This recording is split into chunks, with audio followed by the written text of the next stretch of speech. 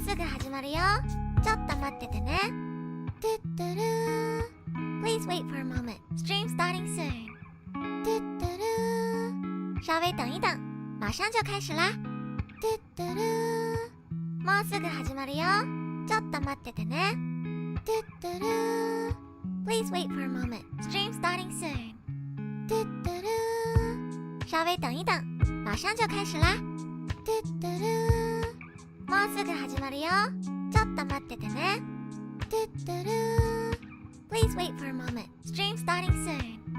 トゥットゥルー稍微等一等，马上就开始啦。トゥットゥルーもうすぐ始まるよ。ちょっと待っててね。トゥットゥルー Please wait for a moment. Stream starting soon. トゥットゥルー稍微等一等，马上就开始啦。トゥットゥルーもうすぐ始まるよ。ちょっと待っててね。トゥットゥルー Please wait for a moment. Stream starting soon. トゥットゥルー稍微等一等，马上就开始啦。トゥットゥルーもうすぐ始まるよ。ちょっと待っててね。トゥットゥルー Please wait for a moment. Stream starting soon. トゥットゥルー稍微等一等，马上就开始啦。トゥットゥルーもうすぐ始まるよ。ちょっと待っててね。トゥットゥルー Please wait for a moment. Stream starting soon. トゥットゥルー稍微等一等，马上就开始啦。トゥットゥルーもうすぐ始まるよ。ちょっと待っててね。トゥットゥルー Please wait for a moment. Stream starting soon. トゥットゥルー稍微等一等，马上就开始啦。トゥットゥルーもうすぐ始まるよ。ちょっと待っててね。トゥットゥルー Please wait for a moment. Stream starting soon. トゥットゥルー稍微等一等，马上就开始啦。トゥットゥルーもうすぐ始まるよ。ちょっと待っててね。トゥットゥルー Please wait for a moment. Stream starting soon. トゥットゥルー稍微等一等，马上就开始啦。トゥットゥルーもうすぐ始まるよ。ちょっと待っててね。トゥットゥルー Please wait for a moment. Stream starting soon. トゥットゥルー稍微等一等，马上就开始啦。トゥットゥルーもうすぐ始まるよ。ちょっと待っててね。トゥットゥルー Please wait for a moment. Stream starting soon. トゥットゥルー稍微等一等，马上就开始啦。トゥットゥルーもうすぐ始まるよ。ちょっと待っててね。トゥットゥルー Please wait for a moment. Stream starting soon. トゥットゥルー稍微等一等，马上就开始啦。トゥットゥルーもうすぐ始まるよ。ちょっと待っててね。トゥットゥルー Please wait for a moment. Stream starting soon. トゥットゥルー稍微等一等，马上就开始啦。トゥットゥルーもうすぐ始まるよ。ちょっと待っててね。トゥットゥルー Please wait for a moment. Stream starting soon. トゥットゥルー稍微等一等，马上就开始啦。トゥットゥルーもうすぐ始まるよ。ちょっと待っててね。トゥットゥルー Please wait for a moment. Stream starting soon. トゥットゥルー稍微等一等，马上就开始啦。トゥットゥルーもうすぐ始まるよ。ちょっと待っててね。トゥットゥルー Please wait for a moment. Stream starting soon. トゥットゥルー稍微等一等，马上就开始啦。トゥットゥルーもうすぐ始まるよ。ちょっと待っててね。トゥットゥルー Please wait for a moment. Stream starting soon. トゥットゥルー稍微等一等，马上就开始啦。トゥットゥルーもうすぐ始まるよ。ちょっと待っててね。トゥットゥルー Please wait for a moment. Stream starting soon. トゥットゥルー稍微等一等，马上就开始啦。トゥットゥルーもうすぐ始まるよ。ちょっと待っててね。トゥットゥルー Please wait for a moment. Stream starting soon. トゥットゥルー稍微等一等，马上就开始啦。トゥットゥルーもうすぐ始まるよ。ちょっと待っててね。トゥットゥルー Please wait for a moment. Stream starting starting soon. 嘟嘟噜，稍微等一等，马上就开始啦。嘟嘟噜，もうすぐ始まるよ。ちょっと待っててね。嘟嘟噜 Please wait for a moment. Stream starting soon. 嘟嘟噜，稍微等一等，马上就开始啦。嘟嘟噜，もうすぐ始まるよ。ちょっと待っててね。嘟嘟噜 Please wait for a moment. Stream starting soon. 嘟嘟噜，稍微等一等，马上就开始啦。嘟嘟噜，もうすぐ始まるよ。ちょっと待っててね。嘟嘟噜 Please wait for a moment. Stream starting soon. 嘟嘟噜，稍微等一等，马上就开始啦。嘟嘟噜，もうすぐ始まるよ。ちょっと待っててね。嘟嘟噜 Please wait for a moment. Stream starting soon. 嘟嘟噜，稍微等一等，马上就开始啦。嘟嘟噜，もうすぐ始まるよ。ちょっと待っててね。嘟嘟噜 Please wait for a moment. Stream starting soon. 嘟嘟噜，稍微等一等，马上就开始啦。嘟嘟噜，もうすぐ始まるよ。ちょっと待っててね。嘟嘟噜 Please wait for a moment. Stream starting soon. 嘟嘟噜，稍微等一等，马上就开始啦。嘟嘟噜，哇哇哇哇哇哇 Hello everyone. Welcome to the end of season tier list. Punch. Is my mic on? It should be. Another Among Us poll. Hi Bean. This is a social experiment. It's a social experiment. It worked last time, so I'm trying it again. Hello, welcome everyone. はい、今日は春アニメのランキングやりますね。Aha taters, hello. We're starting strong. Haha, yes, you can already see the stuff that I have dropped. I am too lazy to explain why I dropped them. How come you dropped My Home Hero? Because I watched it yesterday and I'm not gonna lie, it wasn't interesting enough for me to want to finish it. See, I'll give you my quick thoughts on all the shows that I dropped before I get into ranking everything that I watched. Wait, before that, I can't hear my own BGM. Give me a sec. Can you guys hear my BGM? BGM 聞こえる？私自分の BGM 聞こえないんだよね。ちょっと待って。あ、there we go. OK. これで大丈夫なはず。はい。OK. You hear it? OK. Expecting good things for Yamada-kun. Oh, I'm gonna talk. 僕のためにわざわざありがとう。Oh my god, yeah, 3,000 guys. subscribers celebratory bread. We reached the 3,000 subscribers. パチ。チャンネル登録者3000人突破しました。後でツイートします。ありがとうって。まだツイートできてないんですよ。Yeah, 3K subs, let's go. I gotta prepare for the Ring Fit 3K celebration stream now. But yes, I will be saying a lot of good things about Yamada-kun. So, you dropped Cafe Terrace? Hi, Koshi. Well, you see, I am a girl, and I don't think Cafe Terrace is made for my demographic. Can we agree on that? Like, I won't judge you for enjoying it, but I'm a girl, and this show was clearly not made for my demographic. I watched around 5 episodes of it, and I was like, there's a lot of boba. I guess the girl who makes music is kind of cool, but like, there's too much fan service for my taste.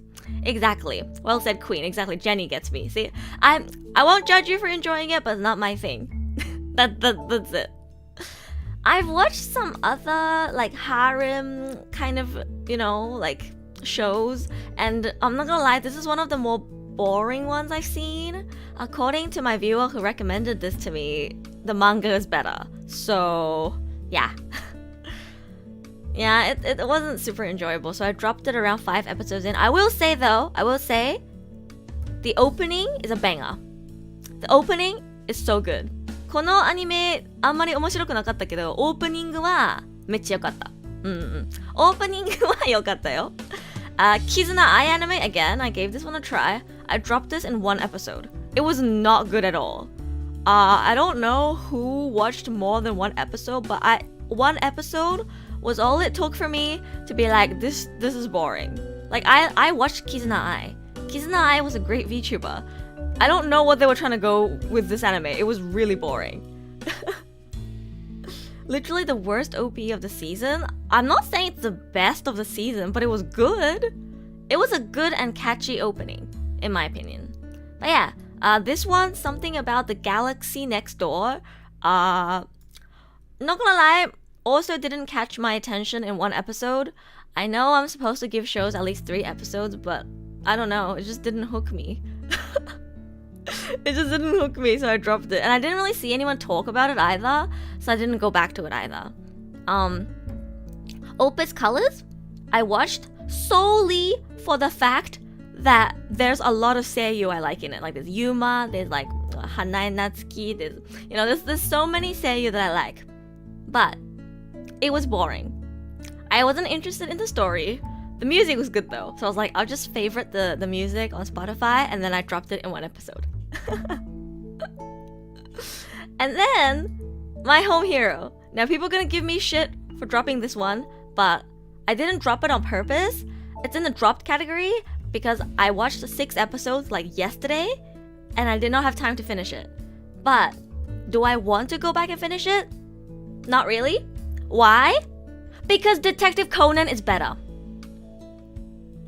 Yes, hey, I saw your comment in pre-chat, and I was like, okay, I am gonna go and quickly watch 6 episodes, or like just watch 3. If it's really bad, I'll drop it in 3, but it caught my attention for around 6 episodes. I went and watched 6 episodes.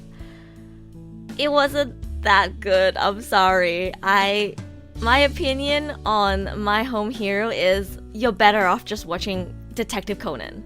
Like, watching 6 episodes of Detective Conan gives you the same kind of experience, in my opinion. What I learned from this show is how to hide a dead body, how to cover up for when I murder someone, and it taught me that I should make sure to teach my daughter not to date asshole men. That is what this show taught me. So I guess it was valuable. If you want to learn how to hide a body and conceal your murder after committing a crime, you can check out this show. Also, make sure that you teach your daughter not to date asshole men who will beat you up, okay? Yeah, that's what the show taught me. Yeah, I'm gonna drink some water. Ain't Detective Conan for kids though? You did not just say that. That is like saying anime is for kids. No. Do you know how popular Detective Conan is in Japan? Do you know how many adults go to the cinemas to go watch Detective Conan? Detective Conan is not for kids. Detective Conan is for all ages. Hi, Muffins. I was starting off strong with people already giving me shit for dropping Cafe Terrace and My Home Hero. I just explained myself. I'm not gonna explain myself any further. If any of these shows was like your favorite of the season and you really want to convince me to go back and finish it, come at me. Like, give me your reason. Try and convince me. If you can convince me, I'll go back and watch. Like Bokuyaba, I actually dropped Bokuyaba 2 episodes in. And then I saw people say that it got better later, so I went back and finished it. So if you can convince me that it gets better or like it's worth finishing, I'll go back and finish it. You have to convince me though. Yeah.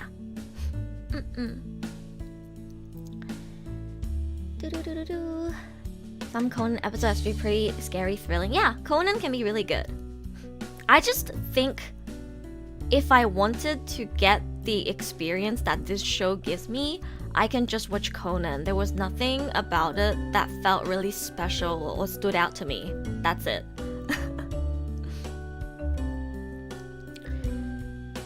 Judge anime for what they aren't and judge them by what they are. No, I'm not saying it's not Detective Conan. I'm saying I would rather watch Detective Conan than this, right?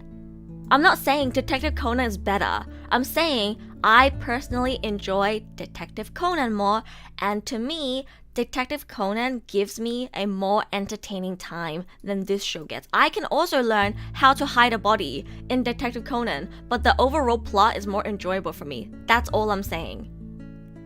That's just the same thing. Well, okay, then my point is, I just didn't find this entertaining. Is that enough for you? What else am I supposed to say? My point is, I would rather watch Detective Conan than this. They cover similar things, and Detective Conan is more interesting to me. And this was not interesting enough to hook me. That's it. This was not interesting enough to hook me. And if you wanted something with a similar kind of premise that explores similar things, I would recommend you check out Detective Conan instead. That's all I'm saying. How do you hide a body? Asking for a friend? Ooh. Ask me in DMs, Crispy. I'm kind of worried about you. Find a pig farm. You can DM me about it, alright?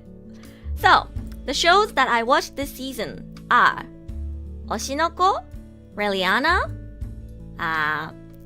After School Insomniacs, Yamada-kun, Skip to Loafer. This is 事情も知らない同級生 the clueless transfer student. Nobody watched this, and I'm gonna sell you on why it's worth it. This is Nia Hime, the Sacrificial Princess something something something. You can see the full titles in my description. I don't remember the full titles. This is Tengoku Daimakyo, Bokuyaba, Hell's Paradise, the Konosuba Spinoff about Megumin, Season 2 of Tonikawa, Season 3 of Dr. Stone. I have Mashle here, and I have the new Demon Slayer season, and I do have Kubo-san here, but it was from a previous season. Yeah, these are all the shows that I've watched. Hey everyone chat, hi Chomi. I'm gonna be going off about my thoughts on anime again. Alright, so I don't know if I should start off with Oshi no Ko. I feel like I already talked about Oshi no Ko like so much with other people that I don't even know what to say about it anymore. I should change the categories from like S, A, B, C, D to like very good, good. こんなにいっぱいアニメ放送してるんだね。そう、いっぱい放送してたんですよ。しかも私めちゃくちゃ見てる。Spring was kind of mid, not gonna lie. I disagree. Spring was a great season. Like, I had a quick think about what I would put each show in, and I had like 6 shows in S&A. I don't know if I should give Oshi no Ko an S. Like, okay. Realistically, it's more like a high A, but I feel like the production staff worked so hard on packaging the anime. From like the music to the animation to all of like the promotional things they did for it as well, to like package it into such a marketable commercial success. Like, I read the manga, and the anime really went like above and beyond to make it so appealing. And I was like, I feel like I'm doing a disservice to the production staff and the voice actors and everyone who worked on it if I don't give it an S. So I'm gonna give it an S. But yeah, realistically, if we're only talking about the story so far, I'd give it an A. But I'm gonna give it an S for how much the production really just like went off. Like that episode 1, right? That special 1-hour special episode is insane. I think everyone I talked to, even the people who dropped Oshi no Ko, said episode 1 was incredible. Like the way they structured that, and it just blew everyone away with the music, the animation, the voice acting. It was just perfect. But yeah, I did hear a lot of people dropped it after episode 1 because they were like, oh, it's a revenge story now? Boring. And then and then they all dropped it. But I think it was still interesting after episode 1. Does it deserve an S for the story alone though? No. But yeah, I'm gonna give it an S out of respect for how much the production team put into it. Let me drink some more water. Oh my god, I'm gonna need to drink a lot of water today. Oh yeah. I'm trying to think how I can talk about my thoughts on Oshinoko without basically spoiling. You say the story alone is SS? I disagree. Oh my god, you're gonna tell me I'm comparing again. But no, Mixit, you have to understand that if I have seen another series, right, explore similar themes, and I think another show did it better in more depth, then it's not going to be as, it's not going to be as impressive or surprising for me when I watch it in Oshinoko. Does that make sense? I'm not saying Oshinoko needs to be like this other show. I'm saying if I've seen it done already, and I've seen it done better, then it doesn't impress me as much.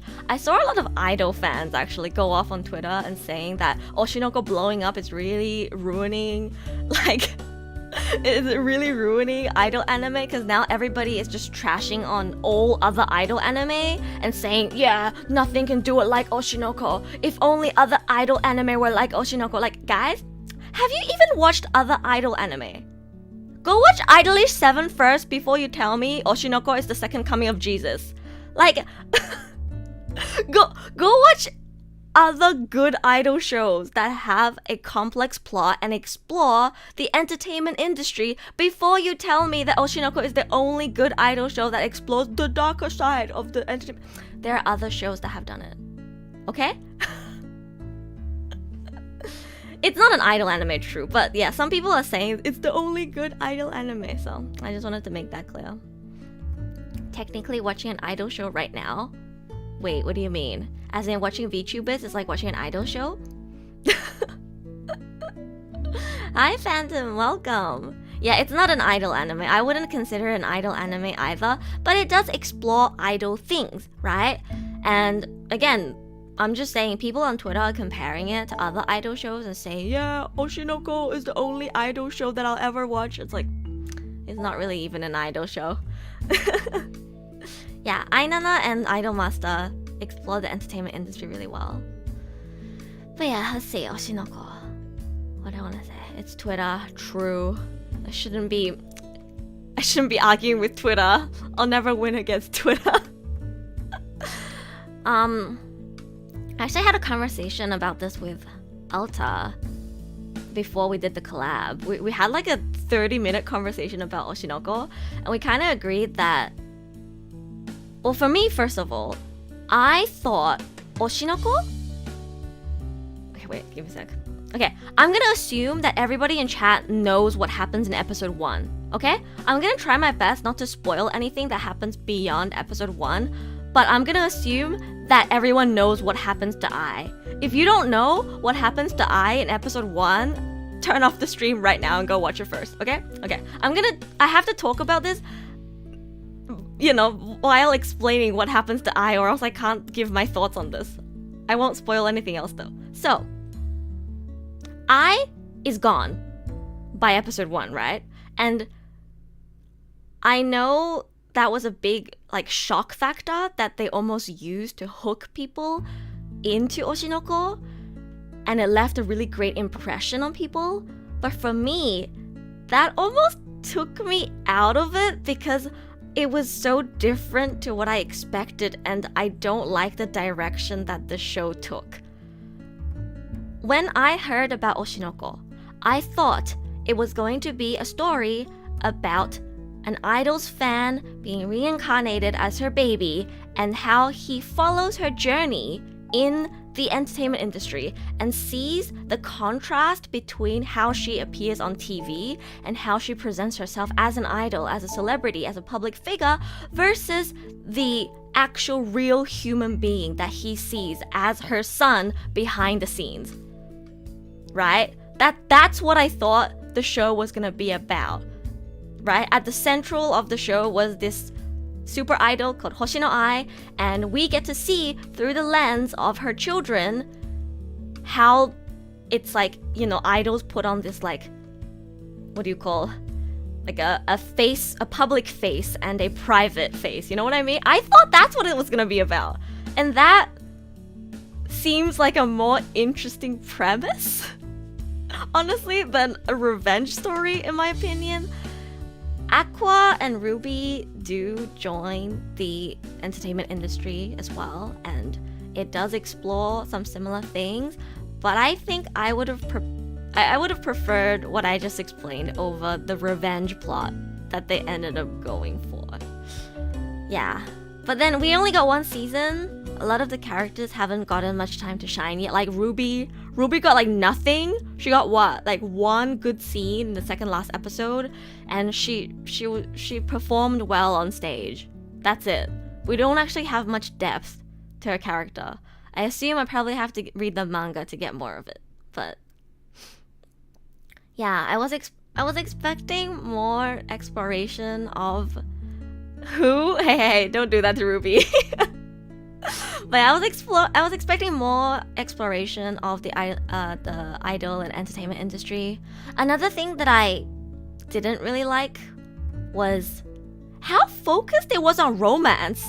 I thought romance was gonna be like really secondary in Oshinoko. I thought it was gonna be so much more about idol fan relationships and like, what do you call, like the relationship between people within the industry. But when I actually watched it, I was like, this crush that Kana has on Aqua is kind of a very central focal point of the show. And without spoiling too much, let's just say characters falling in love was much more of a focal point or like an important thing in the show than I thought it was gonna be. So that also caught me off guard. I thought it was just gonna be more about the entertainment industry, but so far I'm not getting, I guess, what I expected. Yeah. Judge it based on the actual plot. It's fine if you don't like it. I don't know how to explain this to Mixie. I'm not saying that it's bad because it's not what I expected. I'm saying that I want it to be like this, and therefore I don't find the direction that it went with entertaining. I'm literally saying the same thing. Because I have to explain why I don't like it. You're not allowing me to explain why I don't like it. The reason why I don't like some parts of it is because if I was the writer, I would have wrote a different way, and I would have enjoyed it if it was written a different way. If it was taken in this direction instead. I can't just say, I don't like it. I didn't enjoy it. Moving on. That doesn't explain why. And in order to explain why, I kind of have to talk about what I wish it did instead. That's how I'm trying to articulate my thoughts, you know. But the good things about it, man, I'm so impressed at how well they packaged Oshinoko. This was like such a perfect series to get an anime adaptation, because I think the way they animated the live performances really like creates hype, and it makes a lot of the moments in the manga feel more powerful. Like the way they cut in Mephisto at the end with like a cliffhanger is actually so genius. I don't know how they came up with it. You know, like the intro to Mephisto, the way they cut it in at the end of every episode is so hype. It's like, it just like reduces everyone to monkey brain. I tried to watch Oshinoko with a really, really critical lens, because everyone just praises it every episode, and I wanted to try and see, you know, what it could do better. But even me trying to watch it with critical lens, every time the ending goes I'm like, fuck, monkey brain activated. That's so hype. I'm so excited for the next episode. So I want to give them credit for that. That is actually so genius. And of course, you know, the daihito kyoku, Idol is such a banger. Yeah, OP and ED are both so good. I know Idol has been played and covered so much around the world that maybe at this point some people are sick of it already, but even just looking at the lyrics, like YOASOBI really popped off with this song. I am still super impressed at how meaningful the lyrics are in correlation to the show. It's just amazing how well they managed to tie in the music with the series. アイドル本当に歌詞が良くて、まさに作品に合ってる曲だなと思って、メフィストもね、前話の終わりにカットインするところが本当にかっこよくて。It's just so well packaged. And of course, like the way they animated the characters, their movements, their performances on stage, their eyes. Oh my god, the details in their eyes and the way the stars in their eyes sparkle. And the way they animate the characters' expressions. Again, as I was saying, I tried to watch Oshinoko with very critical lens. But even then, they just make Kana so fucking cute when she blushes. I don't even blame you for being monkey brain if you watch Oshinoko. They just made it so pretty, so colorful, and they added so much detail and care into crafting the characters' expressions. It's very hard not to just be like, yeah, this is pretty, I like this when you watch Oshinoko. I get it. They did a super good job on the anime. That's why I gave it a 9 on my anime list, and I'm giving it an S on this tier list too. They just packaged it so well. They worked so hard on making this amazing. Like B Komachi's songs are really good as well, and the voice actors did an amazing job. Like, of course, you know, Takahashi Rie, my queen, she was literally the perfect cast for this is not even biased. She was just like the perfect voice for And I think Ruby's voice actor, for how new she is, like I think Ruby's her first big role. For how new she is, she did such an amazing job. Igoma Yurieさん、めちゃくちゃなんか新人の割にはめちゃくちゃいい演技だなと思って。Sadly, again, Ruby didn't get too much screen time, but I was very impressed by Ruby's voice actor's performance. Kana's VA, Gumitan Han Megumi, is also one of my favorite actresses in the industry. Just from an acting standpoint, I think she is one of the best. She is so good. She has made me cry so much with her performance. She actually made Momiji my favorite character in Fruits Basket because of how well she voiced Momiji. And of course, her performance as Gon in Hunter x Hunter as well. She is such a good actress. I'm so happy they casted her as Kana. Her performance is great.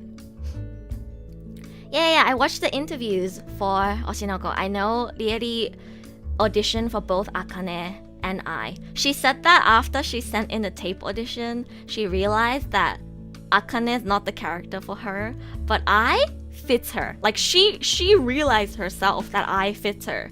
And what, you know, she did get the role. Sometimes you can tell which character is the one for you. Yeah. Pieon has the best VA, so true. Can I do a Pieon voice impression? Ikuyo! Wait. I can't do it. But yes, Pieon was great. Pieon's moments were probably my favorite comedic moments in Oshinoko. Because, you know, Oshinoko tried to throw in a lot of comedy here and there as well. And I think Pieon was probably like the best comic relief in Oshinoko. I genuinely smiled at a lot of the Pieon moments. Yeah. Pieon めっちゃいいよね。面白かった。コメディの部分はやっぱピエオンが出てくるところが一番面白かった。うん。3位は B もめっちゃいい曲ね。めっちゃいい曲。Of course he's great. He's a burp. Oh my god, you're right. Wait, is he a burp or is he a chicken? But yeah, Pieon is great. What else did I want to say?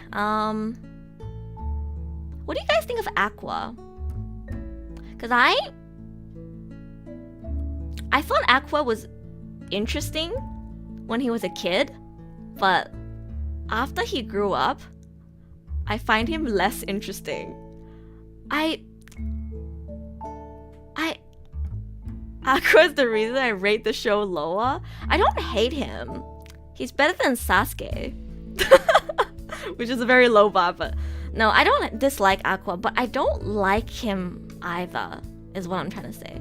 Because Oshi no Ko has very, very powerful characters with very intricate backstories, and Aqua is kind of just mid. He became okay, exactly. Like, yeah, he's good looking, and he's very smart, and there are some things that he has done in the show that has surprised me or impressed me, but overall, I still find him a little boring or bland compared to a lot of the other characters. I just feel like when a character's whole central thing is revenge, it makes them very empty, if that makes sense. But again, I can't really judge his character based on just 11 episodes of the anime, so I'll have to read the manga to actually give my thoughts on Aqua as a character. Huge chunk of people who watch Oshi no Ko don't enjoy it because they don't get the mindset of, okay, this is about psychopath, don't hate him just because it's a psychopath. See, I don't hate him, and I understand that he's a psychopath, but he's not an interesting psychopath, is what I'm saying. Can you take that? That's what I'm not saying Aqua needs to be a good character. He's so manipulative. No, I have liked manipulative characters. I am able to enjoy a character even if they do questionable things. But I don't think Aqua doing the questionable things that he does makes him interesting to me. Does that make sense? Like, his motivations are really unclear sometimes, which I guess is supposed to add more mystery to his character, but it just takes me out of it personally. Would have wanted to see Aqua's story as a child actor. Me too! I genuinely wish they took the direction of, like, again, Aqua and Ruby following their mother's footsteps into the entertainment industry step by step from a young age, and I guess them having to come to terms with facing the dark reality of the industry and seeing the contrast between what their mom shows, you know, to the public versus what they see behind the scenes as they follow her around to the different Gemba. Like, that would have been so interesting, but again, that's just my dream. That's what I want to see. If I want to see that, I'll have to write my own story. But yeah, I think I just talked about the things that the anime made better, but I also think there are some things that the anime don't do as good as the manga, which is not really the fault of the production, it's just the medium. But Akane's arc, I'm sorry if this is a spoiler. Again, if you haven't finished watching it and you don't want any spoilers beyond episode 1, you can turn it off and come back later. But I found Akane's arc really, really, like, rushed. It spanned between like 2 to 3 episodes, which I guess is supposed to be a lot. But like, if you watch sports anime, one match will be like 3 to 4 episodes, you know? It just felt so rushed to see a whole, like, cyberbullying, internet abuse kind of very, very, like, what do you call, like, heavy situation being wrapped up so quickly. I was saying, again, if I directed the anime and I only had this much time to work with, I would have, you know, the scene where Akane looks at her phone and then she sees all the tweets of people, like, obviously hating on her and talking badly about her. I think in the anime, what they should have done is they should have had those voices, had those voiced. Like, don't just show the tweets on screen for a few seconds and then cut to her looking sad. That's not impactful enough. That doesn't make the audience feel the actual weight that those words have on her mental health, right? In the manga, you can linger on the page, read each tweet carefully, and think about and dwell on it, right? You can think about it, you can dwell on, and you can really feel the impact of these words on Akane. Whereas in the anime, they just flash it for a second, you probably have enough time to read 1 or 2 tweets, and it just cuts to the next scene. But in the manga, you can actually, you know, take it in more. So what they should have done in the anime with the limited amount of time that they have is they should have voiced it. They should have gotten voice actors to voice all of the tweets and layer on top of each other as if it's like, you know, the voices in Akane's head. I think that's what they should have done. Like, layer these voices on top of each other, make it a bit distorted, make it louder and louder and louder and louder and louder until it cuts out, and then cut to Akane. Like, that would have made it much more impactful, and it would have left a much stronger impact on the audience, in my opinion. But again, they didn't do that, and I didn't really feel the weight of the whole incident, and it got resolved really quickly as well. I think they focused a bit too much on visual storytelling without thinking about the fact that when it's anime, audiences can't really dwell on like one scene and think about it too much unless they pause, which I don't think people would do. So that's one thing that I thought they could have done better on. And again, they kind of resolved it super quickly in the next episode as well, as if nothing had happened, which for how heavy the subject matter is, I think it really undermines how scary cyberbullying and cancel culture can be, and I think they could have done better with that arc. Yeah. Erusha VA credits. I voiced Twitter user number 3 in Oshi no Ko. Yeah, they should have hired me to voice Twitter user number 3 in Oshi no Ko.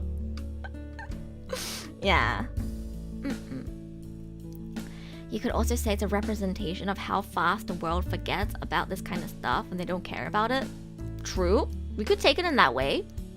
But yeah, when I watched that scene, I was just like, oh, if I was the director, I would have, casted voice actors to voice these hate tweets and have it laid on top of one another as if it's like, like the voices in Akane's head, and make it get progressively louder and louder and louder and louder until it gets distorted. I just think that would have been so powerful. But yeah, I can't change anything. I don't have the power. It's still good. It's still good. Some of the visual cues that they used to represent the mental state that Akane was in was very good. I just gotta have high standards, I can't just say, yeah, it was good, S tier, moving on. I have to talk about both the good and the things that could have been better. I guess one last thing I wanted to touch on. I have like specific scenes in my head that I was like, this could have been done better. One last thing is Kana's character. So far, I don't really like the direction that they are taking with Kana's character. I thought it was going to be about her journey, stepping back into the entertainment industry with a highlight on her struggles, which it is about that, but I don't know if it's just an anime thing, but there's so much more focus on her relationship with Aqua and her crush on Aqua. Like, her crush on Aqua single-handedly determined half of the actions she took in the second half of the anime. Like, she was thinking to herself, no, I can't become an idol. If I become an idol, then it'll really diminish my chances to get more acting roles. And then she still signs up to be an idol just because Aqua says she's cute. And the last episode, I knew Kana was gonna have a big moment, and I was really looking forward to it because in the end, the actors in Oshi no Ko are my favorite characters. Kana and Akane are my favorite characters because I'm an actor. I'm interested in the actors, and I really, really, really liked Kana's character in the beginning. I was like, yo, this girl, she has gone through some shit. She knows the industry really well. She knows her position, and I was really looking forward to seeing where her character was gonna go. And I thought the last episode was gonna be a huge turning point for her, which it was, but the direction they took with it was very different to what I expected. I knew there was gonna be a title call in the last episode, her whole あんたの推しの子になってやる. But I thought those words were gonna be directed at the entire audience, as in at the entertainment industry. I thought that was gonna be Kana's almost will, her saying, I am going to turn everything around and I'm gonna make myself relevant in this industry again. I'm gonna make all of you guys look at me. All of you guys right now who are holding yellow and red pen lights, I'm gonna turn all of your pen lights into white. Like, I thought it was gonna be her declaration of I'm gonna work very hard and I'm gonna make all of you my fans, right? But it was not to the audience. It was not to the entertainment industry. It was to Aqua. It was directed specifically at Aqua. And to me, that took me out of the scene so much. I was like, this is supposed to be a title call. How are they framing this as like more like a romance thing? Because if you frame it as she's only saying it to Aqua, then that's kind of just like her trying to get Aqua's attention. Like, if you want to succeed in the entertainment industry, you can't just have one fan. You just getting the boy you have a crush on to, you know, be your Oshi is not enough. It's not enough. So I genuinely wish that scene was framed as Kana saying it to the whole audience, you know, of course including Aqua, but wouldn't make sense if it wasn't to Aqua. All her actions at that point were for Aqua. That makes it worse, Muffins. That makes it worse. Because I wanted Kana to, you know, work hard to do better and rise up in the industry again for herself, for her own dreams and her own goals. But the more you watch and the more you progress, the more it feels like it's just for Aqua. Her crush on Aqua like determined and influenced so many of the choices that she makes. And again, I'm not condemning her for it. I understand. She's like, what, a high school girl who has never probably really experienced love. And Aqua has done things for her that I think, like, I can understand from her point of view why she would like Aqua. But I just wish it was more about her own dreams and aspirations as an actor and what she wants to achieve in the industry, and it didn't focus so much on her crush on this boy that she met, you know? Yeah.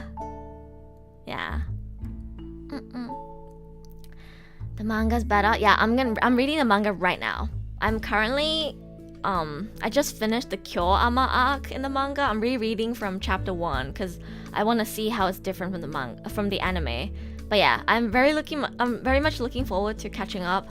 I think the next arc in the manga, the arc where they're gonna be in a stage play, which is gonna be acting focused. Oh, I'm so excited. I'm biased, guys. I'm much more interested in the acting side of things and the idol side of things. So I'm super excited for the next arc, and I'm gonna slowly catch up to the manga. Yeah, I have a feeling Akane's arc is probably gonna hit harder in the manga.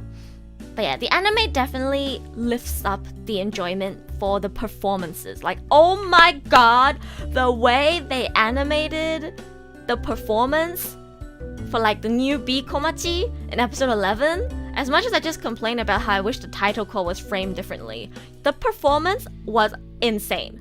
The camera angles, the colors, the music, the seiyus singing, everything, it was great. It was great. It was really nice seeing the old fan of B Komachi, you know, see the new B Komachi and being not so into them at first, but then like seeing like Ruby's aura and be like, oh, like I can feel the idol aura. That was really good. They made it really good. That animation sequence where they bring up Ai and then they switch it back to Ruby was so well done as well. Again, animation amazing, music amazing. It's just I gotta be a little picky and talk about the things I wish, you know, were better or changed as well. Otherwise, it's unfair. I gotta talk about both the good and the bad. Yeah. 3.5D arc is the best in the whole manga. I'm so excited. I'm really excited to read that arc. And I'm excited for season 2 as well. Again, this is my opinion based on only season 1 of the anime. I have not read the manga past what the anime has ended on. So, yeah. felt lazy. They relied too much on camera moving around to not put attention on them, and too much light and colors, not enough dance or facial expressions. Damn, Mixie is even stricter than me. I mean, if you say that, then everything could always be better, right? But I think I was quite impressed by how they animated the performance. It was very hype. It turned me monkey brain. Mephisto at the end of every episode turned me monkey brain. And I just think a lot of the decisions they made surrounding the performances and animation and music wrapped it up so well. I think they made the girls look cuter in the anime. Okay, actually, can we talk about this? Do you guys think the girls are cuter in the manga or anime? Because I genuinely think they somehow managed to make the girls look even cuter in the anime. Because I know the artist for Oshi no Ko. They drew Scum's Wish as well, right? I read Scum's Wish. And I remember being so impressed at how pretty the art in Scum's Wish is. And when I read the Oshi no Ko manga, I'm just like, damn, like the manga art is supposed to be really, really good. And yet somehow the anime just like really tops it. Yeah, the anime makes them look so cute. It's actually insane. I don't know how they managed to make art that already looks amazing look somehow even more amazing. Kana is mad cute. Yeah, I agree. Again, like I had so much to say about how I don't really like the direction they took with Kana's character in the second half. Her crush on Aqua was too much of a focal point in my opinion, but holy fuck did they make Kana so cute. Every scene where she like blushes, I'm like, oh my god, you're so adorable. I can't even blame Muffins for like, you know, I can't even blame anyone for just going monkey brain and be like, cute girls, pretty colors, idols, I like, because they packaged it so well. Actually disliked Oshi no Ko, but it has top tier animation and art. Yeah, I understand if people don't like the story. It's not for everyone. I mean, it has a really weird premise. Oh my god, actually, before we move on, it's okay if I talk about Oshi no Ko a lot. It's literally the biggest show this season. This is fine. Before we move on, I want to say one thing. Do you guys know why? Because the premise of being reincarnated as your Oshi's child is such a bizarre concept to so many people. But did you know that there's actually a reason for it? Like, it's... I know about this because I've seen people do it. It's almost like a joke. It's like a joke in Japan where when your Oshi gets married, people will joke about like, oh, I should die now so that I have an opportunity to be reincarnated as my Oshi's child. People did that when Kaji Yuki announced marriage, okay? I saw so many people say, oh my god, I should like die right now so I have the opportunity to be reincarnated as Kaji and Taketatsu Ayana's child. I considered it too. I'm joking. But it's a joke. It's a joke that a lot of Japanese fans like to pull when their Oshi gets married. So there's a reason for where this concept comes from. It's not just random. It's a joke. People joke about wanting to be reincarnated as their Oshi's child when their Oshi like gets married. So that's where it comes from. Yeah. Anime of the year potential. It's probably gonna be anime of the year. Let's not lie. You know, I personally think a lot of shows this season were super, super good, but Oshi no Ko, again, just blew it out of the park. From how popular the manga already was to how amazing the animation and art and music and everything was. And they even marketed it really well. Can we talk about how good Oshi no Ko's marketing is? Like, they have a whole YouTube channel, right? Dedicated to posting the choreography of some of the idol performances. They have Memcho, literally as a VTuber, posting videos. And they have all these interviews as well. They work so hard to really sell the series. And again, for all that they put in, the least I can do is pay respects by giving it an S. Yeah, the hype is crazy, and the marketing team worked really hard to get the hype to peak, I think. Let me drink some more water.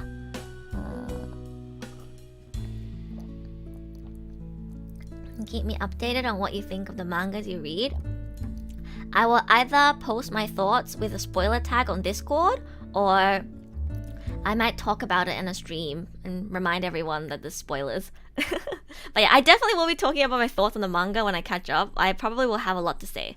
I'm very curious to see what direction Oshi no Ko will go from here. Very excited for season 2.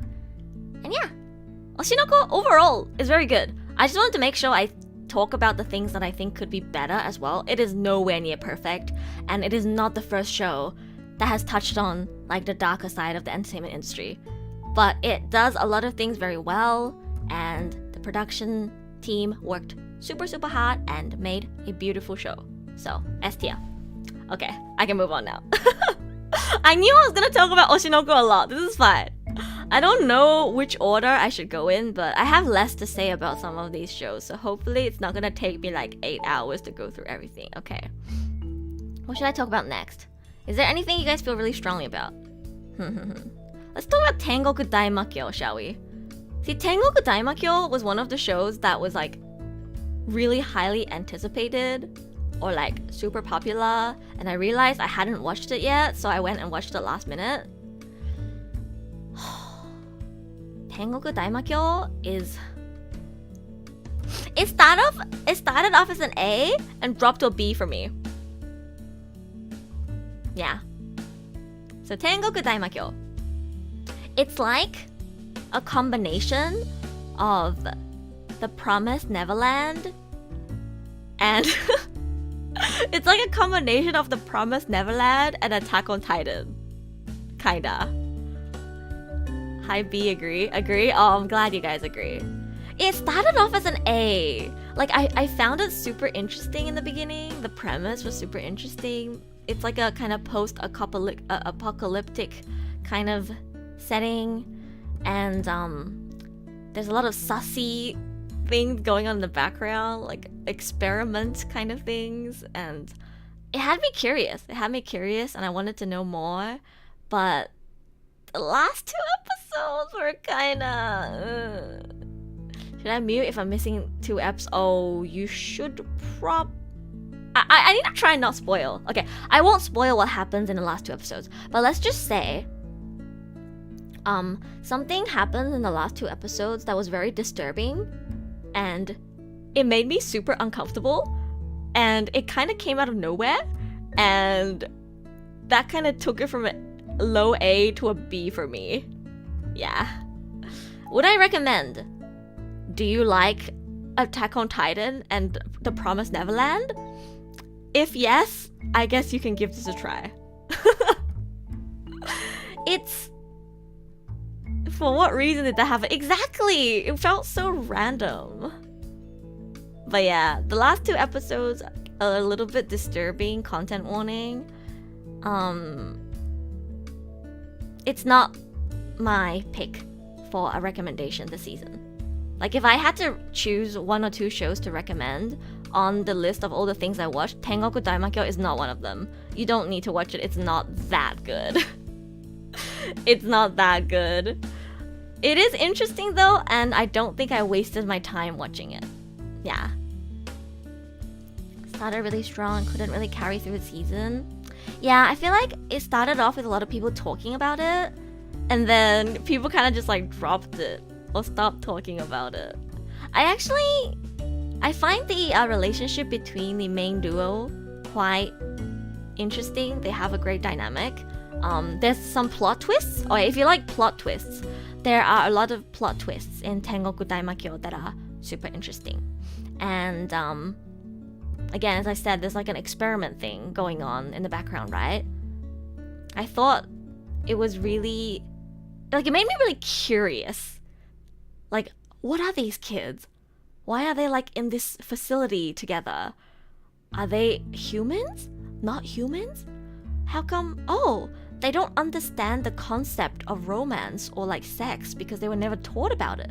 They don't even understand the concept of like gender. And yet, I thought it was really interesting to see like these kids who were never taught what love or sex or gender is still like develop feelings for each other. That was a super interesting part of the show for me. Again, I said this in VC, but I love that scene where this guy is like talking to the girl that he likes, and he's like, so I have a confession. You know, when I see you, I want he said to this girl, sometimes when I see you, I just want to take your clothes off and lick you. And she was like, she was like, so like you want to eat me? And he was like, well, no, because if I eat you, then you would be gone. And it was so interesting because they don't understand what that feeling is. So yeah, that scene left a really strong impression on me. I thought that was so interesting. Oh my god, yeah, Darling in the Franxx. Yeah, it gave kind of Darling in the Franxx vibes too, yeah. I'd say it reminded me of a lot of shows that I watched previously mashed together. Like, you know, a little bit of Promised Neverland, a little bit of Attack on Titan, a little bit of Darling in the Franxx, and then probably a little bit of some other shows as well. That's what it felt like. Yeah.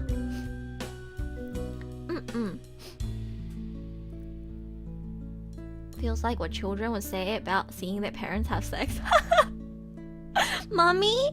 Why are you and Daddy doing this? Are you eating each other? Yeah. But yeah, it's not like completely just bad. I do think some of the things that Tengoku Daimakyo explores is interesting. So if that example that I gave sounded interesting to you, hey, check it out. Ew, no. Check. Are you guys wrestling? They're eating around. Okay, we can move on from this topic. But yeah, Tengoku Daimakyo. 最初は面白かったけど、最後の2話ちょっとあまり良くないシーンがあって、私はあんまりA から B に落ちましたね、最後の2話で。面白かったけど、一番のおすすめじゃないかな。春アニメの一番のおすすめではない。でも面白かったよ。約束のネバーランドとか、進撃の巨人とか、ダーリン・ザ・フランクスとかとちょっと似た雰囲気がありました。いろんな今まで見てきたアニメと似た部分がある。ミステリーも面白かったし、アクションも良かったし、意外な展開が結構多くて、面白かったけど、まあ B かなって感じ。Yeah。こんばんはエルネ、ジュンさん、こんばんは。今日はアニメランキング、2023年春アニメランキングです。So, Tengoku Daimakyo is a high B for me.Alright, what should I do next?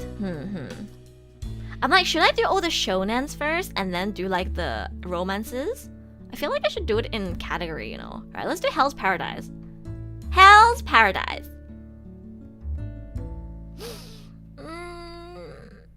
It's either a low A or a high B. I'm tempted to put it in high B. You know what? You guys say that I should stop...what do you call being not honest with myself? So I'm gonna be honest with myself and say it's like a B. Hell's Paradise season 1 was not impressive. Like, there were episodes where I was interested. There are characters that I am interested. The opening and ending are bangers. Oh my god, guys. Hell's Paradise opening and ending are so good. But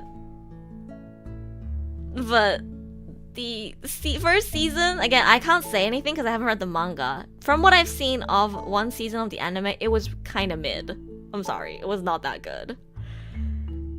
I also want to say that they introduced a character that I really like and killed him in one episode. It's not a spoiler if I don't say who it is, but they killed a character that I like in one episode. That that alone takes it from whatever it could have been to a lower tier. It wasn't that good. I feel like the story was kind of all over the place. Some of the concepts were quite difficult to understand, and I do like the plot twist in the last episode though, and the female characters are very appealing. I really like Sagiri, and I really like the ninja girl that Lieri voices. Lieri's character is so hot. Oh my god, I love Lieri's character. Lieri just voices the best characters, but ending made me interested in the manga though. Yeah, the ending made me interested too. I wanted to see what happens next because it kind of ended on like a plot twist / cliffhanger. So I do want to know what happens next. But to give my overall thoughts on Hell's Paradise one season, it was like a B. It wasn't that good. It's again not my top pick for a recommendation this season. Maybe reading the manga is better. Because I also heard people say Mappa didn't put as much effort into it because they also, were juggling Attack on Titan. They're also juggling, Jujutsu Kaisen, juggling Vinland Saga. They're doing so many things at the same time, and I think they didn't put as much care into adapting Hell's Paradise, is what people were saying. Feels rushed at some points. I haven't read the manga, so I don't know if they cut stuff out or rushed things, but it did not feel like a Mappa anime. Yeah, it didn't feel like it had the same kind of production quality as some other Mappa series. So again, it probably got the short end of the stick, and I think it has potential because people were saying that this is like not as good as Jujutsu Kaisen, but it's like one of the popular series that a lot of people who enjoy Jujutsu Kaisen also like to read. Like the manga is super popular and the anime was highly anticipated as well. So it's kind of disappointing that it basically got overshadowed by a lot of other shows this season. Like low-key, people were talking about Bokuyaba more than Hell's Paradise, So yeah, I wonder if it's gonna get a season 2. If not, I'll probably check out the manga. I am curious after the last episode as well. Not like you like Jujutsu Kaisen though. Hey, I like Jujutsu Kaisen 0. Jujutsu Kaisen 0 was good. And also, I also think season 2 looks promising so far. I'll talk about this later. We're gonna quickly look through the next season as well. I already kind of decided what I'm gonna watch, so hopefully I can go through this quickly, but I will be going through this as well. But yeah, Hell's Paradise, also a B for me. I'm gonna drink some more water. Yeah.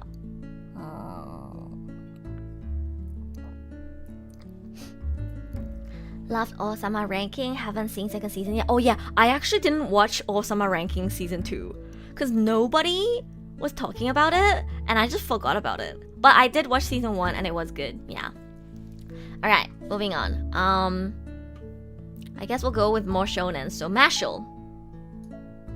I am so scared. Guys. I want you to know that I was in a call with Angie before I went to bed yesterday. And she saw Mashle in my thumbnail and she was like, oh my god, Mash. And then she started going off about how much she loves Mashle. I'm sorry, it was so boring. It was so boring. It was so boring, I can't even bring myself to give it a C. It was so... Poor Angie. I'm sorry, bestie. I love you. I hope she doesn't drop by today's stream. She's gonna cancel her trip with me to Japan. I'm gonna have to go alone. Hoshina-ai. Konbanwa.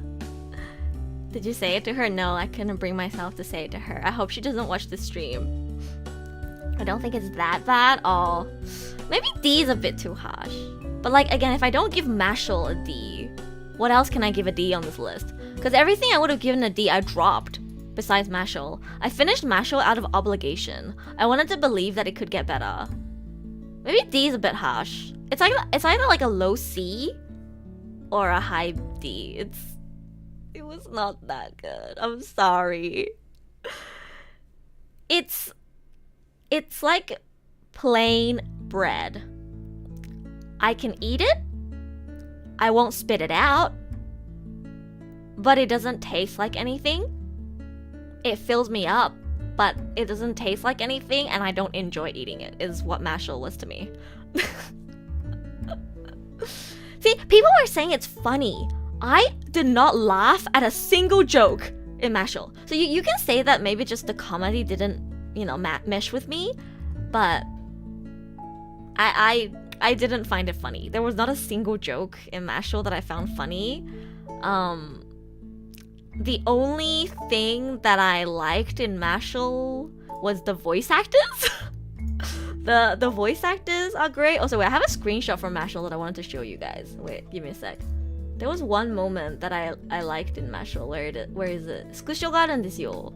マッシュル私あんまり面白いとは思わなかった。残念ながら。多分コメディが自分に合ってなかったかな。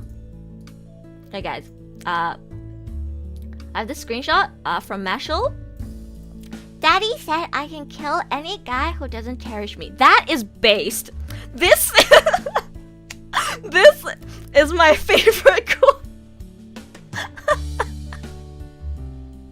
This is my favorite quote in Mashle. But no, I didn't enjoy it too much overall. Of course it is. She's so right. You should kill every guy who doesn't cherish you. No, I'm joking. I'm joking. But yeah, I guess D is a bit harsh, so I guess I'll put it into C. It's Yanderu leaking out. Hey. You deserve to be with somebody who cherishes you. Am I wrong? Am I wrong? You deserve to be with someone who cherishes you.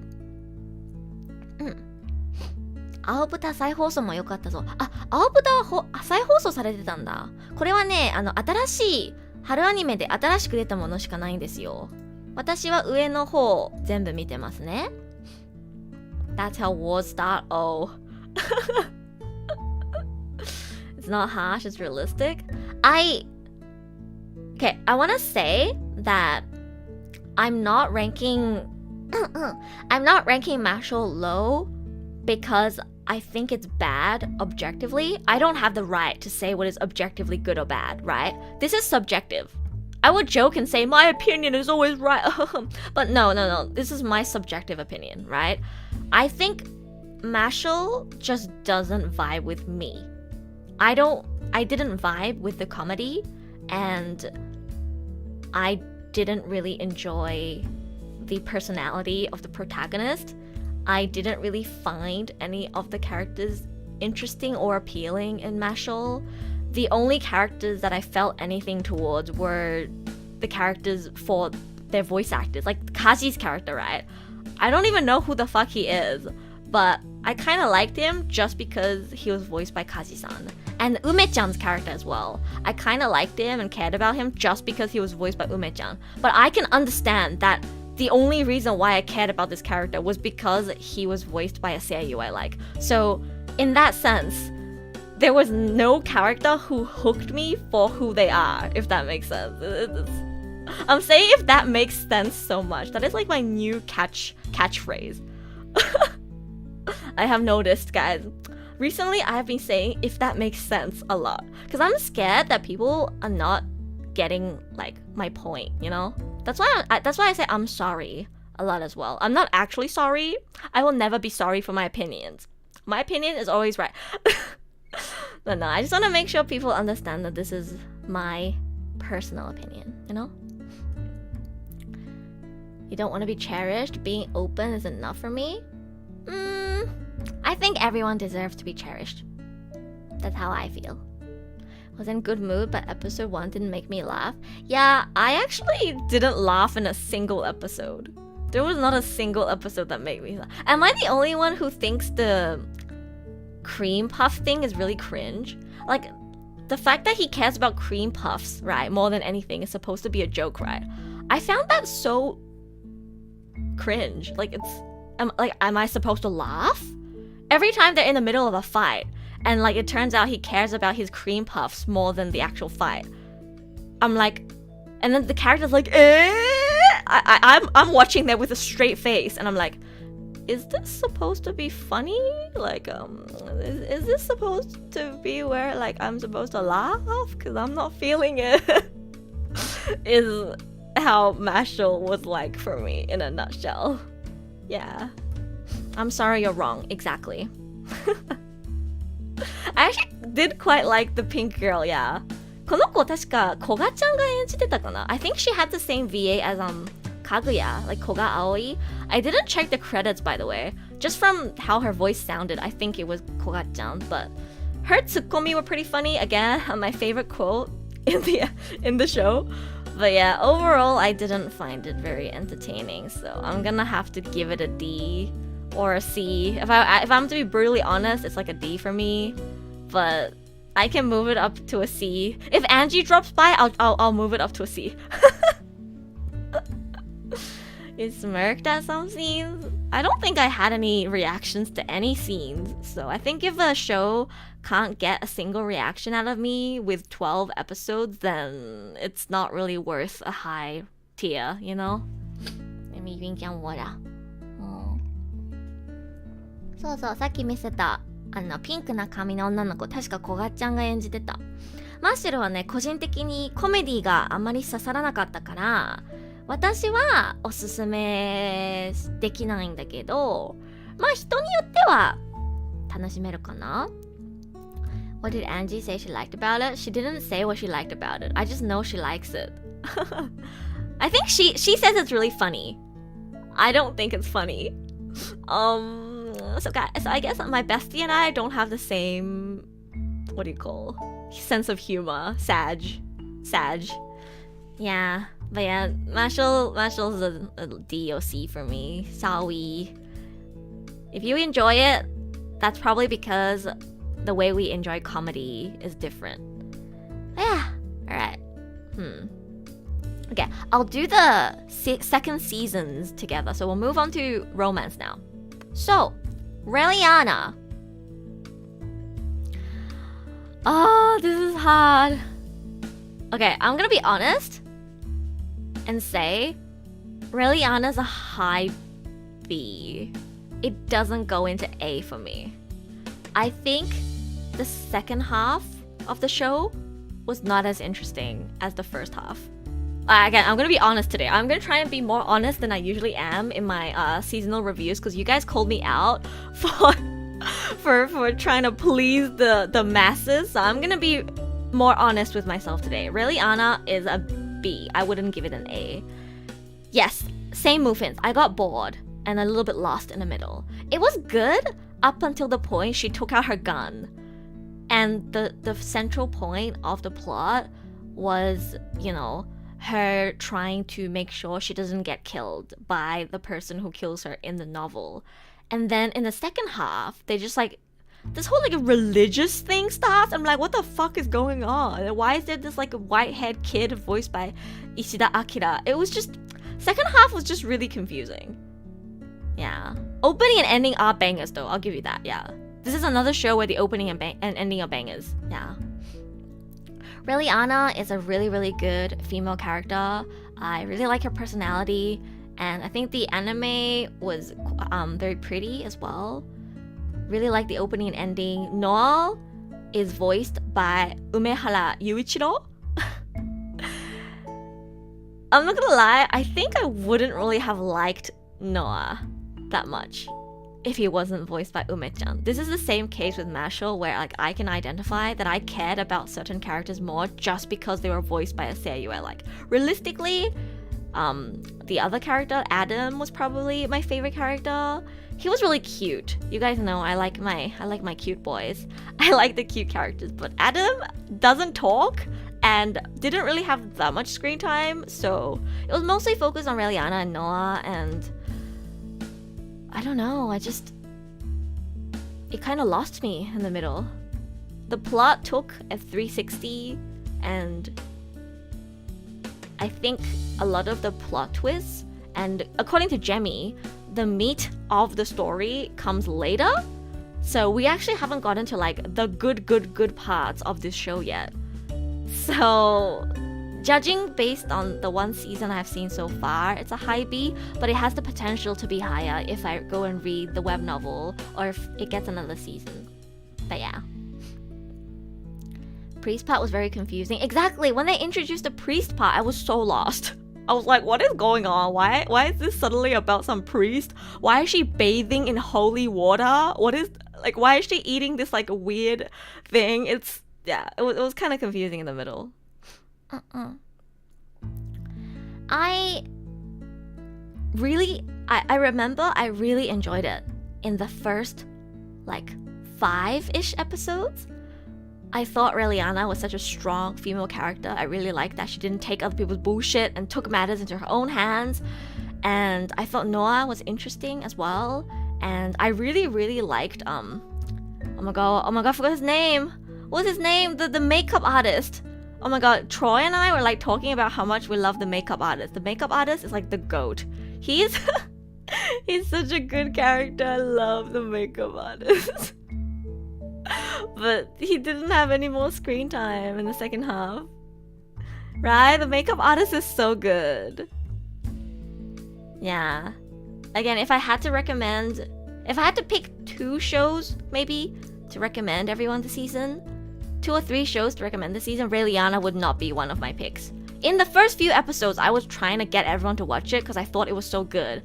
But it kind of fell off in the middle, or like got confusing in the middle, so it's not my top pick for this season either.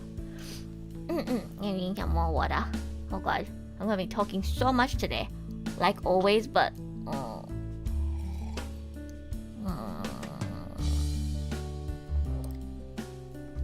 彼女が伯爵家に行った理由かな？確か日本語の名前は。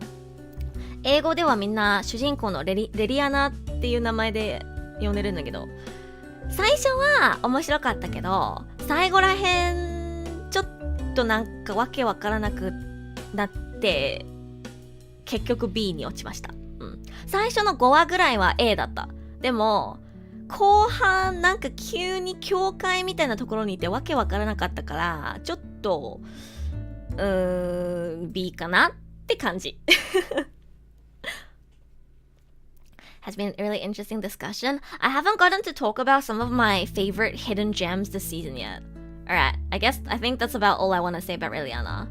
I don't recommend checking out the show, at least not until it gets a second season, because it kind of ended on a cliffhanger too. So if you're not super interested, just read the web novel or wait for season 2. But you should go to Spotify and favorite the opening and ending. They are so good. Oh my god, the ending song especially, I am so in love with the ending song. The ending song is so good. I'm waiting forever. Da-da. ってやつめっちゃいい。もうエンディング曲、多分今季私の一押し。メフィストより好き。I like the ending to Raeliana even more than Mephisto. That's how much I like it. I think it's probably my favorite. It's probably my favorite ending this season. It's so good. It's just like everything I love in a song. Yeah. But yeah, you should favorite the ending and opening song on your Spotify. Yeah. That was Raeliana. I think the full name is Why Raeliana Ended Up at the Duke's Mansion. That's the full name. そう、曲めっちゃいいよね。Yeah, that's a high B. Alright, moving on to... Let's get into the popular stuff first. So, Yamada-kun. Now, I thought Yamada-kun was gonna be a B, but it's an A. I actually had the opposite experience with Yamada-kun as a lot of the other shows, where it started off kind of meh for me. Like, it was good, but it wasn't like super impressive. But once I got to the end, I was like, oh my god, I'm reading the manga. Like, 山田くんはね、最初は普通かなって思ってたんだけど、後半めっちゃ良かった。なんか終わってから、いや、これは漫画読むしかないって思ったから、おすすめです。山田くんはめっちゃいい。Yamada's overrated? I disagree. It's not even that popular. I think Bokuyaba's overrated. Ha, it's gonna be a fight between me and Mixie. But no, Yamada-kun is for the girls. If you're not a girl, shut up. No, Yamada-kun is a shoujo, right? I'm so happy that we are getting shoujo again, animated in seasonal anime, because for the longest time we only got like romance made from men. It's been quite a while since we're getting these shoujo manga animated. Like I swear there's been like 2-3 years where we just didn't get any shoujo manga adapted into anime, and recently we've been getting so much more, and I'm so happy. It is indeed, honestly, I'm gonna go off. You know, I don't know how many girls are watching right now. I know I have Jenny. If there are any other girlies watching, girlies, rise up! Girlies, we're gonna tell everybody why shoujo is the superior genre. No, I like shonen as well. But yeah, Yamada-kun, I won't lie, is quite simple. There's nothing that, like, specifically stands out about it. It's not like a masterpiece or anything, but within the simplicity, I found it really charming. I thought I wasn't going to like it because Yamada seemed like a really boring character, and he's a gamer, and I hate gamers. I don't hate gamers. He's an FPS player! No, I thought I wasn't gonna like Yamada because he has black hair, he's quiet, and he's an FPS player. Basically all of the traits that I don't like in anime characters. No. But yeah, he didn't seem like my type, is what I'm saying. He didn't seem like the type that I would, like, my heart would flutter for, if that makes sense. Because I typically don't really fall for black-haired, quiet characters in anime, manga, games. As you guys know, I don't like Sasuke. Typically the black-haired, quiet, cool character is never my favorite. I don't dislike them. I mean, I dislike Sasuke, but you know, like, even in, like, say, Haikyuu, Kageyama is not my favorite. That's what I mean. Like, typically I like the bright-haired character for some reason. Yeah. The black-haired, quiet, cool one is always not really my type.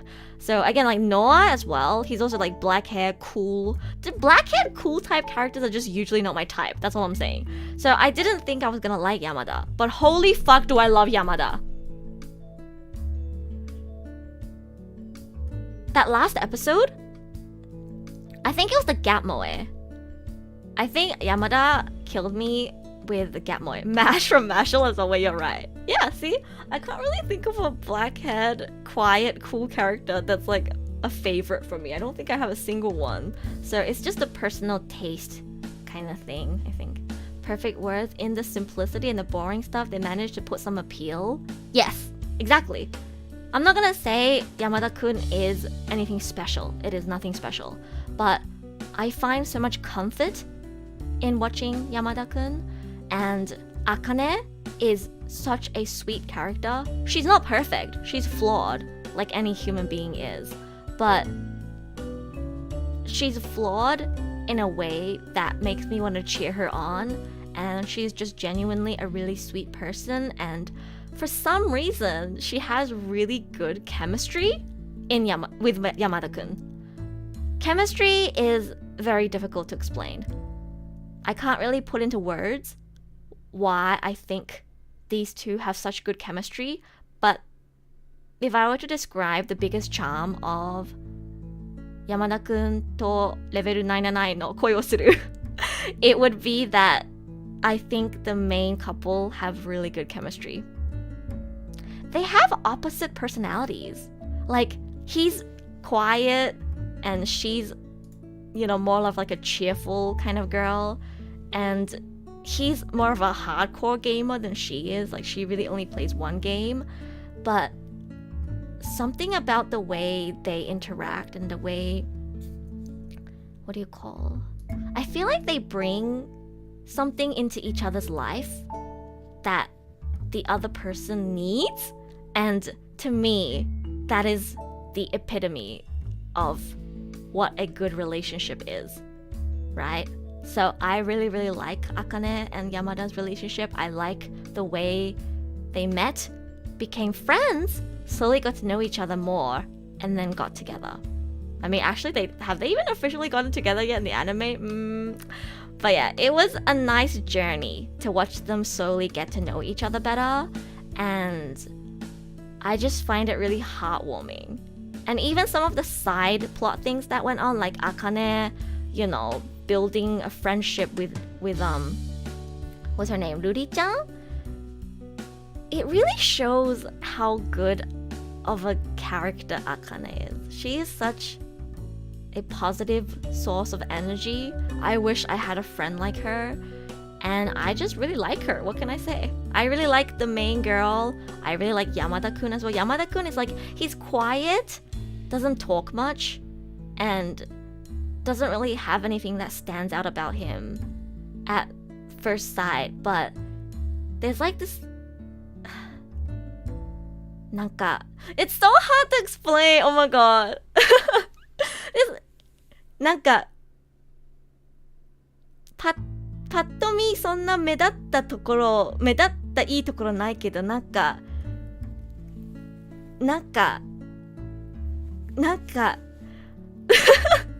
I was gonna say I like that he's just really kind at heart, but that sounds so basic. I was trying to explain it in a way that doesn't make it sound so basic, but I guess it is just that simple. He's just really kind at heart and cares about the people around him, even if he's bad at showing it, and I really like that. I found the simplicity of the way their personalities bring something into each other's lives really comforting to watch. That's it. That's all there is. Watch Yamada-kun if you want a bit of comfort in your life. なんか無難に面白いんだよね、Yamada-kunって。AkaneちゃんとYamadaくんの性格がうまくマッチしてるというか、あの二人が一緒にいるとお互いなんかお互いもう一人には足りないものを補ってる感じがして、なんか心が温まるというか、すごく私は見ててほっこりした作品です。うん。Can you drink some more water?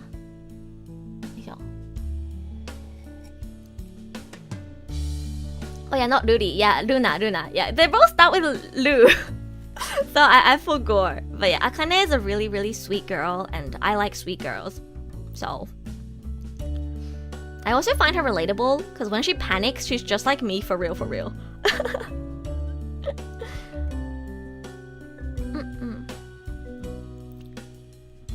Don't overcomplicate relationships and be kind to people. Yeah, that's like basically what Yamada-kun is. It's very simple, but there's a charm in the simplicity of it. Tired of OMG, he's so nice and kind character. See, this is what you guys don't understand about shoujo. This is why you guys don't have a girlfriend, okay? You have to... I woke up today and decided to choose violence. If you can't understand the appeal of Yamada-kun, it's probably why you don't have a girlfriend. Moving on. This is what girls like. You don't get it. It's... Man. Somebody in chat who has a girlfriend wanna like fight back? Stop comparing anime with reality. If you can use anime as a form of escapism, but I don't. I like it when anime matches up with what I want to see IRL. Is that wrong? I'm allowed to have my opinions, right? That's why I don't have a girlfriend. That's too far, Elu. I had one of 6 years, so it's very far from reality.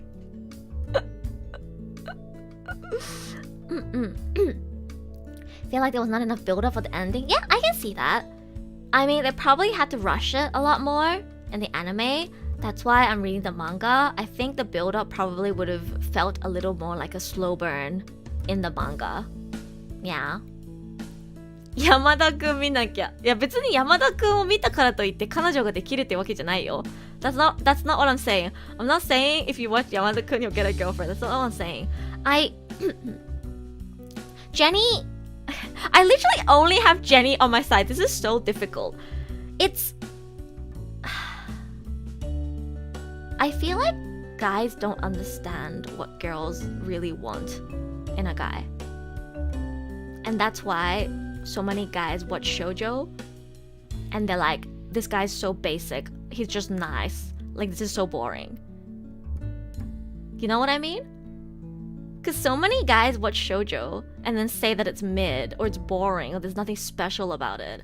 Or like, you know, there's nothing interesting about this guy's personality. He's just like the nice guy. Like, what's so good about it? You don't get it.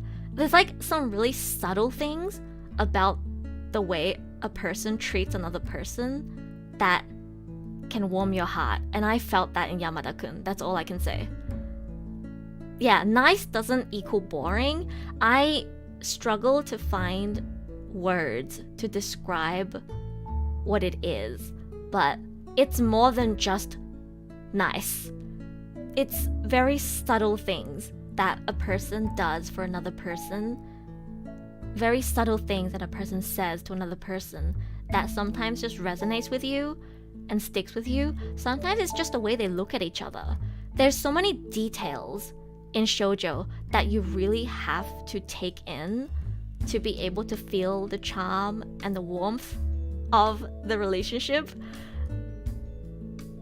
If you can't enjoy it, then I guess it's just taste difference. But I watch shoujo and like Yamada-kun reminded me of why I love shoujo. That's what I should have said. Yeah. Yamada-kun reminded me of why I love shoujo. And that's why I enjoyed it a lot more than I thought I was gonna be. I thought I was gonna be enjoying it. Yeah. Let me drink some more water. Yeah. Yamada have more monologue in the manga. I haven't caught up to the manga yet, so I can't say, but usually shoujo works better in manga form.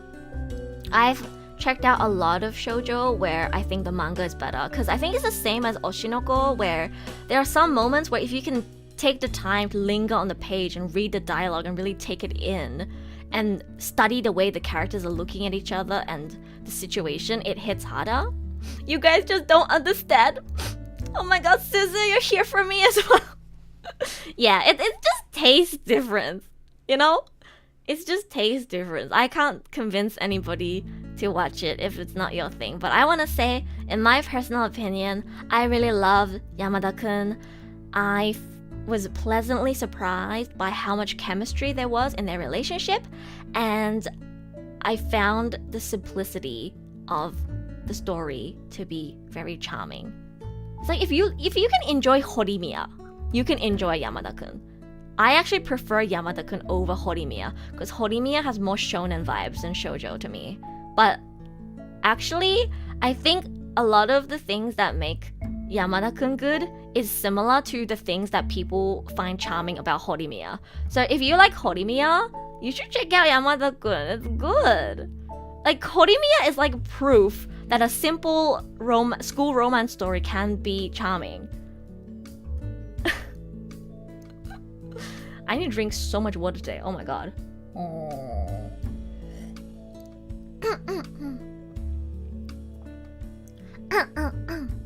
Oh my god, wait a second. I need to cough. I went off a bit too hard today.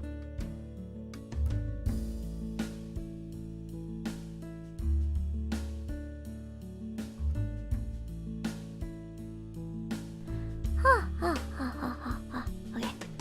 I need to cough.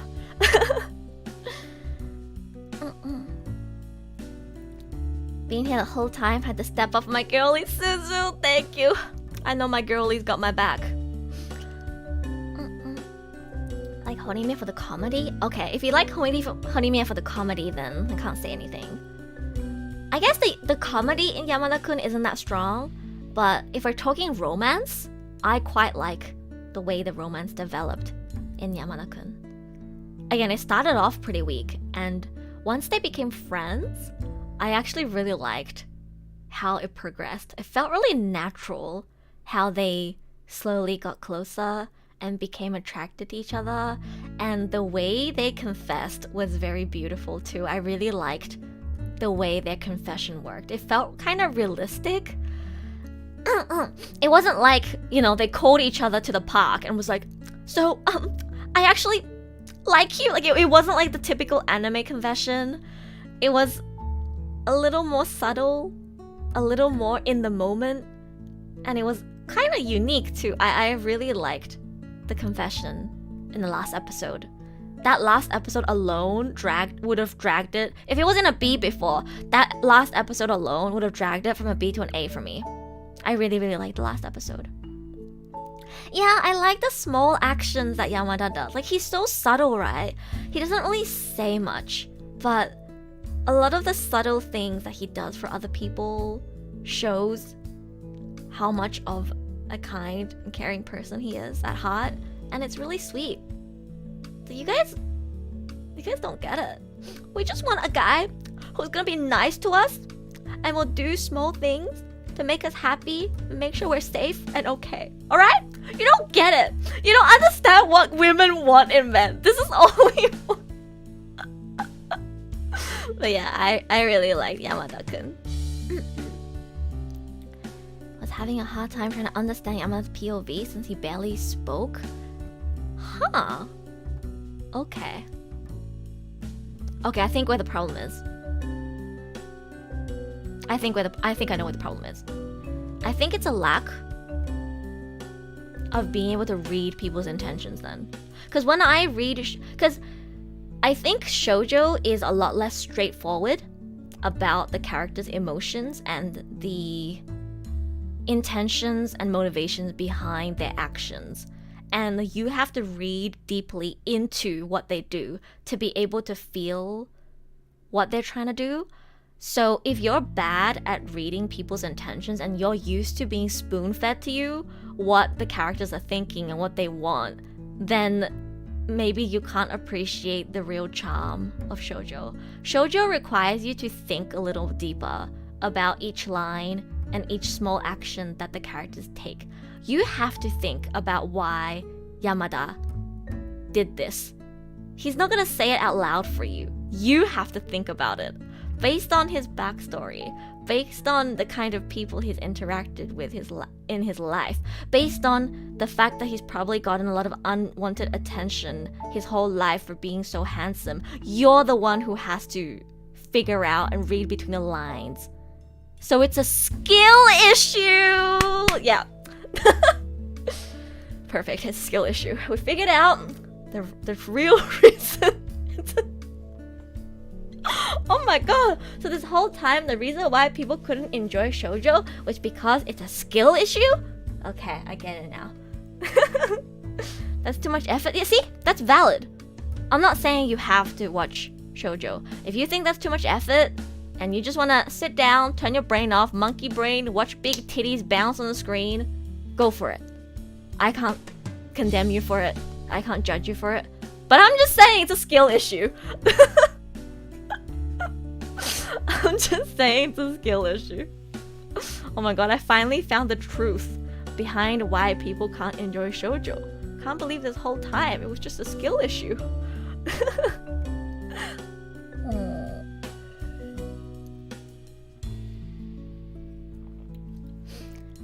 Alright, I guess we can move on. We have more romance to go through. Oh god, I have so much romance I want to talk about this season. The romance this season were so good. For Eru, I shall try out shoujo. Really, Raida? Thank you. I appreciate it. See, you don't have to watch Yamada. I'm gonna recommend a lot of romances and shows that have shoujo vibes this season. You can pick which one sounds the most interesting for you. But it would make me happy if you guys can give shoujo more of a try. Because I feel like a lot of people...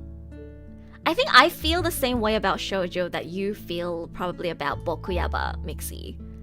It's like two demographics that the other side will just brush by looking at the surface level things and not think deeper about the intentions that the author had when they wrote some of the interactions, I guess. So, alright, next. After School Insomniacs. 放課後インソムニアムかインソムニアか忘れたんですけど、君は放課後インソムニア。はい。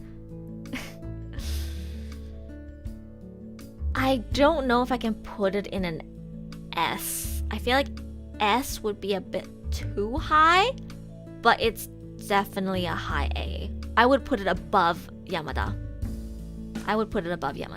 So I guess in between Cross and Nicholas's opinion, it is probably the highest A for me this season. After School Insomniacs is one of the most down-to-earth, realistic romance series I have ever watched. It is so good. Please check it out. You are missing out so bad if you have not watched this.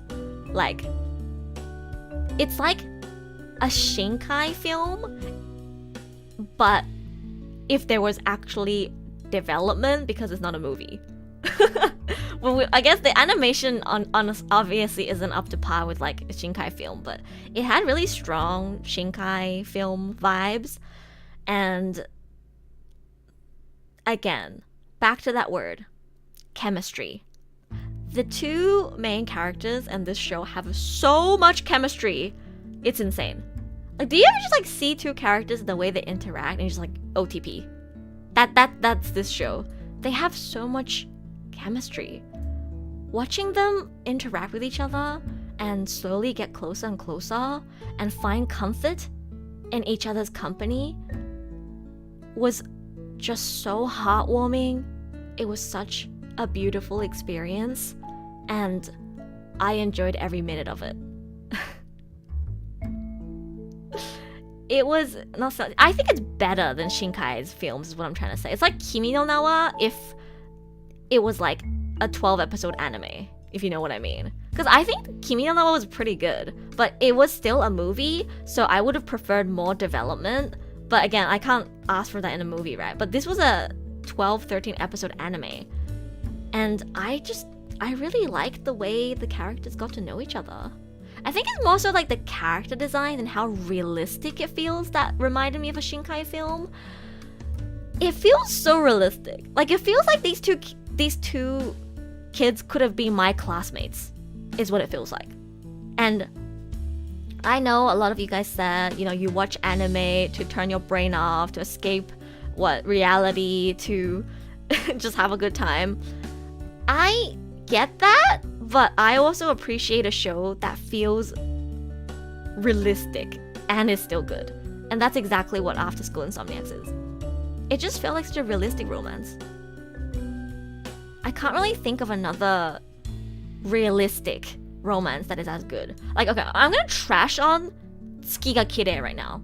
See, I see a lot of people talk about Tsuki ga Kirei as like, oh yeah, this is one of the best like realistic romances out there. Shut up and watch After School Insomniacs. It is so much better. Tsuki ga Kirei was okay. This is amazing. Like, it wasn't boring. Like, I don't know how they managed to make it feel so realistic, but also make it not boring. Because usually a lot of shows, when they try to make a relationship realistic, it ends up feeling a little more bland or boring. Because that's what it felt like in Tsuki ga Kirei. But in After School Insomniacs, they made it somehow still very engaging and interesting, and made me invested in it, even though the characters were so real. Tsuki ga Kirei is realistic in a cringy way, unfortunately. Okay, yeah, I'll take that. Exactly. Like, it is realistic, you know, people do sit next to each other and awkwardly don't talk, but was that enjoyable to watch? No. These two, though, they were realistic in a way that was enjoyable. They had their awkward moments too, but after they got to know each other better, the way they have conversations, laugh together, spend time together, the way you can just feel that when they are together, they are enjoying each other's company so much, was so heartwarming to me. And the character designs are very realistic as well. Like, the girl doesn't look like a super bishoujo or anything. Her body proportions are actually really realistic as well, which I was surprised at. Like, she looks like a normal girl that could have been my classmate. Same with the guy. He's just some normal dude with a normal haircut with glasses. Like, both of them are normal. And they met through having something in common. They bonded through having something in common. And the more they got to know each other, the more they connected. And they got closer and closer until they became really important to each other. And then once they get to the end, it's just really satisfying. I love to see the slow progression of them getting to know each other better. And let me just say, After School Insomniacs had one of the best confession scenes I have ever watched in anime. Oh my god. That confession was so sweet, I almost cried. 私、この作品の告白のシーンがめっちゃ好き。ちょっと泣きそうになったもん。It was so sweet. Like, I'm not gonna spoil it because if you do watch it, I want you to experience it for yourself. But it wasn't a simple, I love you. And the way he described it was so heartwarming. And seeing Makari like break into tears made me kind of want to cry as well. Yeah, I got emotional. The confession scene was so good. And again, there's a lot of scenes where they're really just together, enjoying each other's company. Sometimes they're not talking to each other, just like in Tsuki ga Kirei. Except in Tsuki ga Kirei, they sit together on a bench awkwardly. In this show, they're not like sitting there awkwardly next to each other. They're doing something together, but there's no dialogue. And somehow, you can just feel. You can feel how much they enjoy being in each other's presence. And it makes me happy as well. Actually, I don't watch romance often and think, me when? But I watched After School Insomniacs and I was like, me when? Me when? I don't even want a relationship right now. But the relationship between the two main leads in After School Insomniacs was so sweet and so good. I watched this show and I went, me when? So I hope that sells it to you. It's まだ最終回見れてないけど、見るの楽しみすぎる。いやー、めっちゃ良かった、この作品は。最初から最後まで。二人が出会ってから徐々に仲良くなって、お互いにとって大切な存在になっていく。なんか、段階もなんか良かったし、なんか喋ってなくても、一緒にいるだけでお互い、なんていうのかな。一緒にいることが、ただ一緒にいることが楽しいみたいな雰囲気が私はすごく好きだったな。But yeah, I wouldn't give it an S. I think S is a little bit too high. It definitely deserves an A though. This is my hidden gem of the season. I don't know who left after I told everybody that if you don't understand, you don't have a girlfriend. But if you're still here, hear me out. If I had to recommend one romance from this season, I'd make you watch After School Insomniacs. It's really good. Please check it out. It is, to me, the hidden gem of the season. If you want to just see two people meet each other, slowly get to know each other better, and just really enjoy each other's company, and get closer in a really natural and realistic way, check out this show. It's very comfy. It has comfy vibes. And it will make your heart warm. It made my heart very warm. Yeah. You want to drink some more water? そう、心の距離がどんどん近くなるのがすごく良かったよね。そう。今日も日本語が下手で全然いい言葉思いつかないんですけど、そう、まさにそれ。心の距離がどんどん近くなるのがめっちゃ良かった。見ててなんかほっこりするんだよね。Alright, next. Skip to Loafer. Does Skip to Loafer count as a shoujo? I actually wasn't sure if Skip to Loafer is I actually wasn't sure if Skip to Loafer was a shoujo or if it was just a slice of life. If it definitely had shoujo vibes, so I'm gonna assume it was published in a shoujo or josei magazine. It had very strong shoujo vibes. Skip to Loafer is such, again, a comfy show. If you need some comfort in your life, go and watch Skip to Loafer.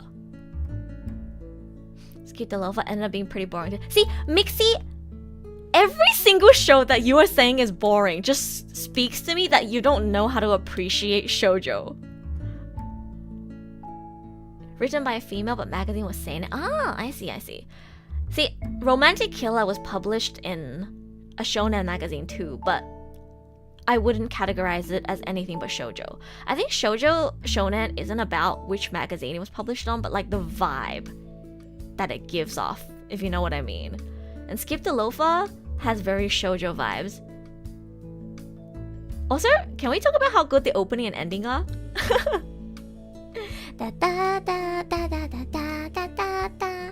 It's so good. I love the opening and ending. They're so good. Just listening to the opening and ending make me happy every week. But yeah, I don't think Skip to Loafer is supposed to be interesting. It's not supposed to be interesting or exciting. It's supposed to be comfy. You're supposed to indulge in the kind of slice of life vibe that it gives you. Exactly, it makes your heart comfy. And I think there is a lot of depth to the characters that you have to take the time to understand how much depth there is to the characters. Like, it's a school setting, right? So it seems like nothing is a big deal, but I think all of the struggles that the friend group goes through, like their personal struggles, was very real and it hit really hard. Like the girl with red hair, she was such a bitch, right, in the beginning, but she was a bitch in a way that I can relate to, and I could understand her struggles. And seeing her kind of put aside her pride and slowly actually get to know Mitsumi better, and, you know, like blending into the group and seeing the girls, well, seeing everyone really, like being able to slowly put away their biases and try to see people for who they are was so heartwarming for me.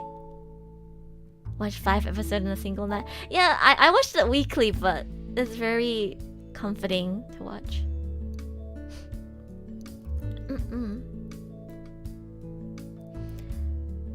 I know how to, I just don't know what it's about. Don't expect it to be exciting or whatever, because I'm not judging it for what it isn't. But this anime doesn't make everyday life any entertaining. So you're looking for entertainment in your shows. Okay, guess that's the difference. Because I'm not selling this show for how exciting or entertaining it is. I'm selling it for the comfort that it can bring into your life. So if you're not looking for comfort in your life, then I guess you won't enjoy it. Don't know how to appreciate, might not be right. Does not appeal to his taste is probably a better way to phrase it. I think it means the same thing. It's just whether it would offend him or not is the difference. It's the same thing, right? You can say Picasso's art. You can say you don't understand how to appreciate Picasso's art. And you can also say Picasso's art doesn't appeal to your taste. I think it's just I think it's the same thing. It's just how you look at it, right? I think it's just how you look at it. But I guess if you rephrase it, it might sound less offensive. I'm here to pick a fight with Mixie though. Erusha, X-Ray-san, Variant as well. Hello. We are talking about the shoujo slice of life romances this season right now. I understand if it doesn't appeal to you, but I think from the way Mixie described what he didn't like about the shows spoke to me, or came off as he couldn't see the appeal of the show to begin with, if that makes sense. Like, for example, if you're telling me that shoujo is boring because like all the guys are the same, they're all just nice guys, then you're clearly not reading between the lines and not seeing the depth of their characters, is what I'm saying. Does that make sense? That's what I'm trying to say. Like, I feel like it's not just that it doesn't appeal to your taste. I feel like sometimes people don't take the effort to even try and look deeper into who the characters are supposed to be. But like Mufin says, if you watch anime just to turn your brain off, then that's understandable too. I can't force you to use your brain.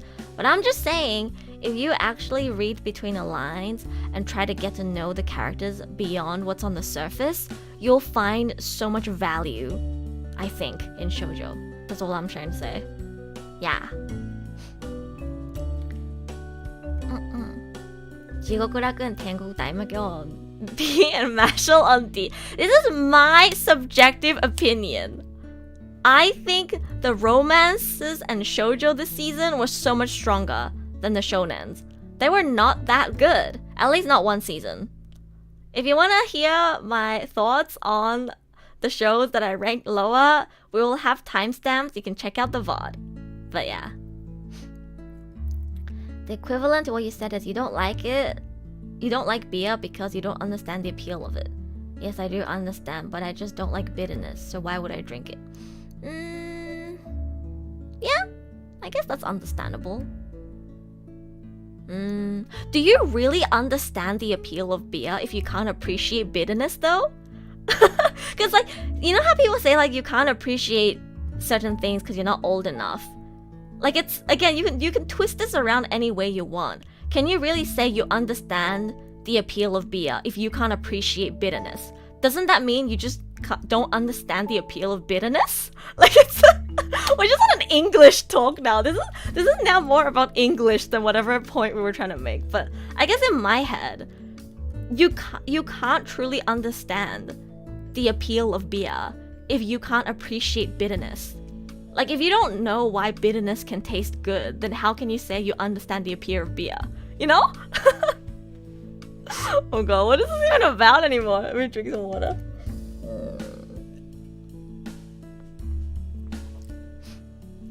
I'm a lot more subtle on how I describe what I like when I don't feel like my taste and my preference and what I find special in a show is being denied or like, what do you call?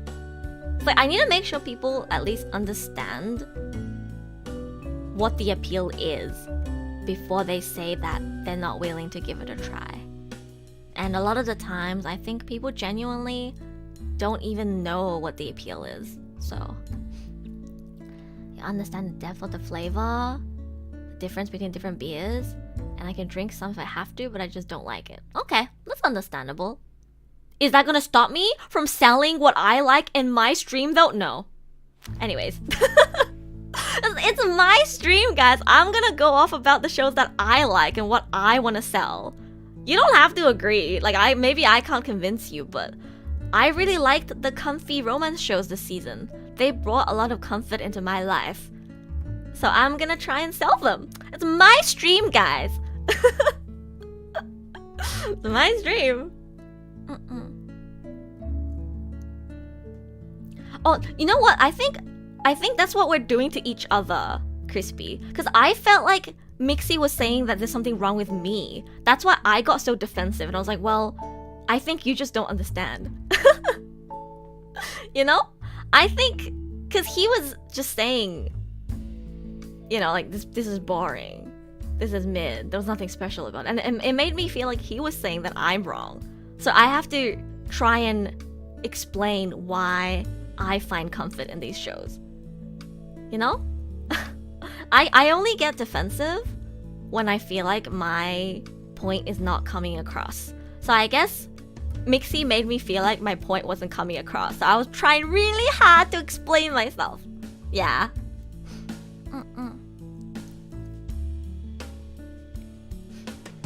Don't tell me that I'm the one with the skill issue. Yuki's point from earlier did make me think there is a possibility that some people are not able to enjoy shoujo because they haven't read between the lines.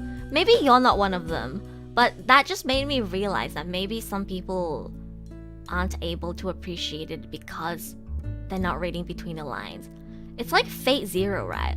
Like, I understood what was so deep about the plot of Fate Zero, and I finished it deciding that I didn't particularly like it because it didn't match my tastes. I guess that's what you're saying. But my point right now with shoujo is I feel like some people haven't even given it a chance to try and see what the appeal is before they decide that it's not for them. That's what I'm trying to say. Yeah, the drop tier is the shows that I never ended up finishing. I watched 6 episodes of My Home Hero. I didn't have time to finish it. I can go back and finish it after this stream, but I watched it like yesterday, so. And these shows these 3 I gave 1 episode. This one I watched around 5-6 episodes, and it's not my target demographic, so I dropped it. Yeah. Maybe I took a little too personal too. I'm sorry. It's just, when we have strong opinions on anime, the way you phrase things might make it sound like you're attacking the other person's opinion, and then both parties feel like you're attacking each other, and then it becomes an argument. So it's just, yeah. It's just English. English is such a brute language. I feel like whenever I have discussions with people in English, it makes it feel so much more like people are attacking my opinion. If you guys have watched me for long enough, I articulate my thoughts. I try my best to explain stuff, making it clear that this is just my opinion. But when I feel like my opinion is being attacked, I get really defensive, and I might say things that are a little extreme as well. So, yeah. There's no keigo in English. Exactly. We need keigo in English. But 英語ってさ、敬語がないからさ、なんか意見が分かれるとき、どうしてもお互いなんか喧嘩みたいな感じになっちゃうんだよね。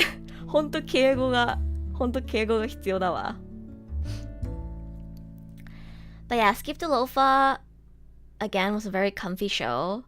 I think there was a lot more depth to the characters than I was expecting, and it was a pleasant surprise. I really liked it.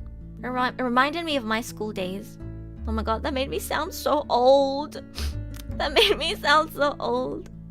Can make my points clear in Spanish. I hate English as a language. Oh yeah, I noticed sometimes when これうちのために用意してくれたんか？おおきに。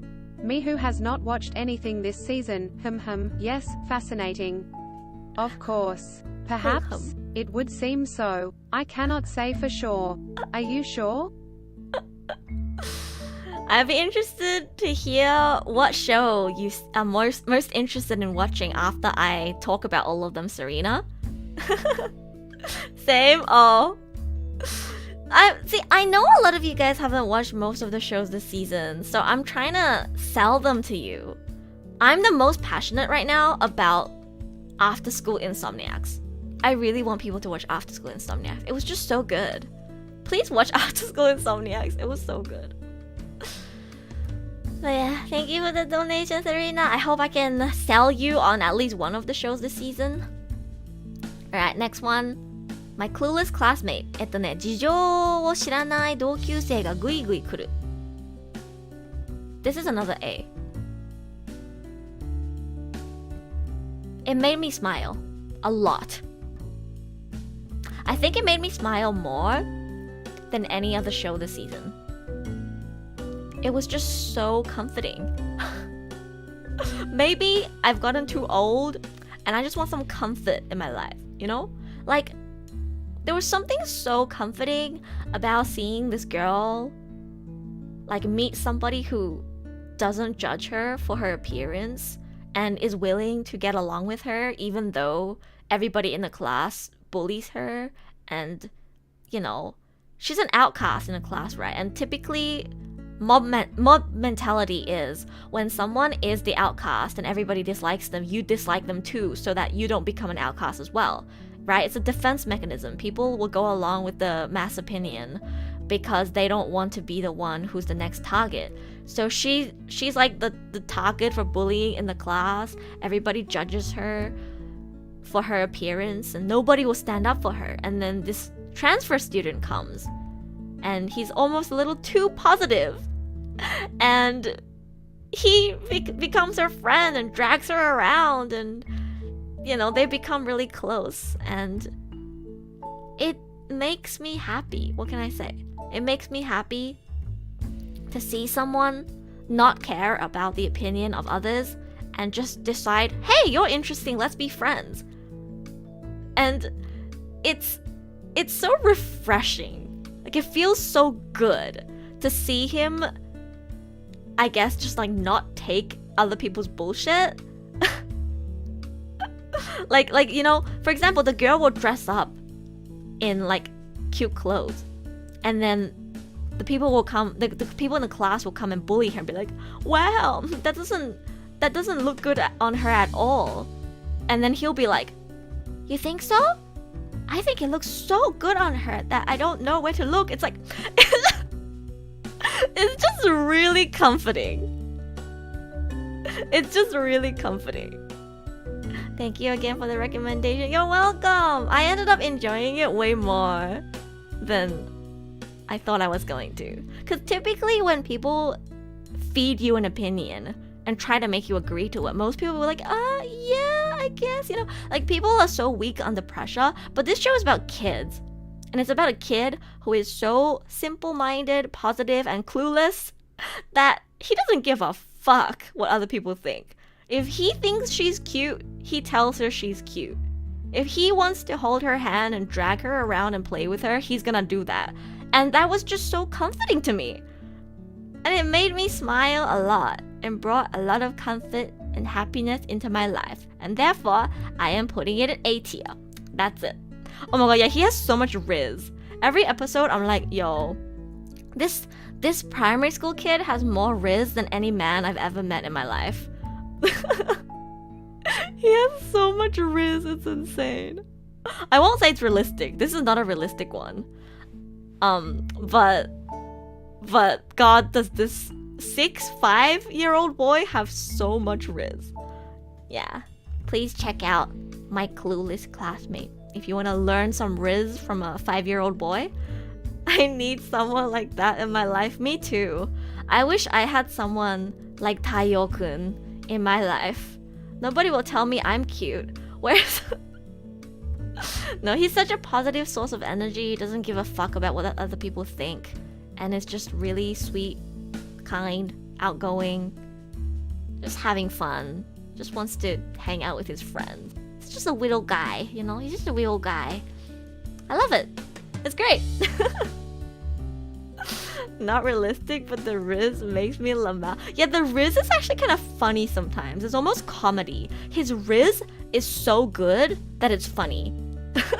Like, some of the things that he says back to the other students when they try to bully the girl is so funny. I think from a comedic standpoint, the show is pretty good as well. So, you know, if you're looking for something to watch, I recommend checking this one out. I really enjoyed it.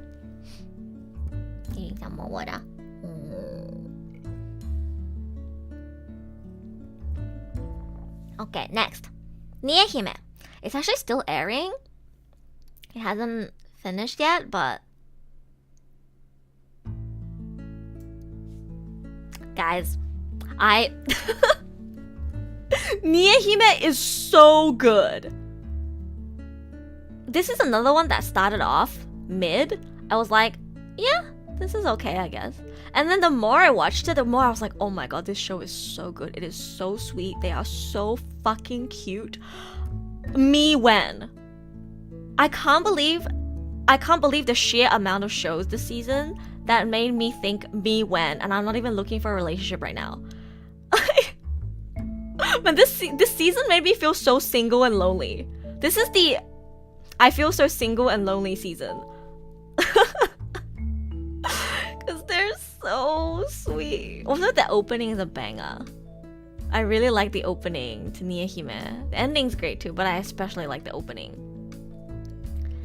日本語で説明するの忘れたんですけど、A ティアということでおすすめです。事情を知らない同級生がグイグイ来る。すごくほっこりする作品です。私はこれを見てたくさん笑顔になったのでおすすめです。ニエ姫、これも A ですね。めちゃくちゃ良かった。Spring's the time to start new things. Alright, guys. Next stream, I'm gonna introduce my new boyfriend to you guys. But yeah, this season had a lot of really strong romances. For real, for real. It's been so long since there was a season that had so many strong romances. Nihime is about racism. I actually have very similar things to say about Nihime than the things that I said about some of the other shows. Especially what I just said about Clueless Classmate, actually. I love the way it's about bridging the prejudice and the gaps between... Like, it's about bridging the gap between people who hate each other and getting rid of prejudice, right? Because this is set in a world where kind of animals or beasts have taken over the world, and they had like a war, like, you know, between humans and these beast humans, and beasts kind of took over, and humans are treated like subhuman now, basically. Beasts ruled the country, and it's about this girl who was supposed to be a sacrifice to the king, ending up becoming... What do you call it? She ends up becoming the queen. Horrible boyfriend, stop! Can it be compared to Beastars? Kinda. Yeah. Has Beastars vibes, definitely. It's definitely different, because there's more romance in this one, I think. But, I know, Beastars was... Beastars is, I guess it's the same, because I was like, they're both animals in Beastars, but then I guess... in this show, technically, the beast can turn into a human as well. He's half beast, half human, so... Yeah, it actually does have Beastars vibes. Yeah, you're right.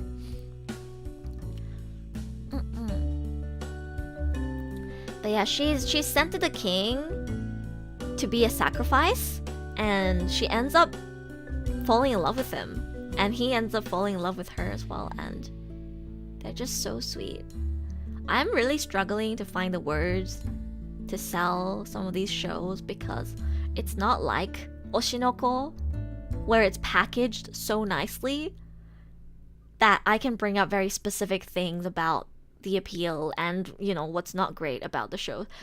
Shoujo and romances, it's so hard to pinpoint what is the charm of the show, but I guess the best thing about Nihime is the message that it's sending.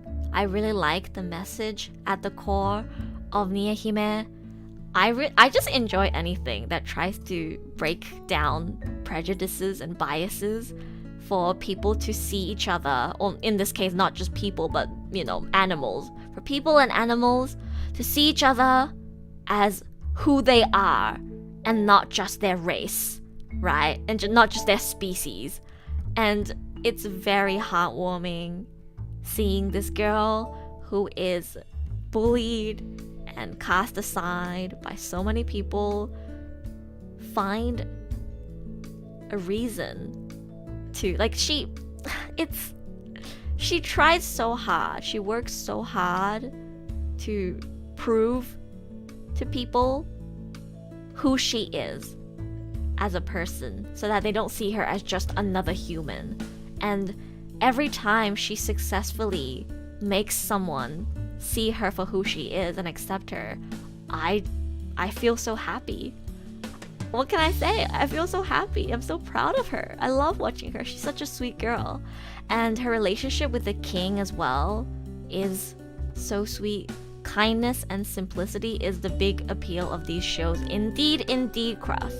I think this is the season where the shows that highlight kindness and simplicity really spoke to me, because maybe I haven't been feeling too well mentally recently, and these shows that bring some kindness and simplicity into my life just make me feel so much comfort, you know?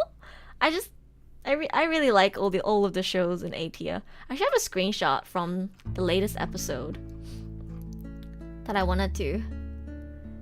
Actually, no, I shouldn't show this as a spoiler. I was gonna show a screenshot of Nia Hime in the last episode, but the way the romance between Sari and Leo develop is really sweet.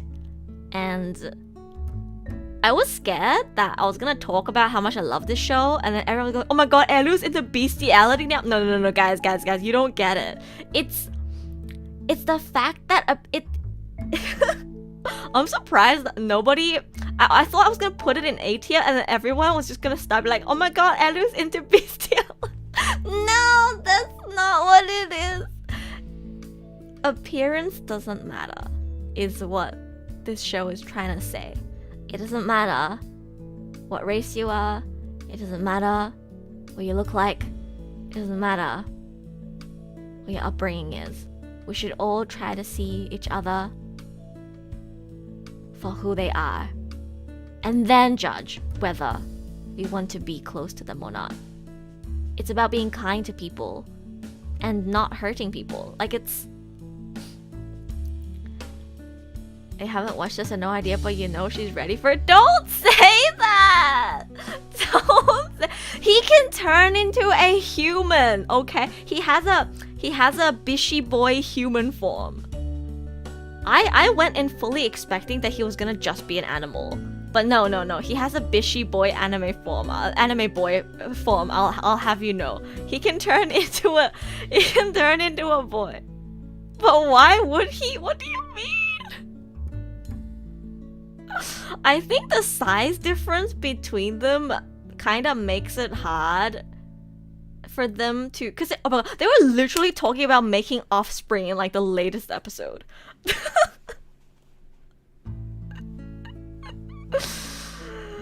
No, guys, this is not what I wanted to talk about. But damn it, I shouldn't have brought it up. But yeah, I'm starting to feel like no matter how hard I sell these shows, you guys are just gonna be like, no, shoujo, not my taste, not gonna give it a try, which makes me sad. I really wish I could make you guys watch some of these because they're so good. I think if I had to pick, if I had to pick 2 out of all of these, After School Insomniacs and Nia Hime are my top 2 recommendations. Do you watch shoujo? Mixie, tell me some shoujos that you watch and have enjoyed. Because they just need some kind of plot. Nia Hime does have a plot. I guess out of all of these, because this is set in school, this is like school as well. This is also school. This is like everyday life. And Akane's a uni student.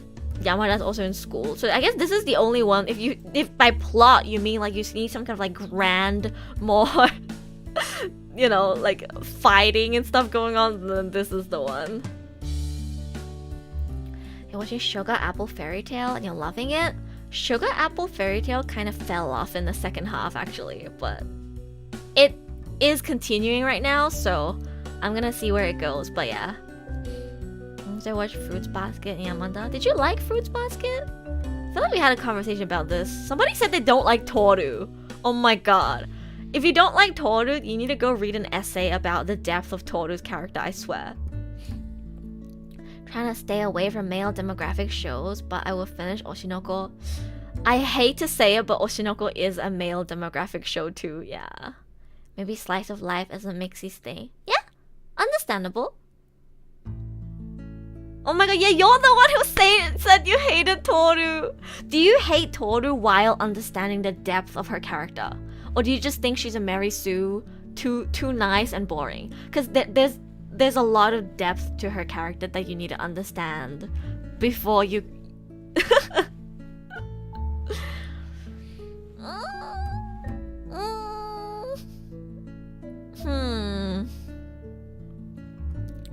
What are some of your favorite series? Slice of life? I guess Konosuba's kind of slice of life. I don't know, I guess we just have different tastes. Maybe you don't like comfort. Maybe you don't like having comfort in your life.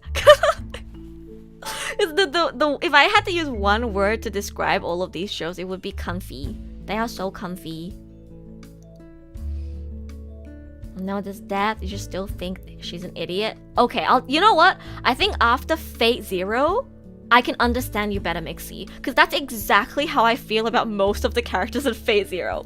True. You know what, Mixie? Handshake. After Fate Zero, I am a changed woman. I now understand your point. I understand what it's like to know a character has depth but still think they're an idiot. True. Okay, yep. You know what? I'll take it. As long as you understand that there is depth to her character, because Fruits Basket is a very well-written series. Hiravyuru Yuri, Yuru Camp, Gochusa, Kino Mosaic. Jenny, correct me if I'm wrong, aren't most of those male demographic shows? Fate out here changing lives. For real, for real. I don't think you like slice of life, Mixie. I think you like cute girls do cute things. There's a difference.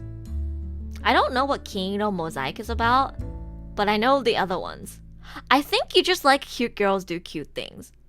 Would you still have enjoyed Yuru Camp Gochusa if it was cute boys instead of girls, but it was the exact same plot? Is that bad? No, it's not bad. But I'm trying to like say it's not slice of life. It's a different category. I think it's cute girls do cute things. So you don't enjoy slice of life. You enjoy cute girls do cute things. Yeah. Okay. Understandable. I respect that. But I don't think, yeah, so it's not slice of life then. It's cute girls do cute things. That's what it is. Alright, understandable. But back to my point about Nihime.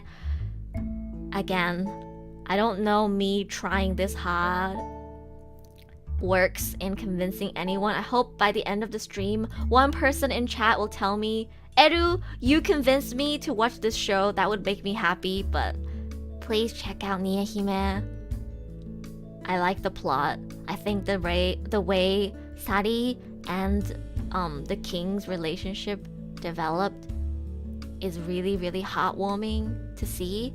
And I love seeing her slowly kind of break down the prejudices of everyone around her through hard work and kindness.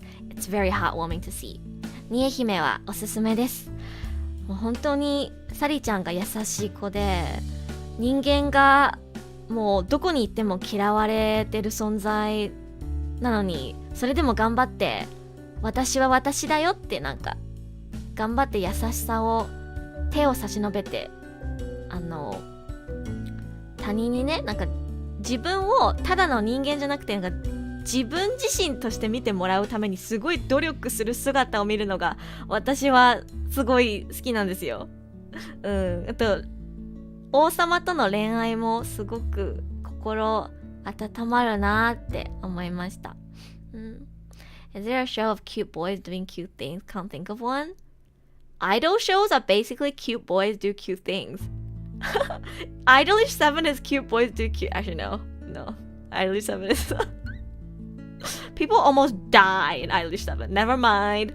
I'm sure if I looked hard enough, I can find cute boys do cute things. But yeah, cute girls do cute things is definitely more of a, what do you call, popular genre that there's more series of it. There was one last season, don't remember the name. They were adults still? Free? Oh yeah, Free. Is Free cute boys do cute things? Free is more like gay boys do gay things. Yeah, I guess Free is cute boys do cute things.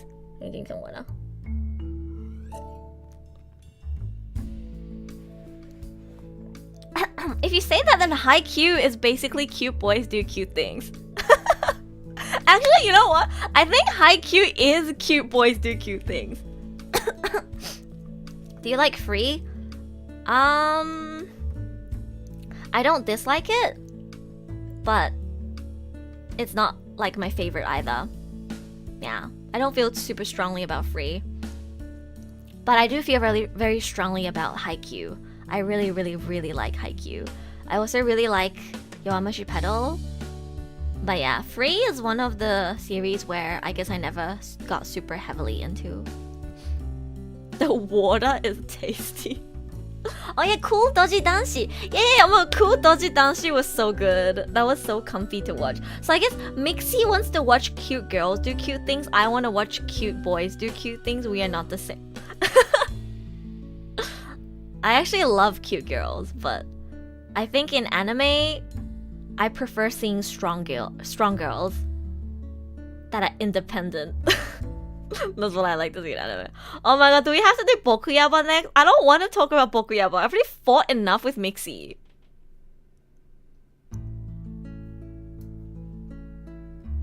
This whole stream has just been me fighting with Mixie. Anybody else can like give me your opinion? What do we think of Bokuyaba? I want to hear anyone's opinion but Mixie's on Bokuyaba. Someone...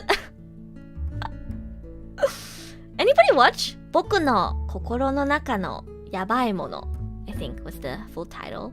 It's called The Dangers in My Heart in English. What do you think of it, Nicholas? You didn't watch it? Nah. I'm not that bad. No, because I know you feel really strongly about it. So I wanted to see other people's opinions before I hear yours, you know? Anna Yamada is a cute glutton. That is all for me? Okay. Because I dropped it initially after episode 1 and 2. Because I found it really creepy in the first episode. It does get better later, but I still find it creepy overall. Without sounding like a Twitter person. I think 13 is going too far. Like, I'll take it if they're at least a high school student. But she's literally 13. Like, the amount of sexualization in this show, despite the fact that Anna is literally 13, I can't get that off my mind. I can't get it off my mind. It's so it's so jarring. Like, I understand a bit of fan service here and there, and if they're in high school, I'll be more lenient about it. But she's literally in middle school. I thought she was a third year in high school, right? You look at her, and if she's a school student, you think that she's at least a third year in high school. Especially with how sexualized she is in the show too. They will literally straight up just like zoom into her boba and show her sweat like trickling down her neck. It's very, very, very fan service heavy. They put a lot of emphasis on showing her body, and I don't like that done to any female character, but I understand that for the demographic that this show is trying to reach, a bit of fan service helps to sell it. But she's literally in middle school. To me, that much sexualization on a middle school character is a little bit too much. Is there... I should have collected screenshots. Holy... I'm regretting everything right now. I should have collected screenshots of how strong the fan service is in Bokuyaba. It's literally as bad as Rent a Girlfriend. There's as much fan service in Bokuyaba as Rent a Girlfriend. Did you even look at the camera angles? The dude was a first year middle school. Yeah, the thing is, they're in the same grade, and yet she looks like she's a third year in high school, and he looks like he's a first year middle school. You did not say that. I will say that. Do you want me to go back and screenshot all of the moments they zoomed into her boba and like the sweat trickling down her face and her neck? There was a lot of fan service. Maybe slightly less than Rent a Girlfriend, but I'm not comparing it to Kanokari. I'm only talking about how much the camera angles will focus on the girl's body. That's all I'm saying. Guy looks like elementary? Kinda. Yeah, so, Bokuyaba. This is one anime that wants to increase the population in Japan. Is it this one? I feel like it's just every incel show ever in Japan. I think it has the opposite effect. Like if guys think that they can meet a girl who looks like Yamada Anna in middle school, then they're never gonna find a girlfriend. It's like, I use this for Otonari no Tenshi-sama as well, but it's like a guy's fantasy, basically. It's like a guy's fantasy put into an anime. That's what it feels like. I wanted to say it's like a guy's wet dream, but that but it's like a fanfic that a 14-year-old wrote of what they'd dream about. And I know Mixie says anime doesn't have to be realistic, but if it's not made for my demographic and it's not realistic, how am I supposed to enjoy it, right? I tried so hard to find something good to enjoy about this show, and I just didn't get it. It just, yeah. ちょっと遅くなったけど来ました。推しの子、マジで映画も見に行ったんですけど、エグかったです。あ、S さんいらっしゃい。そうだよね。推しの子特に1話めっちゃ良かったよね。すごかった。プロダクションがマジでもう制作側超頑張ったなって思いました。It's like Uzuki-chan but in middle school. I haven't watched Uzuki-chan so I can't say, but look, I will say in the second half, the relationship between the main guy and the girl becomes a lot more wholesome. Like, it's not just him fantasizing about her and looking at her from afar. They actually do build a friendship, which I think is nice. I would have enjoyed Bokuyaba so much more if Anna wasn't sexualized this bad. She literally has like A, B, C, D, E, F, G, H, I, J, K, L, M, N, O, P. I don't know how big her boobs are, but like the biggest size possible. A, B, C, D, E, F, G, H, I.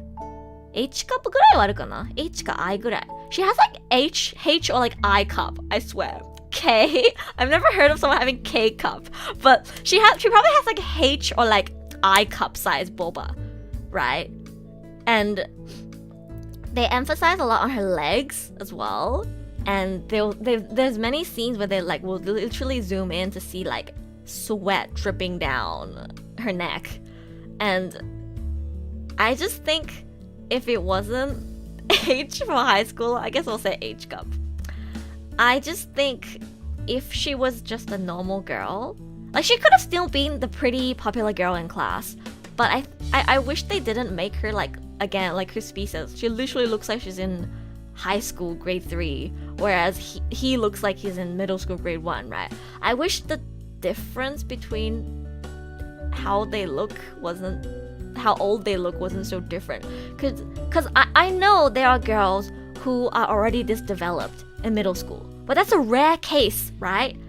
Most girls are not this developed in middle school, and it just feels so weird and feels so much like feeding into a fantasy and feels so much more unenjoyable, I guess, for me because of the way she was designed to be fan servicey, despite the fact that they're in middle school. Like, it could have been wholesome if she was just a normal, pretty popular girl in class. I think I would have enjoyed it a lot more. And I think the way their relationship slowly develops into, you know, something more of an equal kind of friendship would have been more wholesome to see. Okay, you don't like it for sure. How come it's bad to sexualize female characters, but it's okay to portray males as artificially exaggerated chads? In what show is a male portrayed as an artificially exaggerated chad? Also, how are you comparing objectification to being a chad? Wait a second. If you're gonna talk about sexualization, you have to compare it to sexualization. Like, what? You cannot compare a male character being portrayed as a Chad to female characters being objectified. How is that an equal argument? Wait a second, that is... What? You can't compare literally portraying a woman as an object to portraying a guy as a Chad. That makes no sense. What? What? Girls look for something different than men? That's just how it works?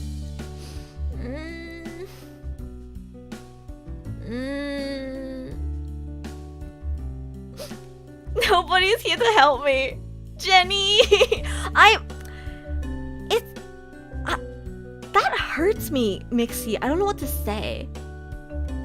Anybody who thinks it's okay for women to be objectified in media, I don't know what to say to you. Like, as a woman, I don't know what to say about that. I can't stand it.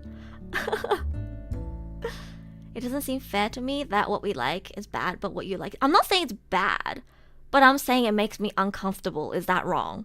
I'm not saying it's bad. Did I ever say it's bad? I'm saying it makes me uncomfortable and I didn't enjoy it as much, and therefore it's a C. I gave it a C, not a D, because I do think in the second half their relationship becomes a little bit better. But it doesn't change the fact that she's very heavily sexualized, and it takes me out of the story, and it never feels like they have an equal relationship because there's so much focus on her body. You know what I mean?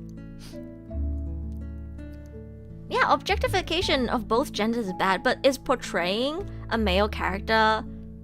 It depends on what you mean by a Chad. Like, I don't think it's okay to sexualize male characters either. But are we even comparing the same thing right now?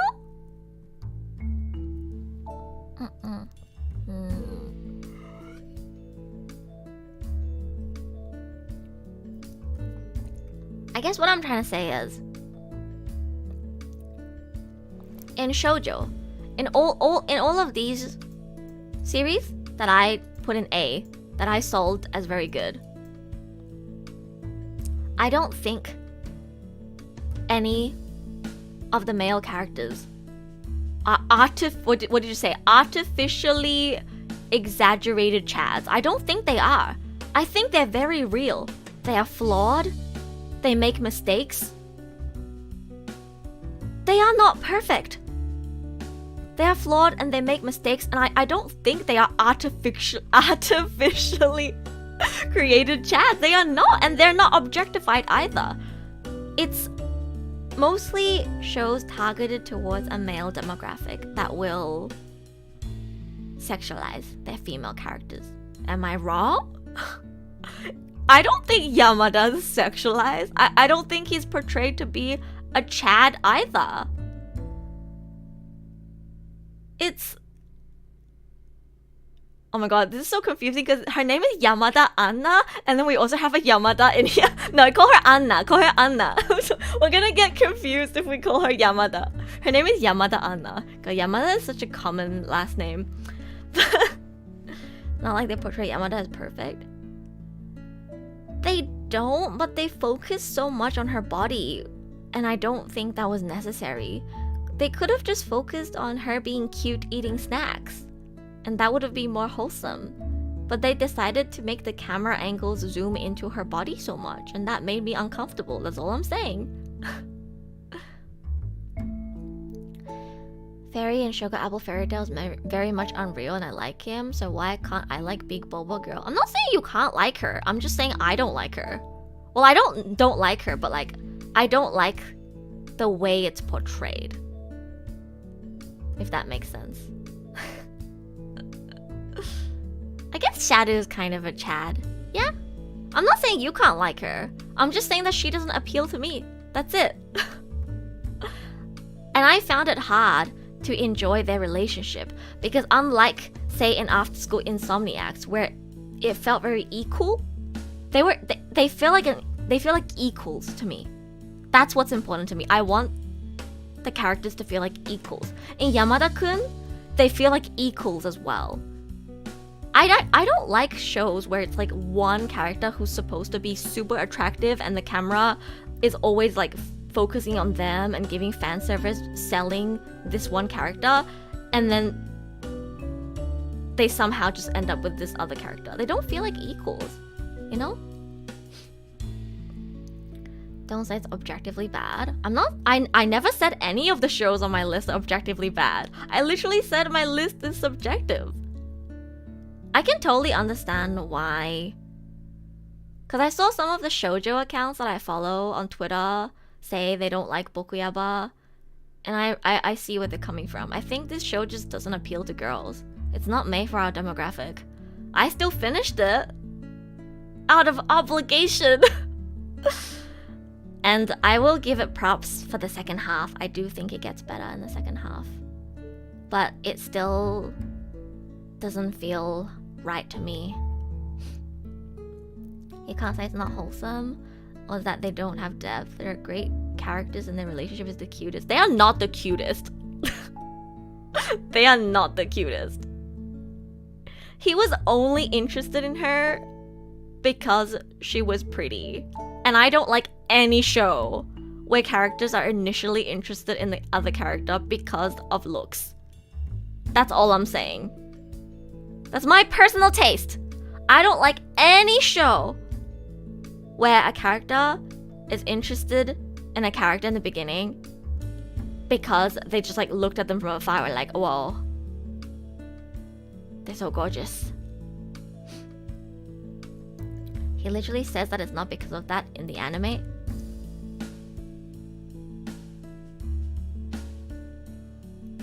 He says it, but did you look at his actions? Did you hear the thoughts in his mind? Oh, did we watch the same show, Mixie? This is so difficult. Oh my god. The fact that like most people in chat haven't watched it is hard. I need like a third opinion. Let me drink some more water.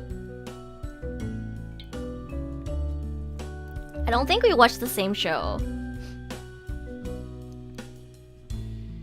What do you think, Nicholas? They never felt like equals to me. People who watched it agree with me. Who watched it? Nobody watched it besides Nicholas. I think Yamada is more equal relation than Insomnia. I think all of the shows that I put in A tier have an more equal relationship. As in like social status and standing. Like it's not... I don't know how to explain it. It just feels really forced, I guess. Bokuyaba is indeed dangerous as it describes. I gave it a solid 8 out of 10. He says it in his own mind. Why would he lie? No! He had a lot of... He was just horny on Maid in the first 2 episodes. That's why I dropped it initially. And then I picked it up again. And I can see that after they start hanging out together more, that it becomes more than just him fantasizing about her. But it doesn't change the fact that it started with fantasies, and it just doesn't align with my tastes. I don't like the way, I guess, he initially was interested in her, and I didn't find him super appealing as a protagonist. I guess what I meant as equals earlier was I want the female character and the male character to be equally appealing to the audience. Because that's how I feel about all of these shows. I don't feel like, for example, in Yamada, like Akane is just a basic character, nothing appealing about her, and Yamada is the one that carries the show, right? Both of them have their own charm. Same with Nihime, same with Insomnia, same with Skip the Loafer, same with Clueless First. Like both the girl and the guy have something about them that stands out to me, and that's why they feel like equals. Whereas in shows like Bokuyaba, it's really the girl that's selling the show. She's the poster girl. They will make merch of her. They're not gonna make merch of the guy. They're only gonna make merch of the girl. The girl's the only one that's gonna be on the cover of the manga. Why do you think that is? It's because the girl is the central point and the selling point. And to me, that makes it feel like the relationship is not equal. And I prefer it when I can like the male character and the female character equally. That's how I feel. Yeah. I need to drink some more water. Oh my god.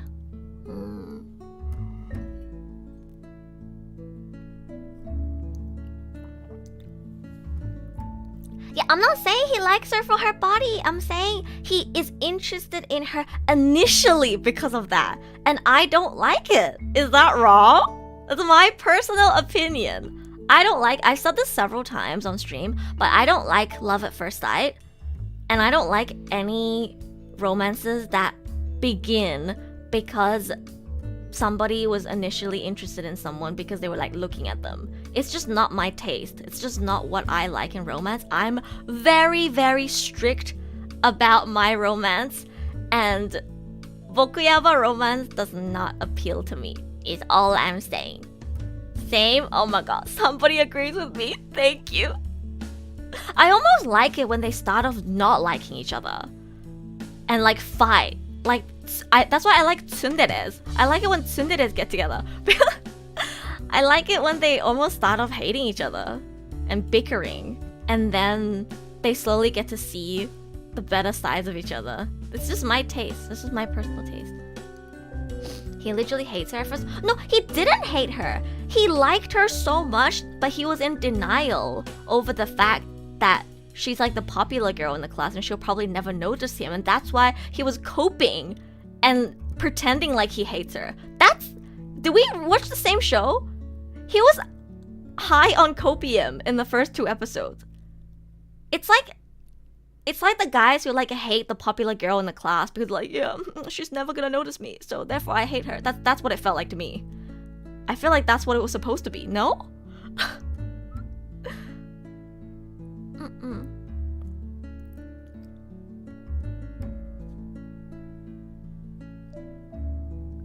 Talking about something different? This is getting too long.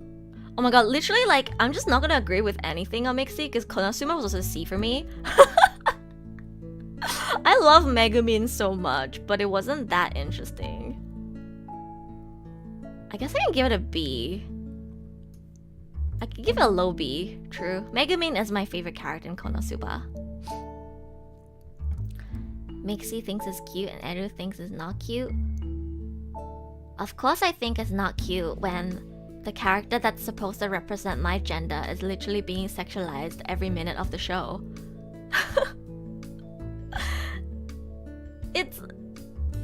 You have to think of it as in like, if it was the opposite. To me, it's like, can you imagine this show can you imagine watching a show where a guy is just like constantly wearing a tank top walking around? Like, that's what it feels like watching Bokuyaba. It's like the clothes that she chooses to wear and the angles that they put her in, it takes me out of it. Maybe they did have some genuinely wholesome and cute moments, but the sexualization takes me out of it. I can't help it. Maybe the manga is better, I don't know, but the angles in the anime, the camera angles that they put her through, took me out of a lot of the moments. And even if a moment could have been cute, maybe it took me out, you know?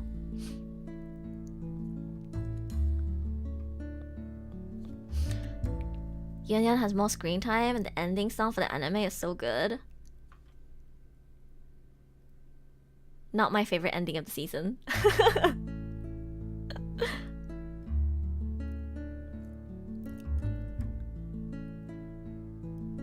Look at Free. See, I don't like Free. I literally said I don't like Free. I don't like it when fan service takes me out of the show. So I actually don't like Free that much. I don't hate it, just like how I don't hate Bokuyaba. I never said I hate Bokuyaba. If I hated Bokuyaba, it'd be in this category or like this. It's a C. C isn't even that low. I am giving a C to a show that literally sexualizes a 13-year-old girl.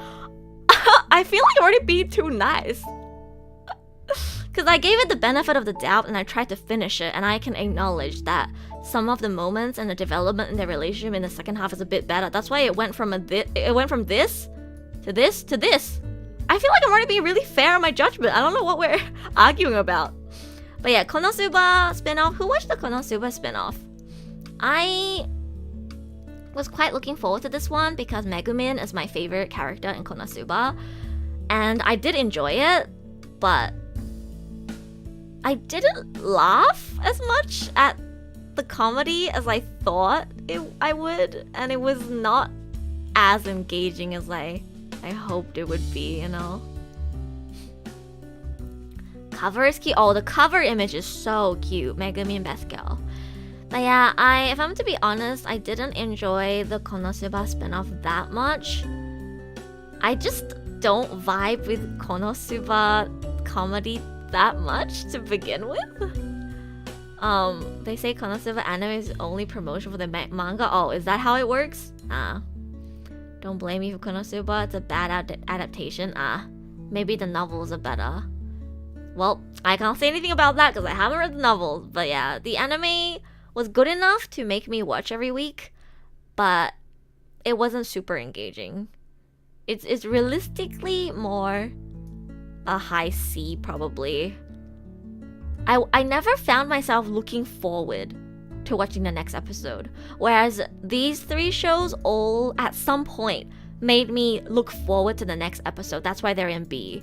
They weren't great overall, like they weren't amazing overall, that's why I wouldn't put them in A. I'd probably need another season to judge these three again, but there were points where I was like, oh, that was so good, or oh, I'm excited for the next episode, so that's why they're in B. Whereas I think both of these shows I was never super excited to watch the next episode, that's why they're in C. Yeah. What else do we have? Okay, we're down to the seasons now. So Tonikawa season 2, Tengoku's S. Are you a manga reader variant? I feel like the manga's better because I feel like they didn't do a good job with the adaptation. That's why it's in a B for me. I'd actually put Tengoku higher than Raeliana. There were moments in... Oh wait, Tengoku. Wait, I said the wrong thing. See, Tengoku, the last 2 episodes took me out of it. Hell's Paradise, I feel like the adaptation could have done better. Raeliana, I feel like there's missing pieces. I need another season. Tonikawa was just okay. So, my B's. My B categories. There's 4 episodes worth left to Tonikawa. Wait, there's more? I thought it ended already. Well, I mean, technically Nia Hime is ongoing as well, but half season I think I can already give a somewhat accurate rating for how I feel. Tonikawa was... It was sweet, but there was nothing in particular that stood out about it, so it's a B. I feel like there needs to be something about it that stood out, that leaves a strong impression on me, for it to be an A. So Tonikawa is a B as well. What did you think of the last 2 episodes of Tengoku Daimakyo variant? Because I think the last 2 episodes were really random and kind of took me out of it. I also think the fact that a lot of mysteries just remained unsolved kind of... I guess that makes me curious to go check out the manga, but... I think I was more engaged in the first half than the second half. I kind of got a bit more lost in the second half. Yeah, I can't talk about it on YouTube. It's too much for YouTube. I'll get demonetized. You dropped Tonikawa? Tonikawa is a nice feel-good show. But I wouldn't say there's anything special about it. At least the anime. Again, guys, don't bring up the manga. I'm not a manga reader of any of these shows personally. Well, I started reading Oshinoko. I'm gonna read Yamada-kun as well. But we can't compare the manga because I haven't read the manga and I think most people haven't read the manga. So, but yeah, for the anime, as far as the anime adaptation goes, I think season 2 is a B. It was entertaining. I enjoyed watching it every week, but again, never had me at the edge of my C. I would almost put it in a high C because I don't think I was ever super excited for the next episode. So maybe it's even like a high C instead, actually. If I'm judging it based on whether I was excited for the next episode at one point, then Tonikawa would be a C. It was just like, oh yeah, Tonikawa's out today. Okay, turns on, watches, eats breakfast. Okay, done. Next. That's my Tonikawa experience.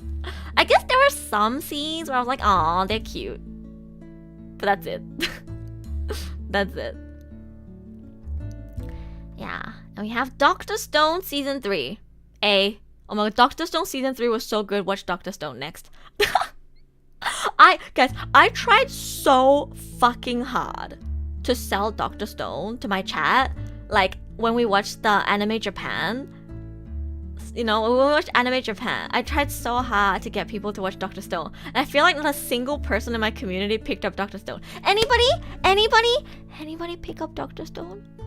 Edu worked so hard to try and sell it. And I think not a single person picked it up. Please watch Dr. Stone. It's so good. The new season was really good. See, Nicholas and I were both already watching it before we watched Anime Japan. I tried to convince people to pick it up, but I don't think anyone did. I watched 2 seasons. One day I'll catch up. Try! One day, copium. How many seasons have you watched? Or have you watched it at all? One day, guys, don't one day me. I am Europeaning. Please. Please. Watch Dr. Stone. Dr. Stone's so good. I think the 3rd season might actually be one of the most interesting seasons so far. Because I think season 2 wasn't as strong, but season 3 was really good. Because we're getting to like the meat of the story. Like we're starting to figure out more of the mysteries behind, the basically purification of the whole world. And it's very interesting. I was super excited to watch the next episode every week. So, not watching it yet, what makes it really good for you? It makes me, who's not interested in science, interested in science. Like if I go back to season 1, because season 3 is quite far ahead into the story, but go back to the core of Dr. Stone, it's really wholesome and it's really inspiring. I think inspiring is the right word. I think it's very inspiring watching these people trying to rebuild civilization with their knowledge of science. I am not a STEM student. I've always been bad at science. I'm good at psychology and biology I'm okay at, but chemistry and physics I've always been really bad at, and I didn't really like those classes. But Dr. Stone made me interested. Like it's from making soap to when they made a light bulb for the first time after waking up from, because the basic premise is everyone gets purified and then they wake up like many years later and civilization is dead and they have to rebuild civilization. And some of the moments in the show hit me really hard. Like the moment, they made a light bulb and the people in the village saw artificial light for the first time. The moment that stuck with me the most is the moment where they made glasses for a character who's short-sighted and has never seen the world clearly before. The moment where she puts it on and she just starts crying because she didn't know that the world could be so clear. And that moment made me like cry. I was like, damn, I didn't know I needed to be so appreciative of the fact that I can wear glasses and see the world so clearly. Like I feel like it makes you appreciate some of the things that you have now for granted, and it's, like just being able to appreciate the things that you take for granted, seeing them rebuild it in this civilization that they're trying to rebuild, and seeing them get along with each other. And also, like, them inventing medicine to literally save someone's life. Like, there are so many moments where I think it makes you think deeply about how much humanity has evolved and how much science has evolved and how lucky we are to have all the technology that we have today and how much it really actually helps us in our day-to-day lives. And Senku is a really charismatic character. He is such a giga chad. I love him so much. And I don't know, just seeing them build relationships with this unique cast of characters, because everyone in Dr. Stone is very unique and they have very strong personalities, and seeing their personal motivations for why they work hard to help Senku and the Science Kingdom in rebuilding civilization and go on this just grand journey together. I don't know, it's just a good experience. It's just a good experience. Like, I want to follow them on this journey. Dr. Stone makes me want to follow Senku on this journey.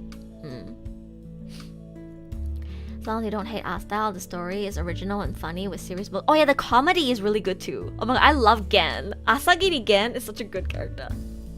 They'll literally make a song about like scientific parts as they try to put stuff together. It's really funny. There's some really good comedic moments as well.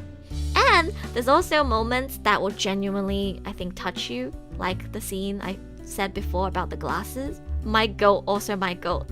Gen, the best boy. But yeah, I also don't think... I disagree that art style should be a turn-off cross. I think you should always be willing to give a show a try, even if you're not a fan of the art style.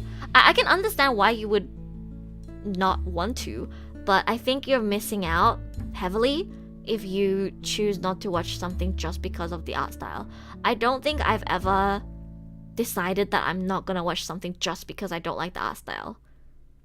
I overcame that with JoJo. And also, like, you know, King's Ranking, if you judge it for the art style, you're literally never gonna check it out. So, Dr. Stone's art style isn't even that bad. They just have lines on their face. The characters in Mashle have lines on their face too. Surely it's not that bad. I feel so bad putting Mashle in D now. I feel like if I have Mashle in D, I need to put more in D, but god, no, it's late now. Angie will never know. Angie will never.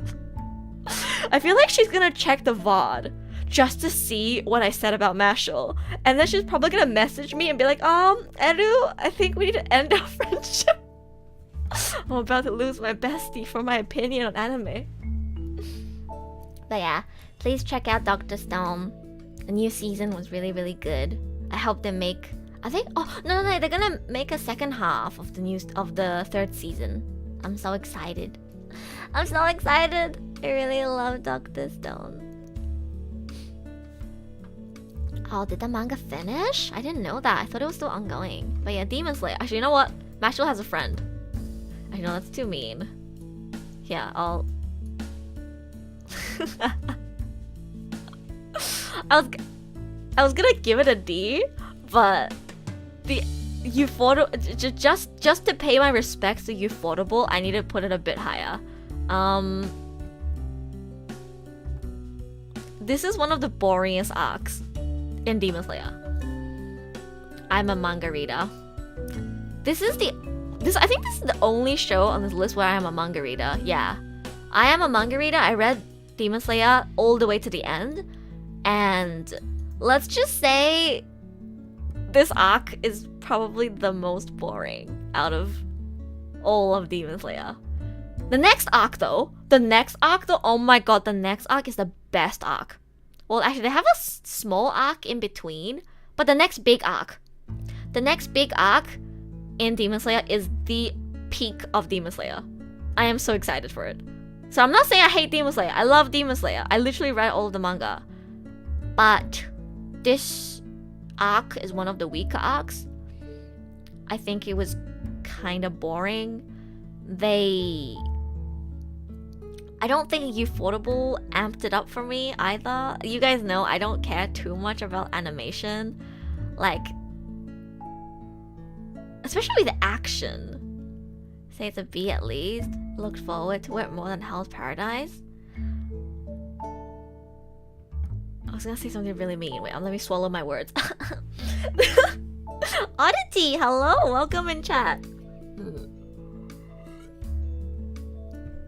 I gotta swallow my words. I feel like I already said too many mean things today. I'm literally gonna get cancelled. Like, by the end of this stream, I'm gonna have 2.99 subscribers again because people are gonna unsubscribe to me for my hot takes. I'm a new viewer and I stopped. What? Thank you, Oddity. I appreciate it. We're gonna do a 3,000 subscriber celebration stream soon. If you judge shonens without caring about animation, they're hardly ever gonna be over B. I agree with that. Not all shonen, but I agree with that actually. I do enjoy shonen. I feel like recently I'm coming off as somebody who's like, yeah, shonen sucks, shoujo is the best. But no, I love shonen. Guys, my favorite anime is literally Hunter x Hunter and Gintama. Like, I love shonen, but hardly ever true, yeah.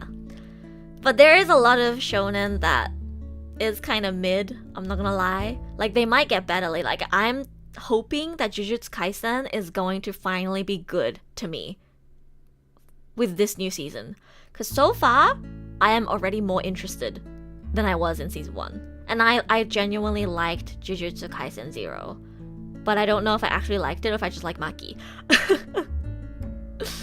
What is the stream schedule? I usually stream 11 p.m. JST. Yeah.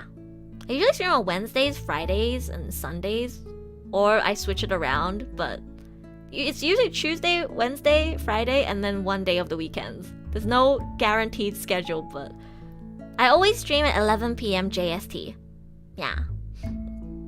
Some shonen is a hit or miss. Yeah. I don't know if it's because I experienced it already in the manga. Wait, Crispy, did you read... Are you a manga reader for Demon Slayer? You're not, right?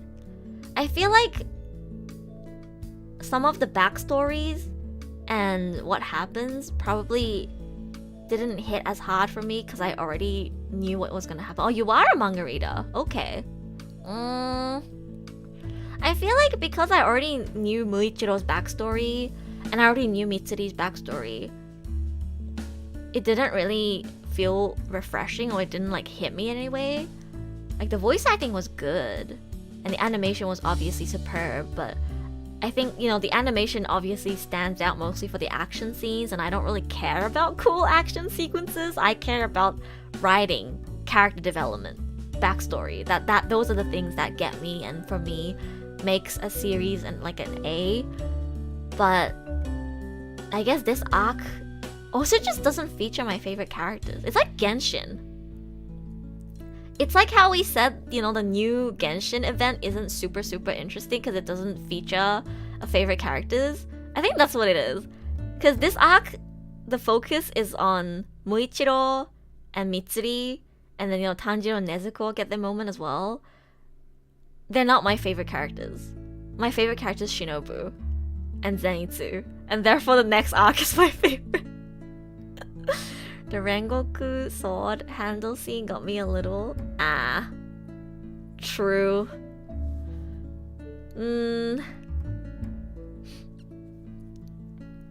At some point, Edo and I will be in VC at the same time and we'll start fighting over Boku Yaba. I'm gonna avoid being in VC whenever you are there, so we don't have to fight anymore. Please, Mixie. I wanna be friends with my viewers, not enemies.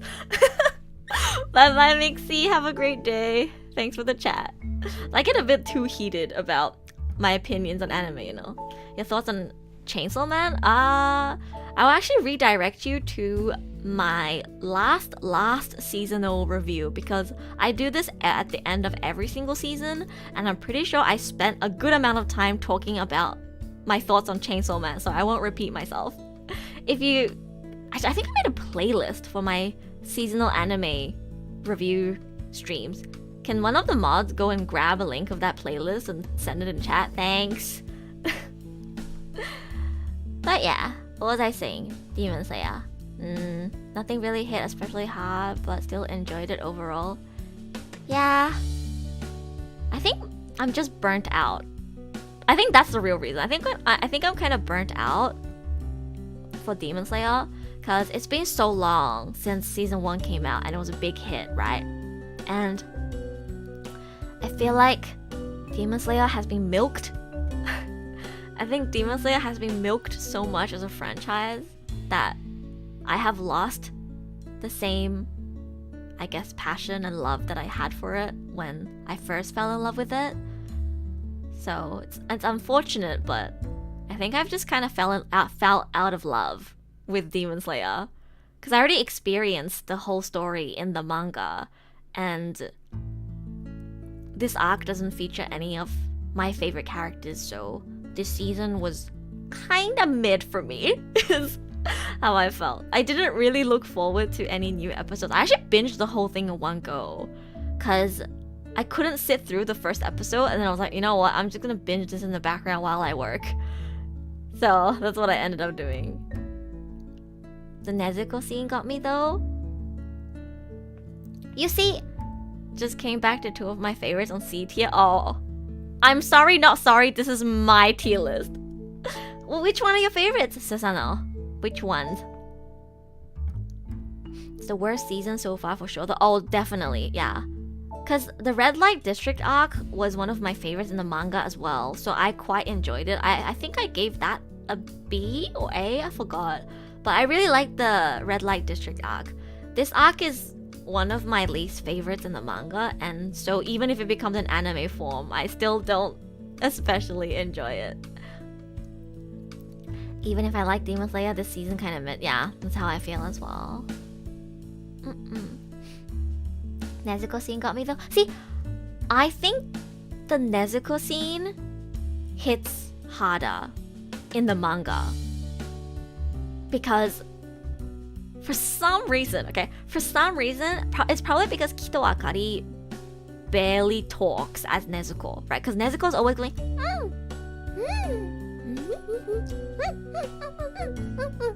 right? She's always like this. So I don't really tie Kito Akari's voice with Nezuko.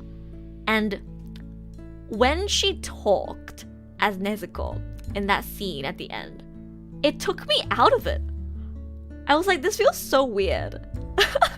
I was like, in the manga, this was really emotional and felt like a big moment.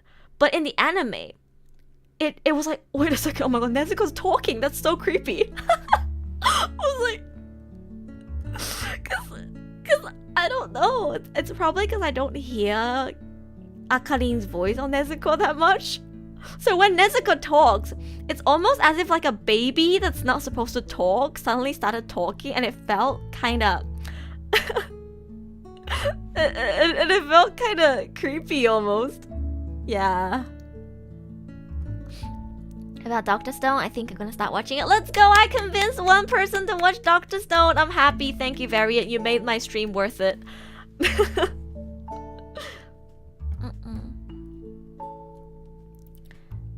Tonikawa and Konosuba. Oh, I'm sorry. I would put Tonikawa in B, actually. I did enjoy Tonikawa. But I was saying, like, my C tier are shows that I didn't particularly look forward to watching the next episode. But I'd say out of all of these, my favorite was Tonikawa. So I'll put it at the top of C. Yeah. And Konosuba, Megumin is my favorite character. But according to light novel readers, the adaptation didn't do a super good job. It didn't feel super engaging, I guess. And I didn't find myself laughing or like smiling at a lot of the moments as much as I hope I did, so that's why it's a C. Still enjoyed it though. よかったね. I don't know, it gave me more horror vibes when she started talking in the anime than when I read it in the manga. Because when I read it in the manga, I was like, oh my god, Nezuko, she, spoiler alert, conquered something that other demons can't conquer, you know? Like, I was pretty hyped for that moment in the manga, but in the anime, the voice acting took me out of it. Guess I'll watch it too. Oh, Oddity, you're gonna watch Dr. Stone too? Let's go! Bias towards Konosuba for Amamiya Sora, that's based. I respect that. I am definitely biased to certain things because of the voice actors as well. I get you. In the manga, she's not talking. No, it's like in the manga, I'm reading it, so I don't actually hear I don't actually hear it, and I'm imagining it, you know? So it didn't feel weird. But when I actually hear it, it feels weird. Does that make sense? Or am I making no sense right now? Am I the only one who feels this? Crispy, what did you think? when you read it in the manga versus when you watch it in anime, I just feel like in the anime it felt more distracting. The fact that she was actually talking and I could hear her voice.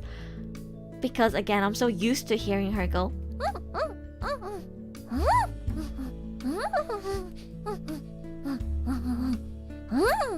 You know? I'm so used to her being like that. So when she talks, I'm like, oh yeah, that's what Nezuko's voice sounded like. And she was like talking like a baby. So like, like it was like really broken. And it felt like I was watching a horror movie.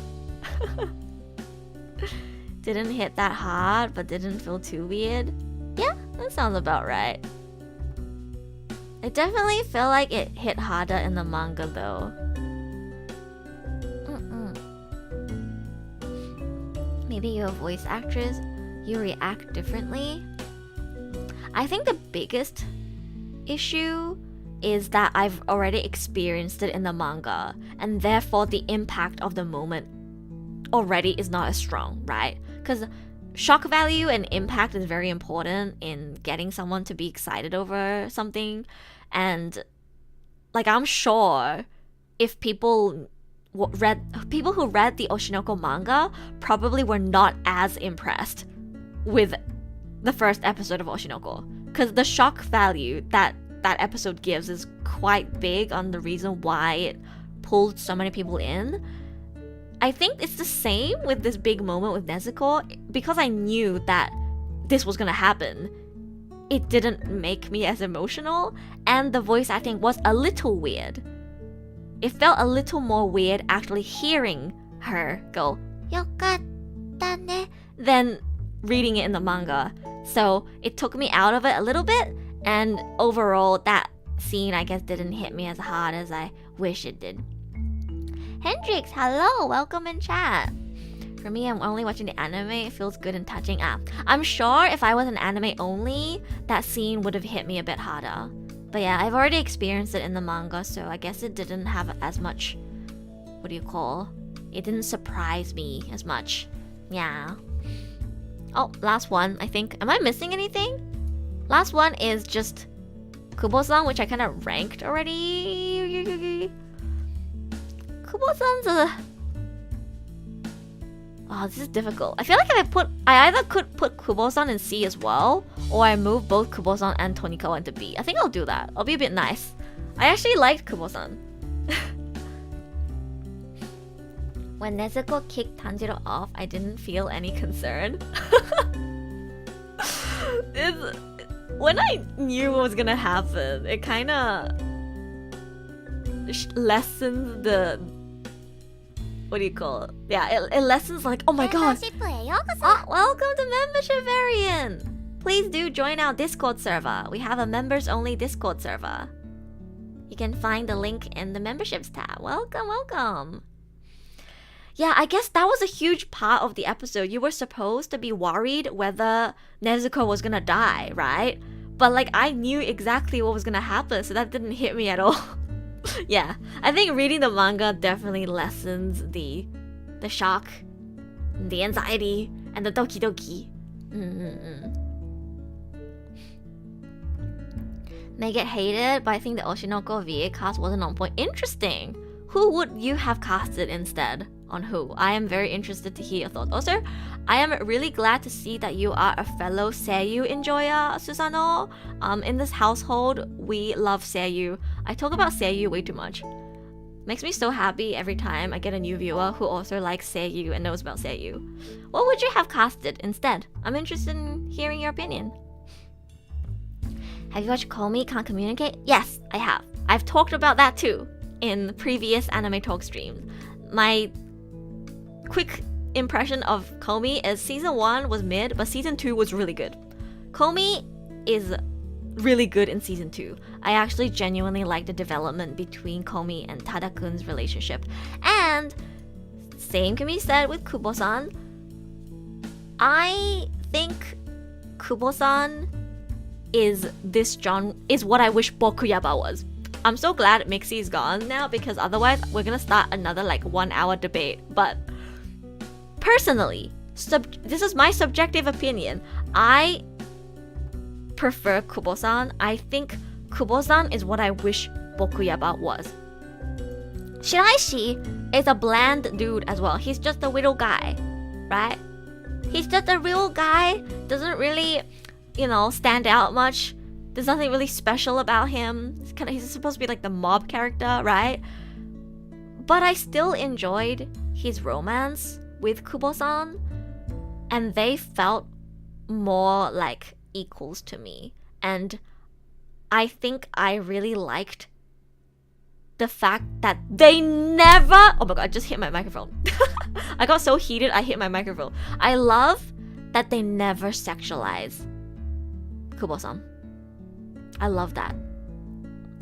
They still sell how cute she is, but they don't sexualize her at all. Every time, it's still the kind of show where you're selling how cute the girl is as the main point. But similar to Angel Next Door, they only sell the girl for how cute she is. They don't sell her for her body, and there's no weird camera angles. And I like that. I prefer when shows do that. It makes me more comfortable as a female viewer to see a female character that's not being sexualized. That's simply how I feel, right? Yeah. So I actually think Kubo-san is this genre done right. It's still, of course, appealing to a male demographic, but I could enjoy it wholeheartedly as a girl because Kubo-san was not sexualized. Bokuyaba, I would have given the exact same thoughts on if only Anna was not sexualized this badly. Like, she can have big boobs. You can have big boobs and not be sexualized. It's not about the size of your boba, okay? We literally... Mahiru? Do you guys know Mahiru has big boobs as well? Yeah, Mahiru also has big boobs. But was she sexualized the same way as Anna in Bokuyaba? No. You can sell a girl on how cute and wholesome she is without focusing on her body. Hi, Visusha, welcome! I hope you're glad to see that Skip to Loafer is an A tier. I've been working so hard to try and get my community to give shoujo a chance. I don't know how successful I have been. I feel like I have to force you guys to watch it in VC. I hope you guys are seeing the appeal or charm of shoujo a little bit more. I'm trying my best, I'm trying my best. I'm trying my best for real. Yeah, they don't have any camera angles that try to sexualize Kubo-san, which I really like. I guess... It is still one of those shows where the main selling point is just how cute the girl is though, so I wouldn't give it an A. I do like how their relationship developed, and I think Kubo-san's super cute. I also think Anna is really cute, by the way. Like, I feel like I should have said this earlier, but Mixie and I got into such a heated debate, I didn't really get to say what I do like. I think Anna's cute. She's really cute. But I wish they took the direction of selling her for how cute she is when she eats her little snacks, rather than, having all these camera angles focusing on her boba and legs. I think I would have enjoyed Bokuyaba more if the fan service was toned down a little bit more. It's not about being shoujo or not. I just don't really have the time to watch non-seasonal anime. I guess I just have to force you.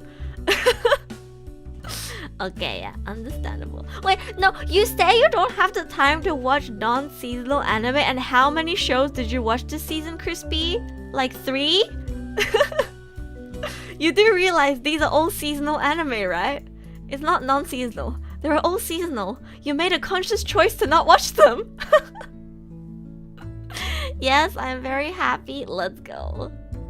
Let's go. Shoujo, a nice one, well written. Yeah, I think there are a lot of well-written shoujo series, but again, some people are not willing to give it a try, which makes me sad. So I want I want to be an advocate for people to check out more shoujo, you know? But yeah, I guess this is my final tier list. I feel so bad having only Mashle and D. Should I move Mashle to C as well? It depends on what... I think I have to like recategorize this.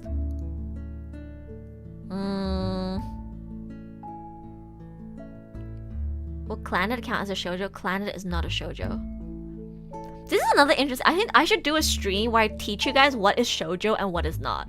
Clannad is not a shoujo. How about Vinland Saga? Oh, I thought... No, variant. For a second, I thought you were asking if Vinland Saga is a shoujo.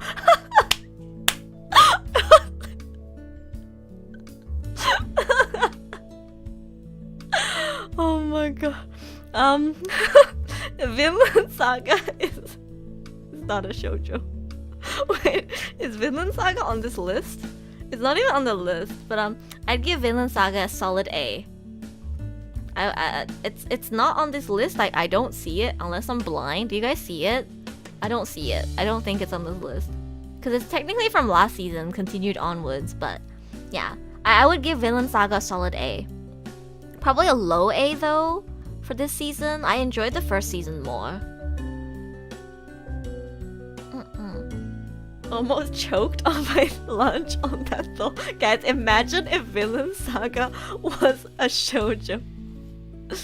Yeah, I know. But I think it's because it was winter. This person who made the tier list didn't put it here. So I can't actually drag the anime and throw it into the tier list. But I'll tell you, Vinland Saga is an A for me. See, I am a connoisseur. I can enjoy all genres. I'm not just like, yeah, shoujo. See, Dr. Stone is here.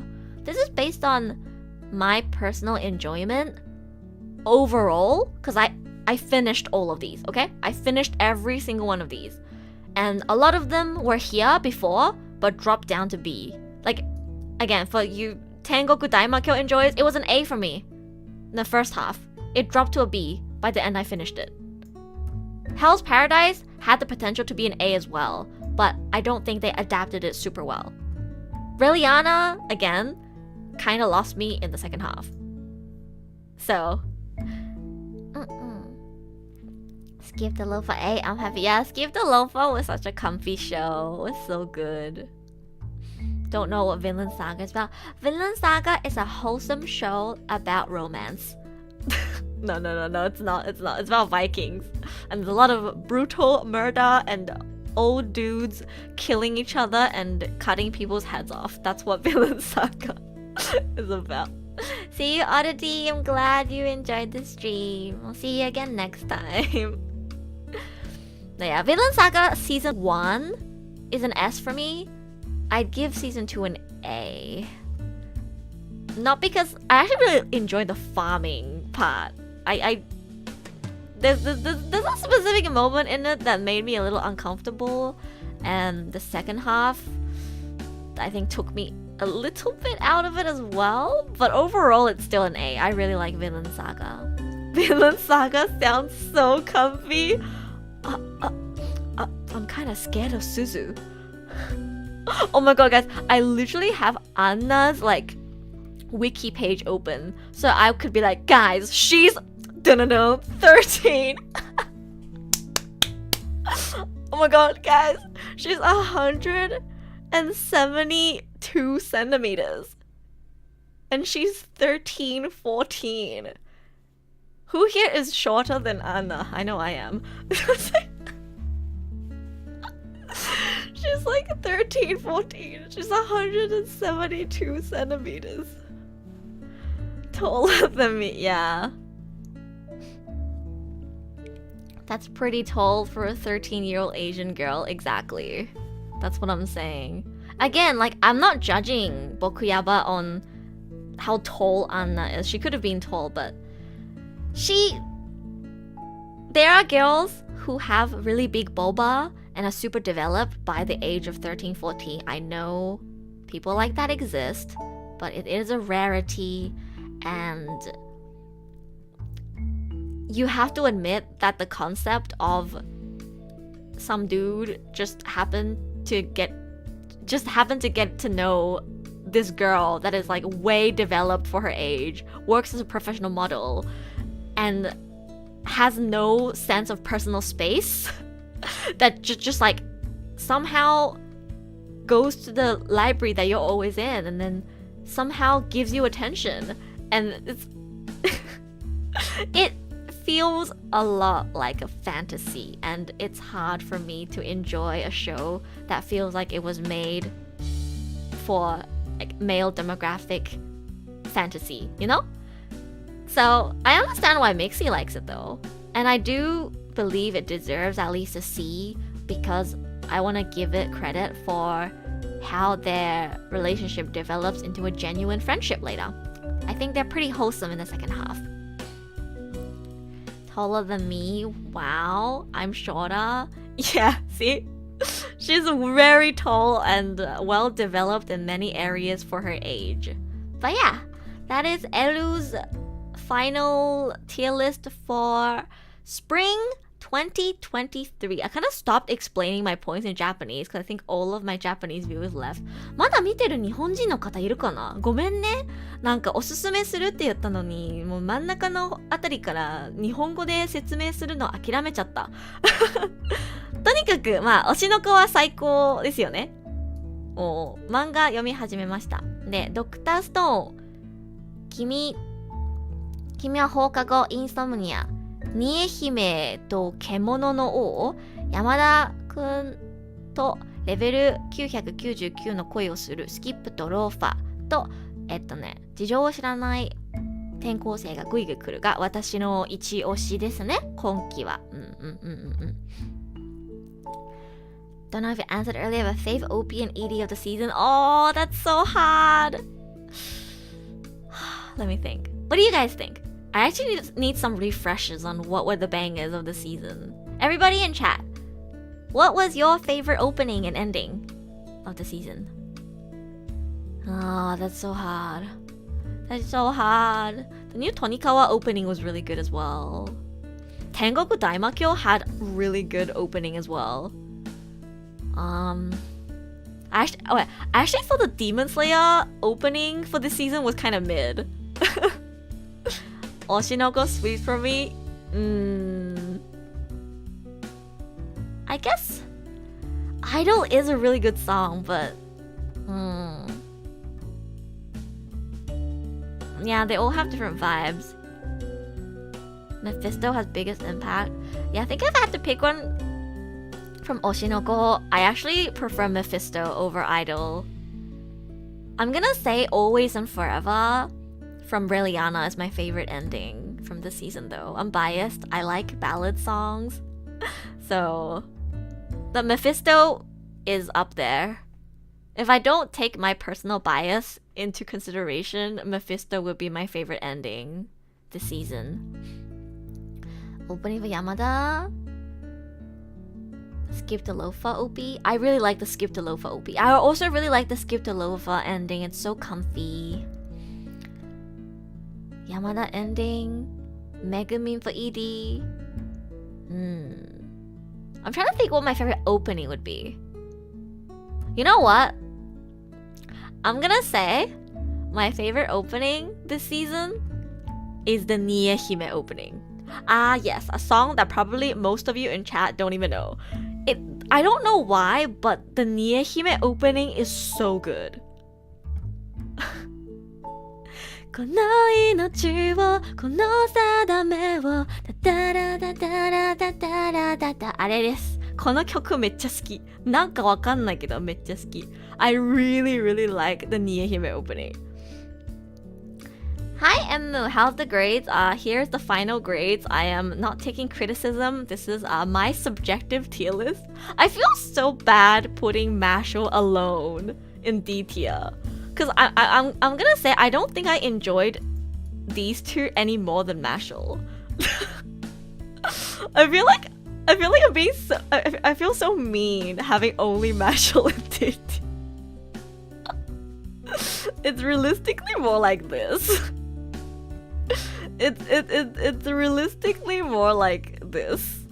Is probably what's more realistic. But I guess I was still not being true to myself. I was gonna binge it depending on your rating and okay, see, Troy, you might enjoy it. Hi, Liu-shi, welcome. It's okay, you can watch the VOD. We will have timestamps. I think you'll enjoy Mashle more than me if you vibe with the kind of humor that Mashle provides. It has Ume, so yeah, I actually found myself kind of liking Ume's character, but I don't know if I actually like him or if I just like Ume.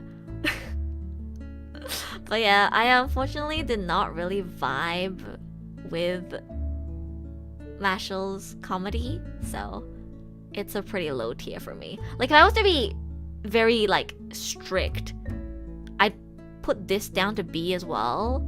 Oh, it's so hard. Based on personal enjoyment, it's an A, but like, Skip to Loafer, I feel like needs another season for it to truly be an A. It would probably be more like a high B if I were to be strict. But yeah, again, it depends on whether I'm being strict or not. If I'm not being strict, then all of these can be in C. I don't know if you guys want me to be strict or if you want me to appease the masses. It's not negative, but Mashle just gave you nothing, right? Exactly. It's not bad. I don't think it's bad. Again, if I thought it was bad, I would have dropped it. It's not bad, it just gave me nothing. And I would not go back and rewatch it. That's why it's like a C or D for me. Yeah. At least my watch one this season landed on a B. Which one did you watch this season? Is Mashle more comedy or fighting? It's more fighting.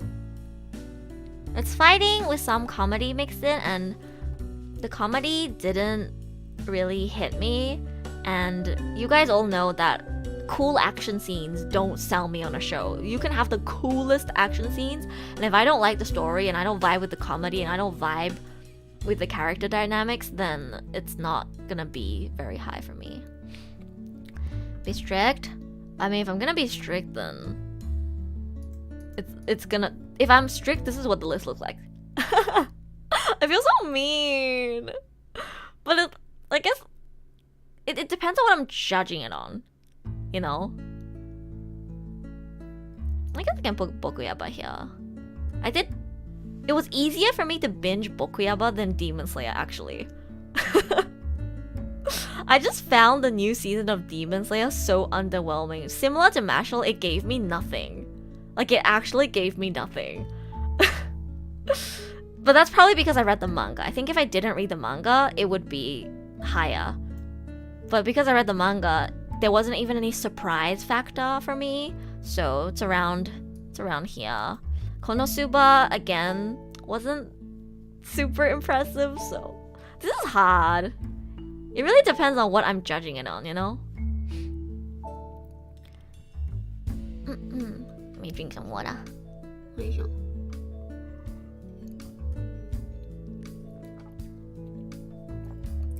Now yeah, my favorite opening this season is the Nihime opening. Please check it out. And my favorite ending this season is probably the Raeliana ending. I'm waiting forever. I love that part. It's so good. Man. Dr. Stone also kind of had a banger opening.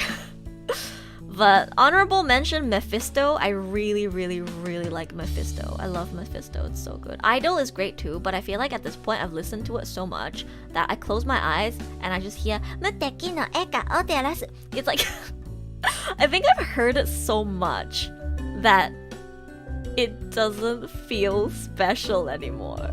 I know just because you listen to a lot, it doesn't mean it's any less good. I still think it's a super good song, but I think I listened to it so much that it doesn't have the same kind of impact anymore, if that makes sense. Never knew Dr. Stone was a shoujo. Oh my god, literally all of my A tiers are just shoujo, romance, and then there's Dr. Stone. See, my taste is mixed. I also would have given Tengoku Daimakyo an A if it didn't make me go like this in the last 2 episodes, but yeah. Didn't watch Oshinoko, but I really like Mephisto, and Mephisto is such a good song. Such a good song. Dr. Stone Season 3 better than Season 2. Yes. I think Dr. Stone season 3 is better than season 2. Season 2 was okay. I would give it like a B, but season 3 is an A. Season 3 was very enjoyable. So if you stopped at season 2, definitely go and check out season 3 as well. It's really good. Yeah. I guess this is what it's gonna be. This is based on Elu's personal enjoyment tier list. Not objectively saying how good each show is. This is based on Elu's personal enjoyment. If I were to rank this objectively, it would be very different. Like, I know the difference between how much depth and value a show provides in terms of, you know, exploring complex themes versus how much I personally enjoyed it. This is based on personal enjoyment. Yeah. Alright, let's have a quick look at the next season. So, everyone, what are you watching for summer 2023? Last 2 episodes of Tengoku was so cursed. Yeah, the last 2 episodes kinda took me out. Why is the ecchi tag pink? Wait a second. See, do you notice how all of the tags are just gray, but for some reason the ecchi tag is pink? Why? Why is it highlighted? Why is only the ecchi tag colored and everything else is just gray? Jujutsu Kaisen, of course. As you can see, I am watching it as well. I already watched the first episode. So far, looks promising. I am already more invested in the new trio than the trio in season 1. I feel so bad saying this, but every trio in Jujutsu Kaisen is just more interesting than Itadori, Megumi, and Nobara. I don't know. Gojo and his homies is already more interesting. Because it's a red flag for some people? Yeah, I guess. Maybe. True. I guess they have to highlight it so people know. So people know. Mushoku and the Glasses anime, Horimiya, and Jujutsu Kaisen. Wait, you wanna watch? You can't watch anime right now, Suzu? Prefer Mephisto, but the drop from Idol is really good. Yeah, I love the drop in Idol. That's still my favorite part in the song. But overall, I think I like Mephisto more. Jujutsu Kaisen, Mushoku, Samurai X, Undead Girl, Zom, 100, and others. Damn, you're watching some shows that I've never heard of before. But yeah, so far the ones that I've decided I'm gonna watch are Jujutsu Kaisen 2nd season, Mushoku Tensei 2nd season. I don't know why it's on plan to watch. I already watched episode 0. Does episode 0 not count? But yeah, I'll be watching Mushoku Tensei. I'm watching Horimiya. Let me reposition my screen a little bit so you guys can see the full thing.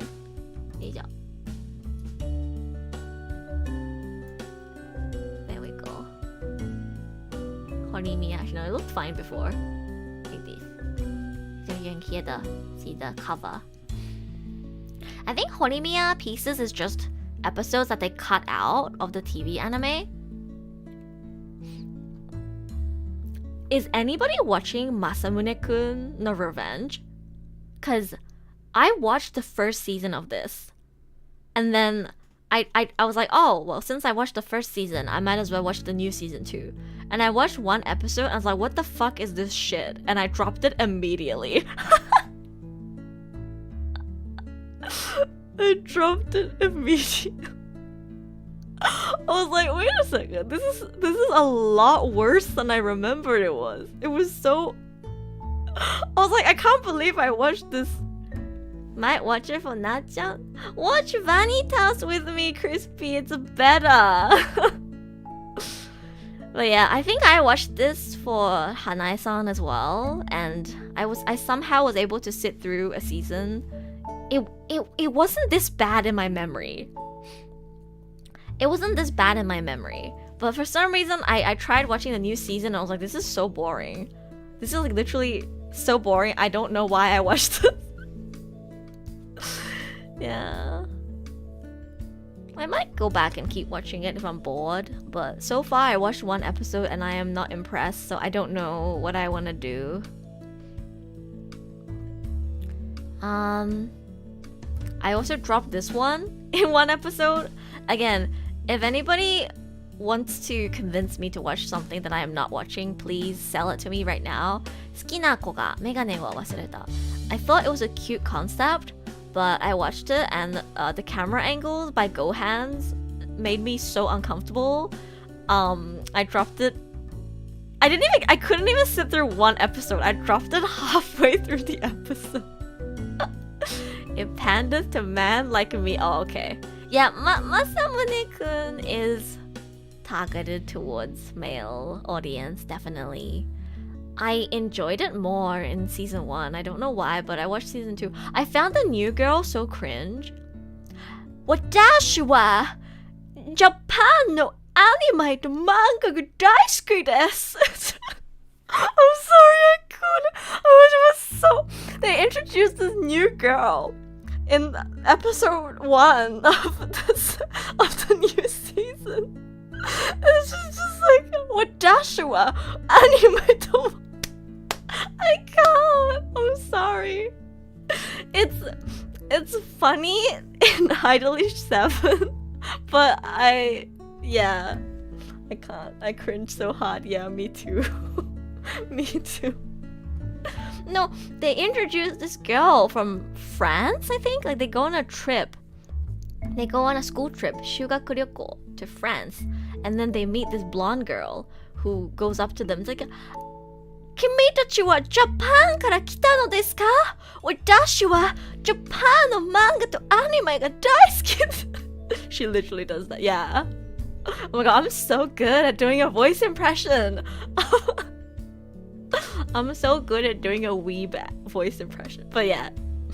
ちなみに私日本語ちゃんと話せますからね。But yeah, I think that turned me off a little bit. I was like, wait a second, what is this? What is this?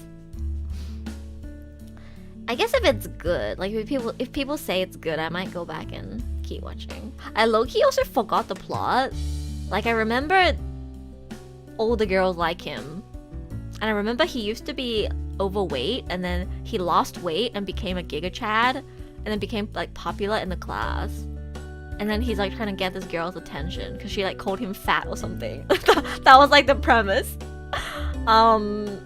I literally do not remember who the fuck this red hair guy is. I was like, did you existed? But the thing is, I think I might have to rewatch season 1 to understand. That's the plot, yeah. I think I might have to rewatch season because I don't remember who this red hair guy is. Who the fuck is this red hair guy? Did he exist in season 1? I'm like, who is he? I remember all of these girls, but then they just bring in this red hair guy and then the blonde weeb. I was kind of lost. Yeah, who is this guy? But yeah, for now, Masamune-kun no Revenge season 2 is a skip for me. And I'm probably gonna skip 好きな子がメガネを忘れた as well, unless somebody tells me like it becomes amazing later on. Anybody watch this? One episode is out already. I really can't stand the camera angles. It makes me so uncomfortable. I thought it had the potential to be cute, but it didn't feel as cute or wholesome as I hoped it would be. It felt more like... Not yet? Oh, well, watch one episode and let me know if I should go back and keep watching it, because I don't think it's that good. It feels like the same type of show as it seems like the same type of show as like Kubo-san, where there's like a cute girl and the guy likes her, and like Bokuyaba as well. It's like that what do you call the concept of there's a cute girl and then the guy is like interested in her and then they like get closer and then there's cute things that happen. So far, I'm not sold because Kubo-san sold me immediately on their interactions. But this episode 1, I watched half of it and I was like, I don't find them cute. And also the camera angles are so obnoxious and annoying. So I dropped it, but let me know if I should go back and keep watching it. Is anybody watching Kage no Jitsuryokusha ni Naritakute? Oh, this is second season. Never mind. Haven't watched season 1. Rent a Girlfriend is absolute peak. I'm joking. I don't. No. See, Rent a Girlfriend is popcorn that I will eat up. It's so bad, but it's popcorn that I'll eat. I don't like the way Rent a Girlfriend sexualizes the girls as well, but it is popcorn that I will eat because I genuinely think Mizuhara Chizuru is such like a perfect girl. Like I would marry her. Like it's like I don't know how to explain this, but say like Anna, right? Like she's very attractive too, but I don't find her appealing as a woman. But Chizuru, I would marry Chizuru. I would get down on one knee and propose to Chizuru. I want to make Chizuru the happiest girl in the world. I don't know how they managed to make a character that would like appeal to male audiences, but me, even as a girl watching Rent a Girlfriend, I think Chizuru is such a good character. Like, she's almost too perfect. Her flaw is that she's too perfect. And she's too lenient on Kazuya. That's her flaw. But overall, from her personality to the way she carries herself, to the way she pursues her dreams and goals, to the way she is very professional in whatever she does, to the way she's just such a good person. I would marry her. Thank you for coming to my TED Talk. I also really like Sumi-chan. Yeah, Sumi-chan's a really great character too. I don't like Luka-chan. I find Luka-chan so annoying. Mami obviously is a snake. Oh wait, I call Mami a snake. Susu, Mami Eruhat. I don't hate Mami, by the way. She's a snake.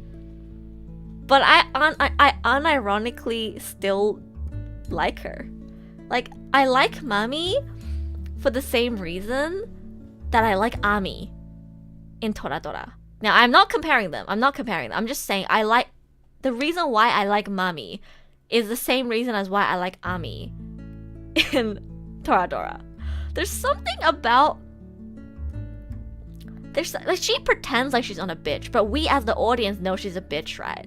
There's something comforting about knowing a character is just a bitch, if that makes sense. There's a fifth girl now. Oh yeah, the fifth girl, I'm not gonna lie, she's kind of annoying. Senpai hayasu ne. So ne. She's the kohai girl that talks with s at the end. I like mummies as whack. I like mummies as well. I thought you don't like mummies. Oh god, every single time I say mommy, it does sound like I'm saying mummy, doesn't it? Oh god. Whack. See, that would have been a perfect moment for me to take a screenshot into my blackmail folder, but because he made a typo, it's just a whack. Was that typo on purpose? Oh, it's probably not. K and L are right next to each other. God damn it. Typo ruined a perfect blackmail material for me. On purpose, typo. No, I wouldn't say I like Mami, but I don't dislike her. Mami in Spanish. This girl's a cosplayer. Oh, she cosplays? Ha! Now you've piqued my interest. So far, I'm not a fan of her personality or the way she speaks, but hey, I can't judge too early. It's only been one episode, so I'll try and get to know her before I decide. But yeah, Chizuru, I can't even blame you if you like Chizuru. She's just that perfect. Like, she's so good. Rent a Girlfriend sexualizes female characters even more than like Bokuyaba does, and I cannot say that it's a good show. I don't think it's a good show. Kazuya sucks, but Chizuru is just such a good girl. I think I said I went off like a year ago about this for Rent a Girlfriend season 2, but Chizuru's a really good character. And Sumi, I really love as well. She just sadly doesn't get as much screen time. I do want to say, based on what I've heard from manga readers, the arc that they are currently animating, the movie arc, is apparently the best arc in Rent-A-Girlfriend. And from what I've seen so far, it does look like the most promising so far as well. So I am unironically going to enjoy, probably, this new season of Rent-A-Girlfriend. I think people say Kazuya peaked in the movie arc. Like, this is the only arc. This is the arc where you actually get to see character development. And people say that this is the peak of Rent-A-Girlfriend. So as long as we don't think about what happened later, then this season might actually be somewhat good. Read the manga for Rent-A-Girlfriend and I agree. Well, you read the manga for Rent-A-Girlfriend? But yeah, I am genuinely excited to see the movie arc animated because from what I've heard, it seems promising. He doesn't much to do peak, honestly. No, I'm not saying this is Kazuya's peak. I'm saying this is Rent-A-Girlfriend's peak. Kazuya never peaks. You see, Kazuya doesn't even deserve to be on the illustration because he's irrelevant. People only care about the cute girls. He doesn't even deserve to be on the illustration. No, I'm not saying this is peak Kazuya. I'm only saying this is the most decent he is throughout the series. Like, he actually gets a bit of development, right?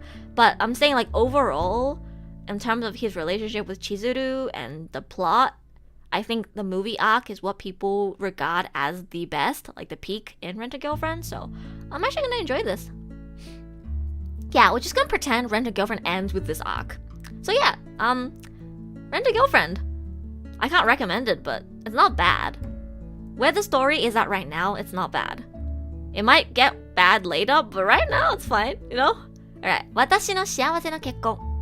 Watch this. Watch this. Watch this.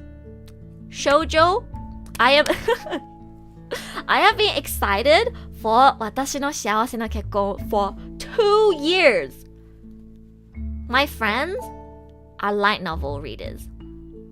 My friends literally like tried to make me read the novel for this. It's so popular between my friends, and I've been super excited ever since there has been an anime announcement.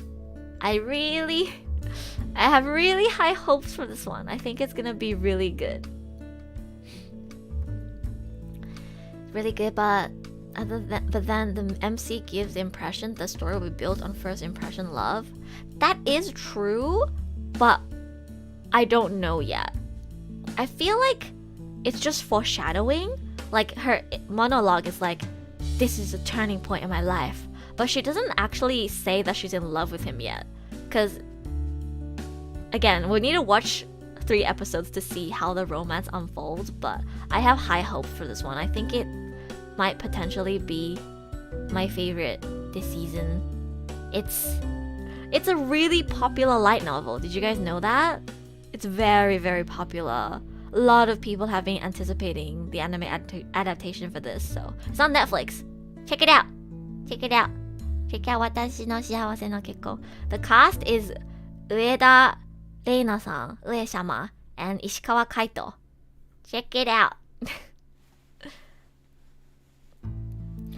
I'm not up to date with Bungo Stray Dogs. I am not going to go back and keep watching Hataraku Mao-sama because the season that came back honestly didn't impress me.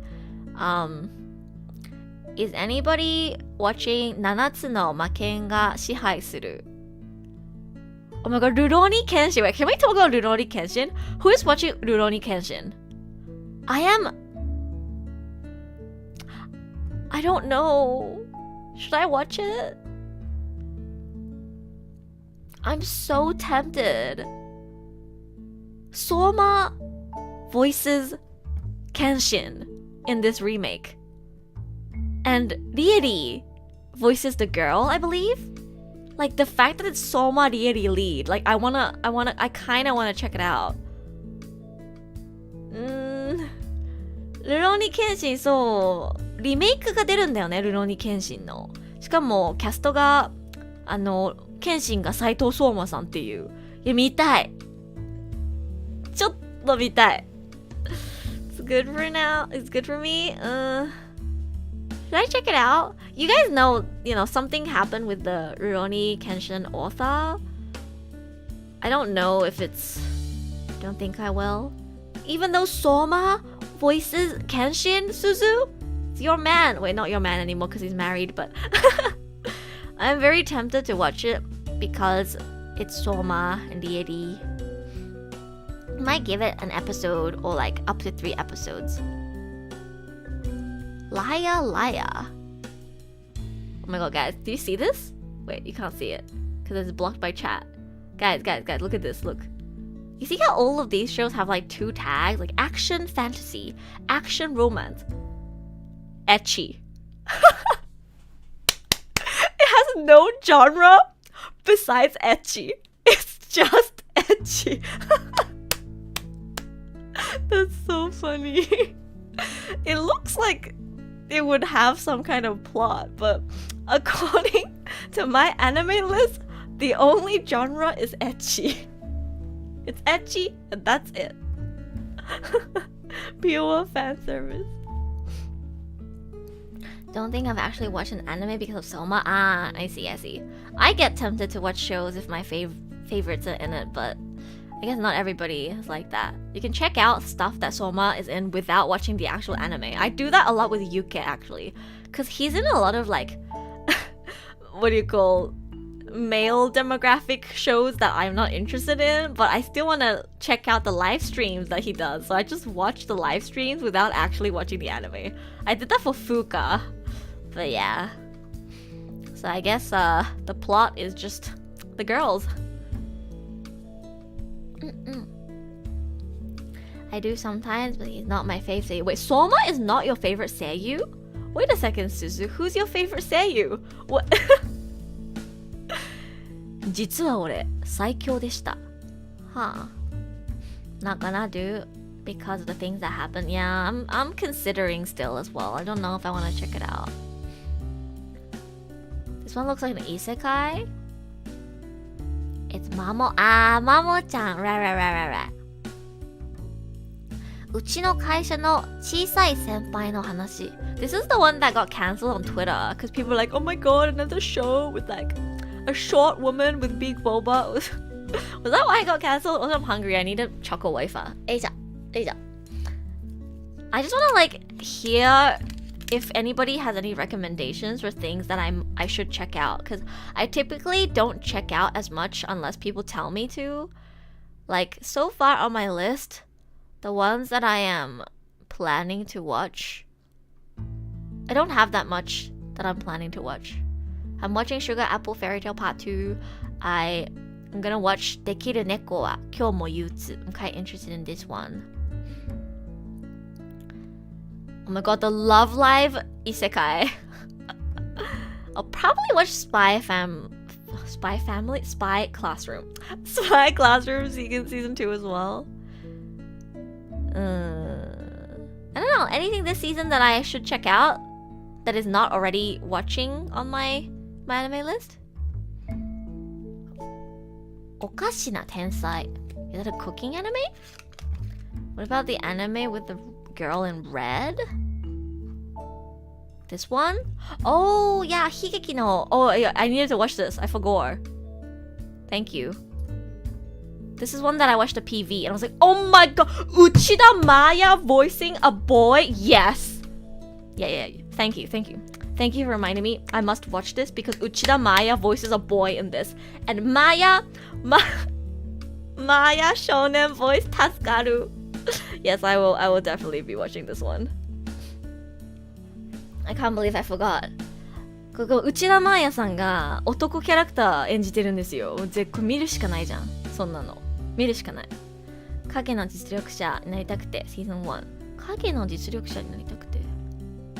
Sounds like an isekai.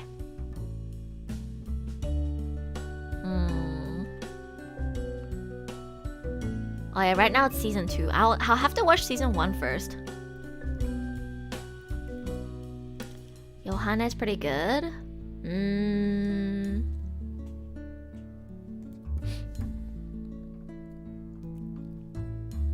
And you're also watching Dekiru Neko.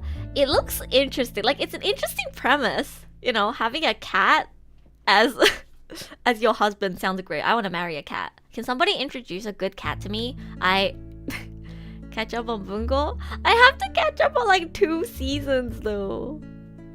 Sarari isekai. I see the word isekai and I don't want to. What is this? Helk. Is anybody watching Helk? Sometimes I just want to marry a cat, you know? Good night, Crispy. Sleep well. Sugar Apple's Fairy Tale. Dekiru Neko. Should I try checking out Okashina Tensai? Okashina Tensai 面白そうだけど。Slept well. 人間滅亡で草 Hulk looks like some parody of the wrestling guy Animal Lover was. Well, humanity celebrates the defeat of the Demon King. Doesn't seem like my type of show. 人間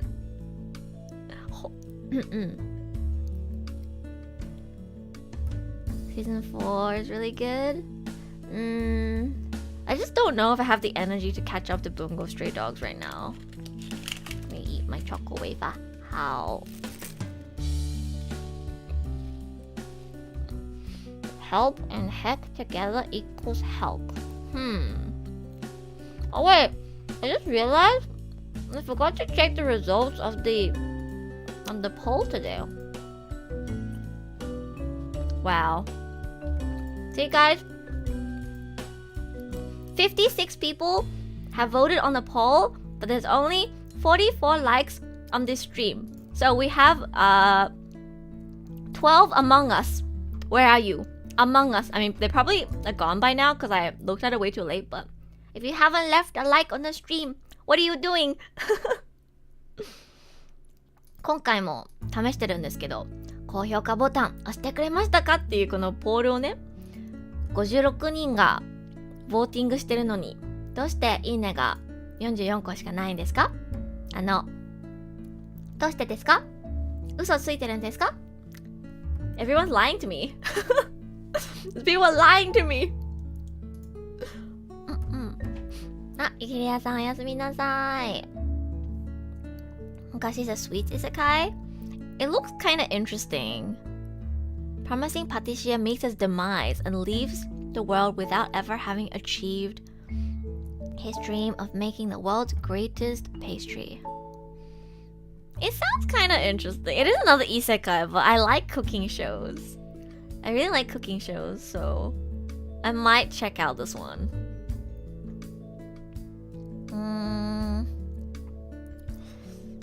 Shiro Seijo to Kuro Bokushi. Anybody watching this one? I never know what to watch until people recommend it to me. How?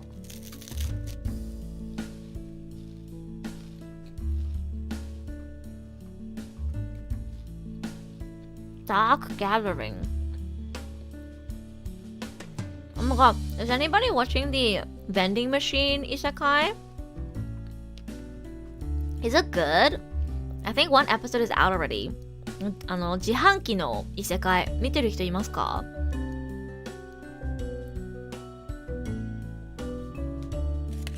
How?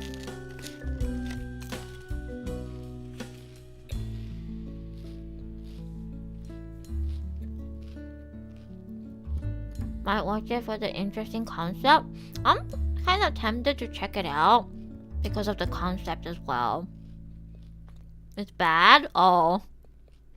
That's unfortunate. I kind of hoped it would be good. Hey, is anybody watching Shinigami Botchan to Kuromaid? Because I really like the show. It's the second season, so you have to watch season 1 first, but I watched season 1 and I really, really liked it. It was so sweet. It's such a sweet show. I really, really like this series. Yeah, some people really like it.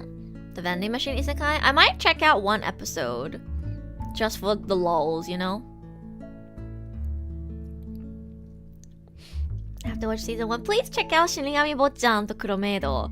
It's really sweet. Like I have similar thoughts about this show to some of the romances that I put in A tier for the last season. It's just really sweet and wholesome and heartwarming, and I love it. I'm so happy it's getting another season. It's great. 夢見る男子は現実技者。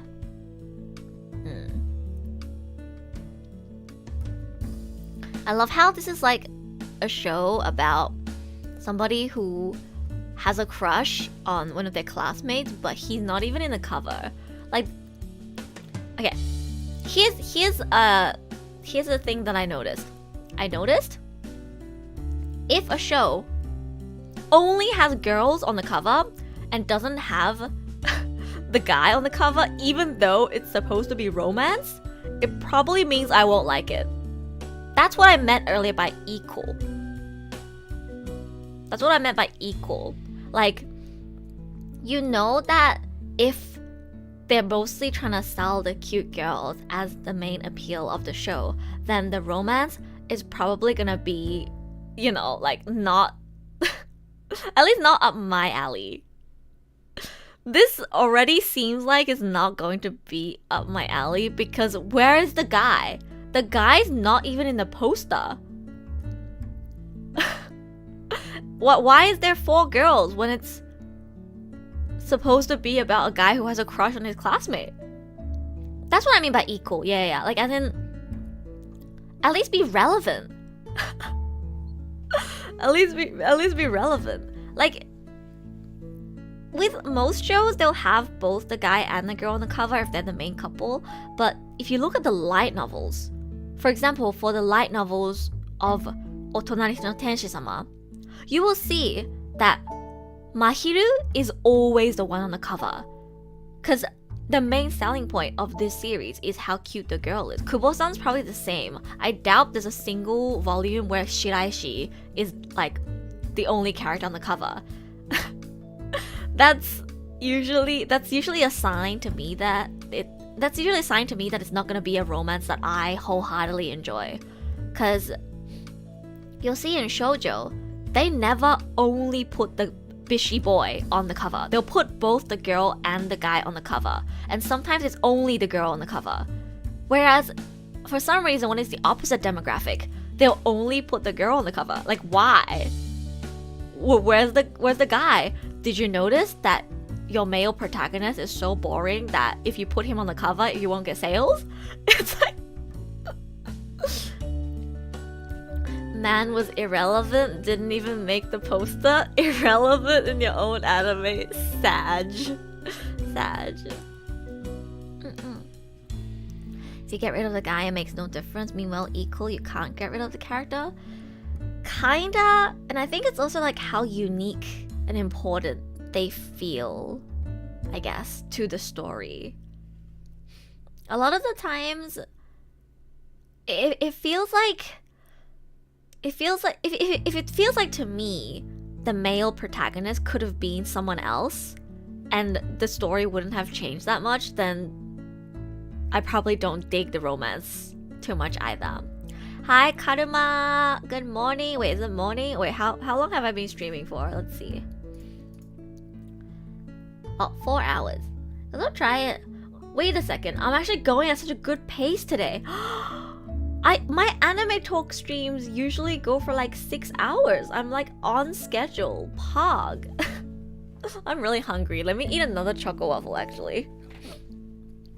Short stream. 4 hours is not short. 4 hours is not short. I like to go for longer so people from different time zones can drop by. And also, make sure you leave a like. Yeah, I like to go for a little bit longer just so people have the opportunity to drop by, but it's already morning. Oh no, what time zone are you in, Variant? I'm in Australia and it's 4:20 a.m. for me, but what about you guys? I'm just really hungry. I'm gonna eat another choco waffle. Karuma, what are you watching this season? I'm currently looking through the next season and picking what to watch. I already made my tier list. By the way, this is based on my subjective personal enjoyment. How?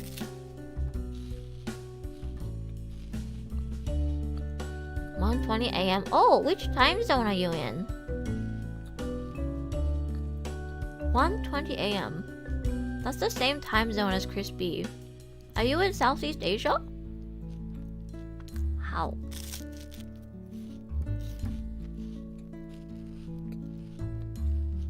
Oh, Amplify! Hello! 11:20 a.m. cause PSG. Now, this is around the time when my NA friends are able to actually wake up and come and join. Indonesia! Ah, I see. Is it okay for you to be up so late? I mean, it's a weekend. It's a weekend, boys. We can stay up for as long as we want. Oh yeah, you're in the Asia time zone now, Nicholas. Yeah, if you need to go to sleep, it's okay. I'm gonna go through a little bit more and try and pick things to watch, and then I'll probably end a bit earlier today. I'm really proud of myself for getting through this many shows without going on too many tangents. I'm sure I missed a lot of things that I wanted to say, but I kind of realized that no matter how hard I try, if you guys are not interested in shoujo, you're not gonna watch the shoujo that I recommend. So I kind of just like gave up halfway. But yeah. Good night, Nicholas. Alright. Right now we have 1, 2, 3, 4, 5. 6, 7, 8, 9. Right now I have 9 things that I'm watching. That's actually already a pretty good amount. I don't really need to add any more, but... And I might watch Spy Classroom second season too.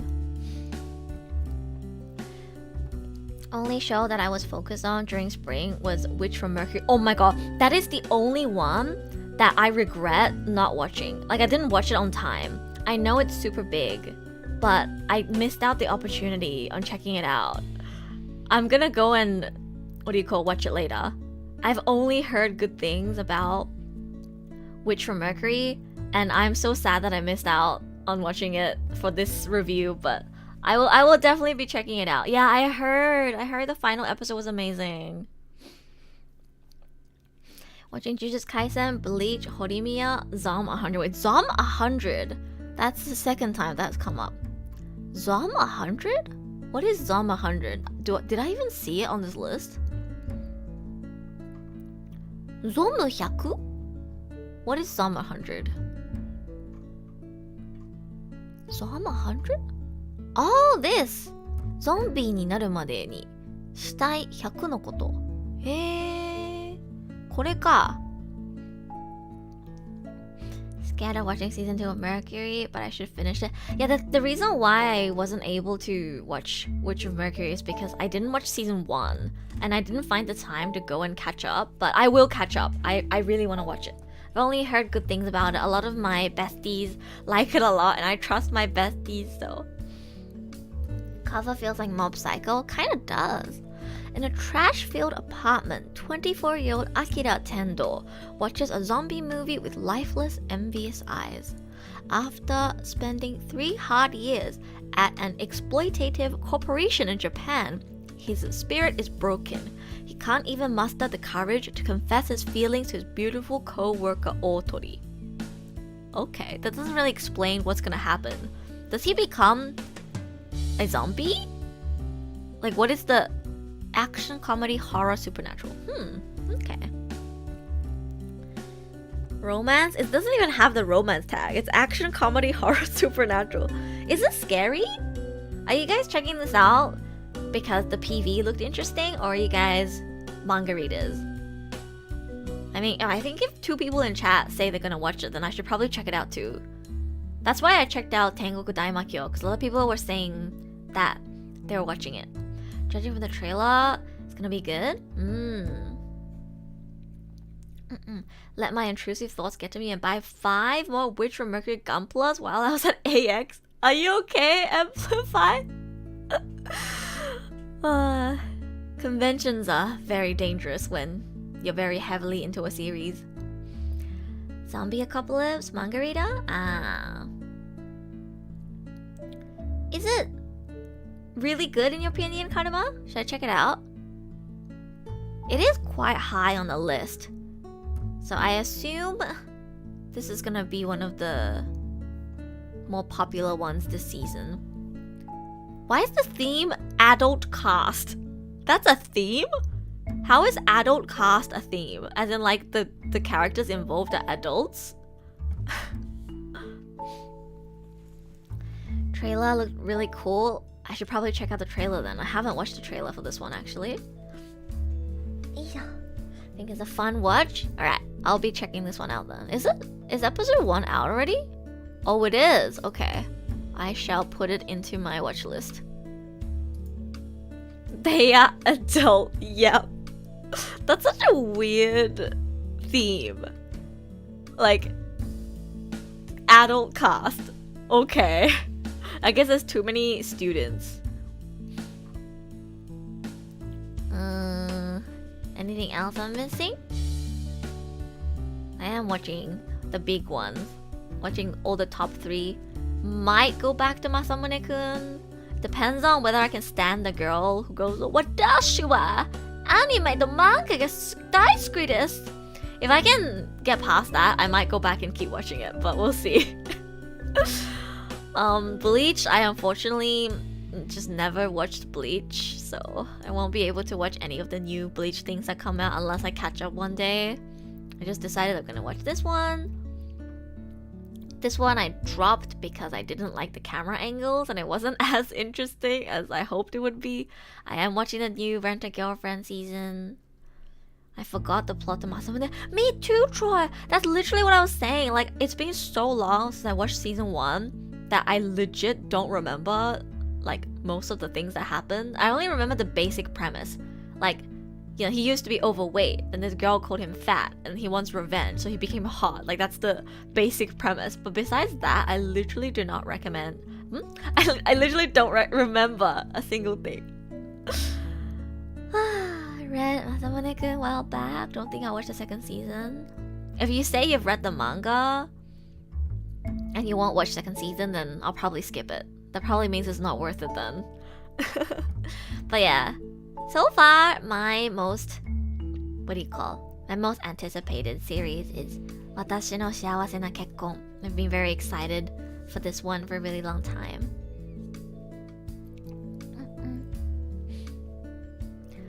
Netflix adaptation of Zom 100 that got announced. Wait, Netflix adaptation as in like a real life adaptation? Or I'll have to catch up to Bungo Stray Dogs. I'm not gonna watch Mao-sama anymore. Didn't really like it after it came back. Still have to debate whether I wanna watch Rurouni Kenshin. Should I check out Uchi no Kaisha no Chiisa na Senpai no Hanashi? I think there's a potential for this to be a feel-good, cute kind of show. But there's also a potential for it to be quite fan service heavy and basically make me feel the same way that Bokuyaba made me feel, except I guess it's better because it's at least adults. Not like Bokuyaba where she's 13. Live action? Oh, they're making a live action. I see. No for me? My senpai from work is tiny and cute. This gives me my senpai is annoying vibes. Is the new season of Kanokali worth catching up to watch? How much of Rent-A-Girlfriend have you watched, Karima?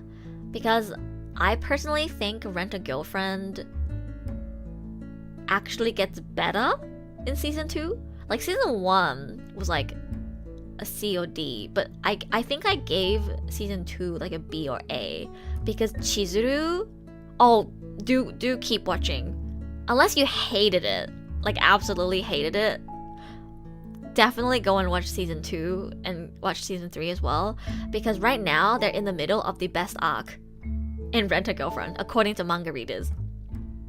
At this point, I should just call myself a manga reader because I watched like 5 documentaries talking about the downfall of Rent-A-Girlfriend. How Rent-A-Girlfriend went from peak to horrible.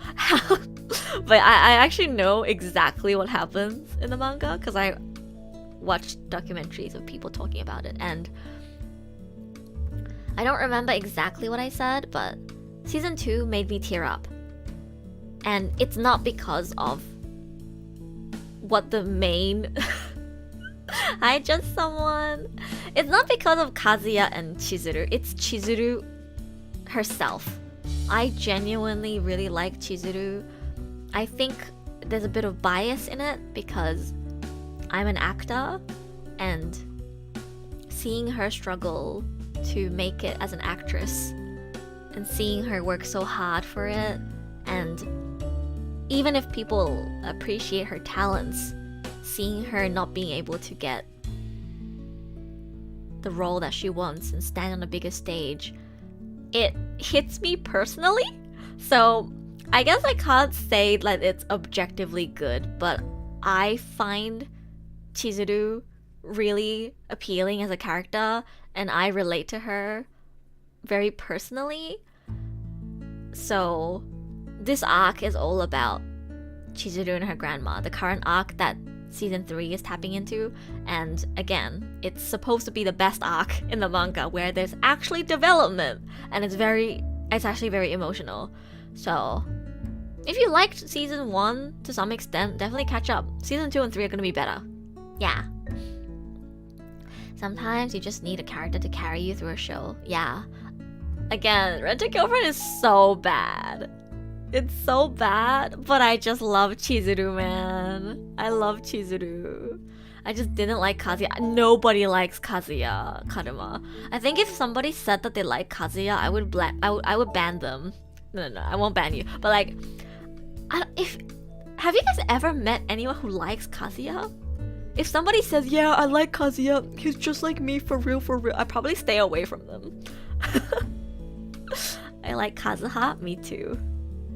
In this household, we hate Kazuya, but like Kazuha. See, I don't get it mixed up. We don't get it mixed up.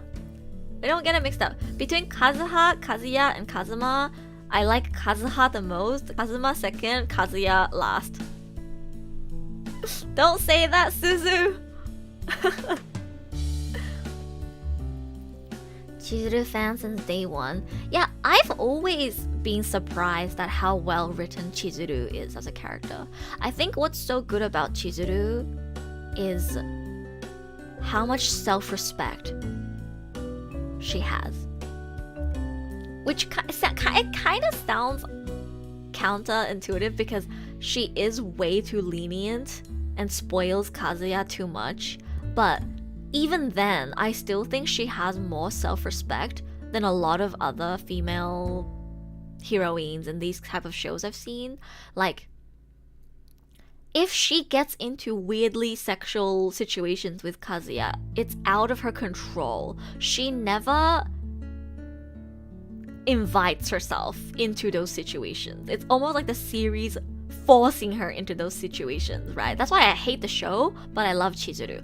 Chizuru is very protective of herself. Like, she doesn't just give herself to anyone.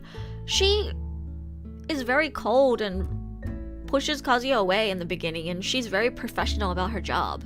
And she clearly puts a lot of weight on her relationship with her family and her dream of pursuing acting. Like, she is her own person. She's not just an object of desire, despite the fact that Rent-A-Girlfriend is literally such an objectifying show.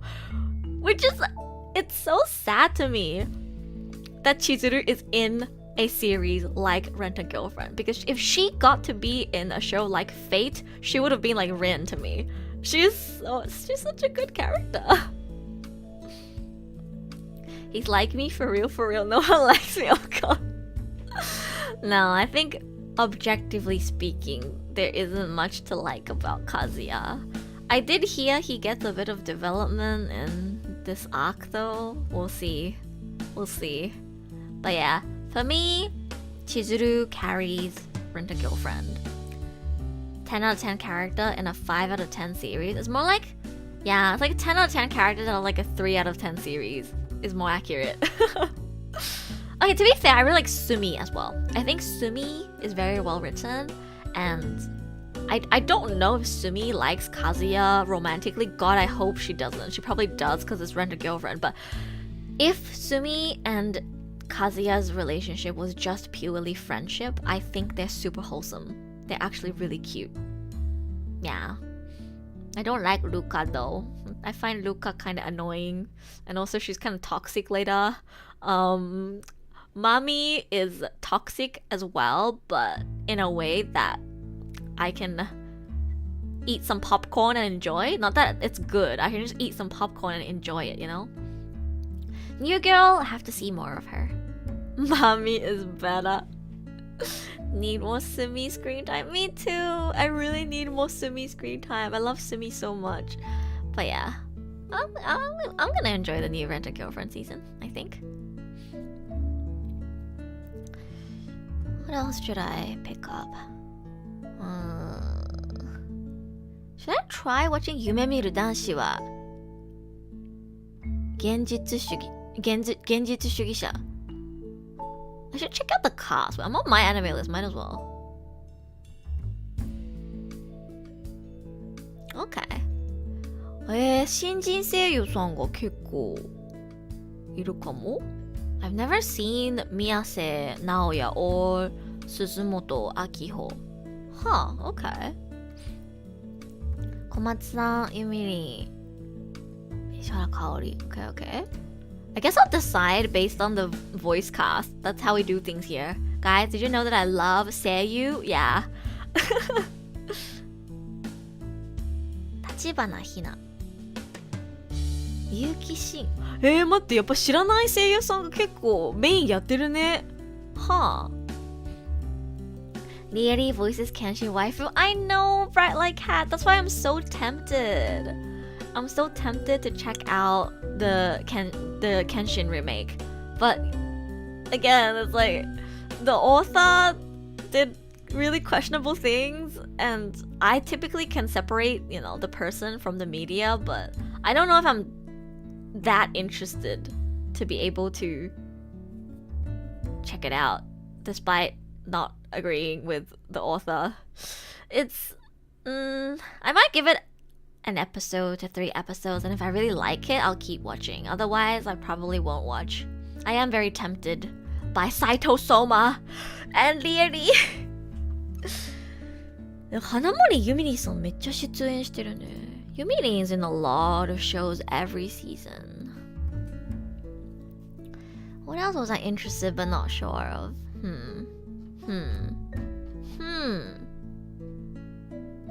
Oh yeah, is Undead Girl Murder Fast good? Anybody watching this one? Undead Girl Murder Fast.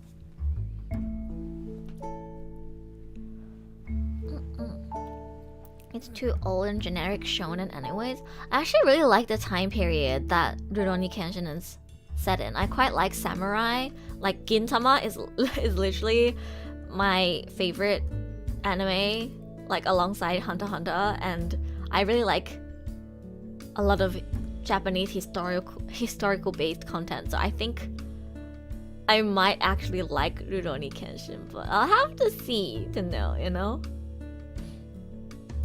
Not yet. The end of the 19th century. A vampire's wife is murdered, and the detective known as the Cage User is called in to solve the crime. But there's more to the detective and the curtain bird cage he carries. After all, when solving a case involving a monster, it might just take one to know one. Okay, switch to my voice actor voice halfway. I don't know, they made it sound so dramatic, but I'm not that sold. Does it count as historical? Samurai? Anything involving samurai is kind of historical, because samurai doesn't exist anymore. You know? But I don't know, maybe I'll give it an episode. We'll see, we'll see. I might give the vending machine isekai 1 episode as well. Anybody watch the vending machine isekai? I know Nicholas said it's trash, but I want a second opinion. Anybody? 誰か自販機のこのアニメ見てる人いますか? Is it worth for me to give it one episode? Or is it not worth? Is it worth? Or is it not worth? Not yet. Heard someone like it because it was interesting. Isekai Erubonk. I'm typically not interested in isekai as well, but I'm open to trying something new, you know? So one clip looks funny but trash. That's as much as I can give. I guess I'll have to give it one episode to decide for myself. It's probably gonna end up in the dropped category for next season. But yeah, I guess. Oh yeah, I want to check this one. Shiroseijo to Kurobokushi. Haven't seen Vending Machine, but looks very weird. I feel like it's just how bizarre the concept is what's selling it right now. It's probably not that good, realistically, but I might give it a try. Arara. Sawada Hime. There's a lot of female VAs in this season that I don't know. Okay. 中村環奈さんの名前も聞いたことない。Kaito's gonna be the main? Okay, okay. Kaito kun 最近役多いね。Kaito was getting a lot of roles recently. I mean, he's always been popping off, but he's doing a lot of main roles. Dark Gathering. Oh wait, this. Wasn't this based on a game? これゲームがメインじゃなかったっけ? Yeah, yeah. Oh, this is getting an anime. Okay. Should I be checking this one out? Is it Riza or Riza? No, Ateria. 常闇の女王と秘密の隠れ家. I've heard of this one before. I know it's from a game. Should I be checking this one out?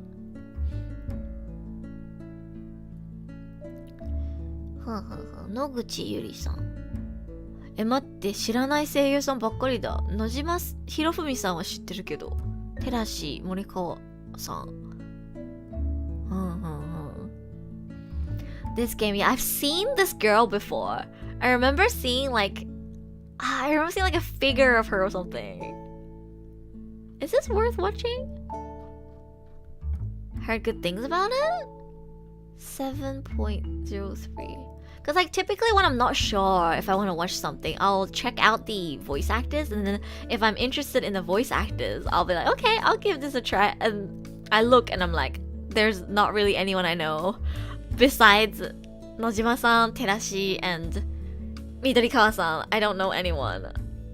Not Kondo Yui-san as well, but yeah, it's an adaptation from a game, it seems like. This girl is very iconic. I've definitely seen her somewhere before.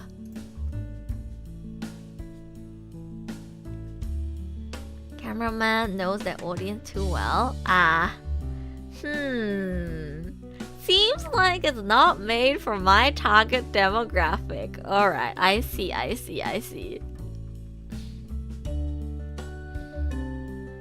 Guess I'll just watch the ones I have in my list right now then. I think I already have like 10. I think I already have 10 things that I'm planning to watch, so that's enough for now. I don't have to watch 15 plus shows every season, right? Right? Surely. I used to only watch 8 to 12 shows a season. I don't know why the fuck I watched... Wait, 1, 2, 3, 4, 5, 6, 7, 8, 9, 10, 11, 12, 13, 14, 15, 16, 17, 18, 19, 20, 21. I mean, you can delete these technically, but I watched so many. Like, I gave all of these a try as well. Damn. Not every season where I watched this many. So I guess, to wrap it up, this season, I'll be watching 1. Jujutsu Kaisen, 2. Mushoku Tensei, 3. Horimiya Peace. For now, I'm not interested in watching Masamune-kun, but I might consider going back and continuing. I'll be watching Zom 100. You guys sold me on it. I dropped the Megane one, so won't count that. I'm watching Rent a Girlfriend 3rd season. I'm watching Watashi no Shiawase na Kekkon. I am gonna give Rurouni Kenshin 1 to 3 episodes just to see see what it's like. I am too tempted. I am too tempted by Soma and Lieri. I need to at least watch one episode. What else am I watching? I'll be watching the second season of Shinigami Botchan to Kurameido as well. That's 9. And I'll be watching Higeki no Genkyou to naru Saikyo Gedo Last Boss Jouou wa. Oh, it's so long that it's literally cut off. But I'll be watching this as well. That's 10. And I will also be watching Sugar Apple Fairy Tale Part 2 and Dekiru Neko wa Kyou mo Yutsu, which is 12. That's already a lot. Oh yeah, and I probably will watch Spy Classroom second season too. That's 13. Okay guys, you know what? That's already a lot. I don't really need to pick any more to watch. I think 12 or 13 is enough. That's already a lot. That's already a lot. Anime adaptation killed Megane. So sad. Oh, is the manga better? Manga is so cute and fluffy. Oh, that's so sad. See, I thought the concept was really cute. And I thought it had the potential to be great. But Gohan's was a little too ambitious with their camera angles. And it didn't feel pleasant to watch. Like, the camera kept moving around and all the perspectives made me really dizzy and uncomfortable, and it just didn't fit the vibe of the show. And again, like, Mie-chan doesn't look like that. Oh, what does she look like in the manga? Cause yeah, I didn't find the girl that cute either. That's what my exact thought. Yeah, like, Gohan's, I won't say it's bad, but it's not the right show for it. Like, you have to use those crazy camera angles on like a battle sequence or something. Like, it just doesn't work for a cute show that's about, you know, two kids in a school that's supposed to have some kind of romance developing, probably, right? It just felt so out of place. The random camera angles flipping upside down, changing perspectives. So that really took me out of it. Yeah. Gohan hates people. I haven't watched anything from Gohan that's really good. I want to see what she looks like actually in the manga. Oh, is this what she looks like in the manga? Huh. Okay. Oh my god, I just realized convenient censorship. My VTuber character just happens to block out something I shouldn't show on YouTube. Perfect. I can't do anything about the ads on my anime list, but hey, perfect censorship. Phew. I was like, oh no, I can't show this. Wait, I'm blocking the boba. Perfect. もう私のキャラクターがちょうど見せちゃいけないものを。But yeah, she does look cuter. She looks fluffier. She kind of looks like me. No, we don't look alike. Besides the glasses and the pinkish hair, we don't look alike. But no. She looks cuter in the manga. I agree. It's a different vibe. Oh, Kuka Gamer, hello. Nice to see you again. We're doing an anime tier list. I'm really sorry if your favorite anime is in C or D tier. Just know that I don't hate any of these shows. I feel like I should rename these, you know. Like, S would be like Stella. A is like, I really enjoyed it. Like, I can't have it as, what do you call I can't have it as the letters. I have to actually mean what it is for each category. B is like, I liked it. And then C is like, it was good. Especially in the first half. This is how I feel, guys. Stella, I really enjoyed. I liked it, especially in the first half. It was good, and it was okay. I'm not saying it's bad. It was just okay. This is how I feel. It's probably better if I rename the categories. Sorry, I don't watch much anime, so I can't judge anyone's opinion. Oh, you don't really watch anime? You watch anything from the spring 2023 season? Last season was pretty stacked. What's crooking? Let me drink some more water. 一下.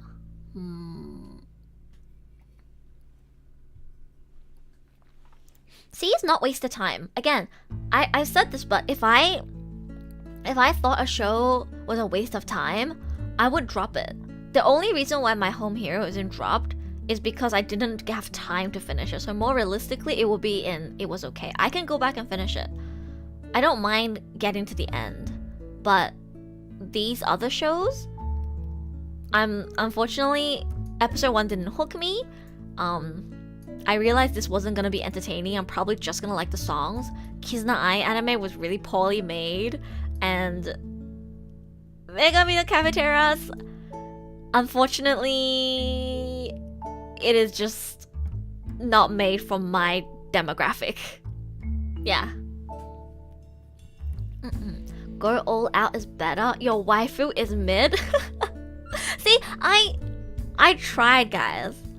Okay, now that we're nearing like probably the end of the stream, since I've already done my tier list and I've kind of picked what I'm gonna watch for next season as well, I'm gonna open up a bit. I was trying to be more open today about my opinions and not really let chat influence where I position my things, and just talk about like how I feel and go off about the shows that I really liked and I wanted to recommend. But I still started feeling bad halfway.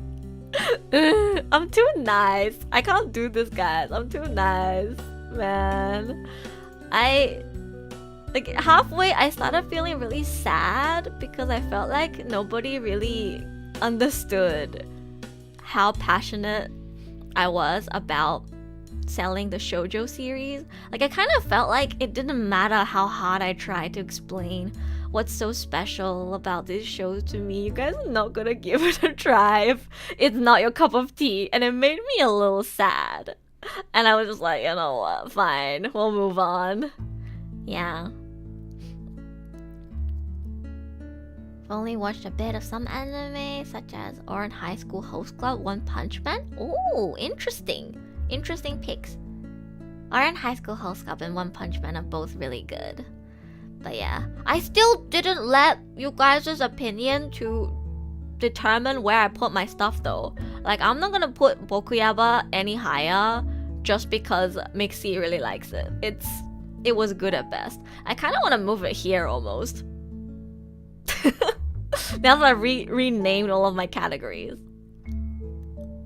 Curious to try the last one in A? Please do, it's really wholesome. If I was able to convince anyone with my talk to watch any of the shows on this list, then I'm happy. Because I don't know if you guys have ever tried like verbally explaining what you love about a series and try to like convince somebody else to check it out. It's almost as if I'm cooking up a video essay live without a script, right? And it's I was really nervous. I'm always really nervous before every anime talk stream because I'm like, okay, I'm gonna articulate my thoughts on this show and talk about this part of the show and the relationship of these characters and explain why this is good. And then when I feel like all of my effort didn't really reach anyone, I'm like, I tried. Yeah. Didn't hear talk about it, so I'm interested. I will go back and add timestamps for when I talked about each and every show. Was Yamada-kun good? Yes, it was very good. It started off kind of weak, but I think by the end of it, I really, really enjoyed the journey, and I'm gonna go and pick up the manga. I think Akane and Yamada have really good chemistry, and it was a very feel-good, comfy show, and yeah, I really enjoyed it. Kind of want to watch full series of the first one. No, was it good? Oh, Oshi no Ko? Try Oshi no Ko. I think Oshi no Ko is very friendly for newcomers. It's not perfect. No anime is perfect. Even my favorite anime is not perfect. But I think Oshi no Ko is just the perfect amount of a good story with great character designs with a production team that put their blood and sweat into making this as successful as possible. And it's very pop, the colors pop, the music draws you in, the animation draws you in. It's very beginner friendly. Like, I feel like I could recommend Oshi no Ko to people who haven't watched much anime and they might find some enjoyment in it.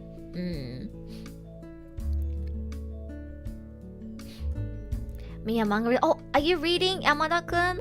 I saw some people post screenshots of how they're like after they get into a relationship, and I was like, oh, that looks so cute. I want to check it out. So I'm probably gonna read Yamada-kun manga. You mean Idolish 7 is not perfect? Oh, the Idolish 7 is very close to perfect. No, nothing made by man is perfect, unfortunately. I wouldn't say anything is perfect. So, which is weird because I've given 10 out of 10s on my anime list, but no, nothing made by man is perfect. Besides me, I'm perfect. No, nothing is perfect, but Idolish 7 is very close to perfect. I think it's really good. First episode really hooks you in. Exactly. Oshi no Ko is very good at hooking you, and it's packaged so nicely that I think anybody can give it a try and at least find something appealing about it. Unless you just hate idols. If you hate idols with a burning passion, maybe you won't like Oshi no Ko. But otherwise, I think Oshi no Ko is really beginner friendly. Yeah. But yeah, guys, so to wrap it up, was I able to convince any of you to watch something? Please say yes. I hope I was able to convince some of you guys to watch something today. If you missed out on my passionate talk about all of the shows, which I think I went on for a good amount of time for a lot of these, like I especially tried hard to sell the ones in my A tier, like I really enjoyed it. Because I want people to check out the stuff that I really enjoyed. So I'll add timestamps, and if you are interested, go back and listen to what I had to say. First episode was a movie. They actually call it a 1 hour special, but I guess it did premiere in the theaters. What is the difference between a 1 hour special and a movie anyway? But did I just get debate into idol? I'm ONK. Yes, I do. See, we were talking about this earlier, but Oshi no Ko is actually not an idol show. It involves idols, but it's not an idol show. Like, that's not the focal point of the story, I don't think. It's more about the entertainment industry as a whole. And if anything, I think so far there's more focus on romance than exploring the idol industry. Which is what I said was one of the things that I was disappointed about in it, but it's still a very stellar show. Again, gotta give a thumbs up to the production team. God, it's so long. I gotta give a thumbs up to the production team. They worked so hard on making it super good. So it is stellar. Yeah, for Dr. Stone, I'm really happy. If I was able to convince you to check out Dr. Stone, then this stream was worth it. We watched the Clueless guy. Dr. Stone planned to continue anyways. Dr. Stone is very, very good. We're talking about Tonikawa. Tonikawa was good. I just think there was nothing super special about season 2, so it's in this category. It's still good though. Like, don't you guys think after I changed from like S, A, B, C, D to like actual words to describe how I felt about each one, it looks a lot better? Yeah. Because D to me doesn't mean it's bad. If it's bad, then it'll be in the dropped category. D is just, it wasn't super good, it was okay. You know? I watch Hell's Paradise too. Hell's Paradise is worth watching just for the opening and the ending. I really like the opening and ending to Hell's Paradise. I'm actually trying to learn how to sing the ending song right now. I love the ending song so much that I'd make a cover of it. I'll probably try to learn it for my next karaoke. It's so good. so good. If you could recommend just one show, which one would it be? Ooh, it's hard. Okay, I'm gonna skip Oshi no Ko because everyone already knows Oshi no Ko.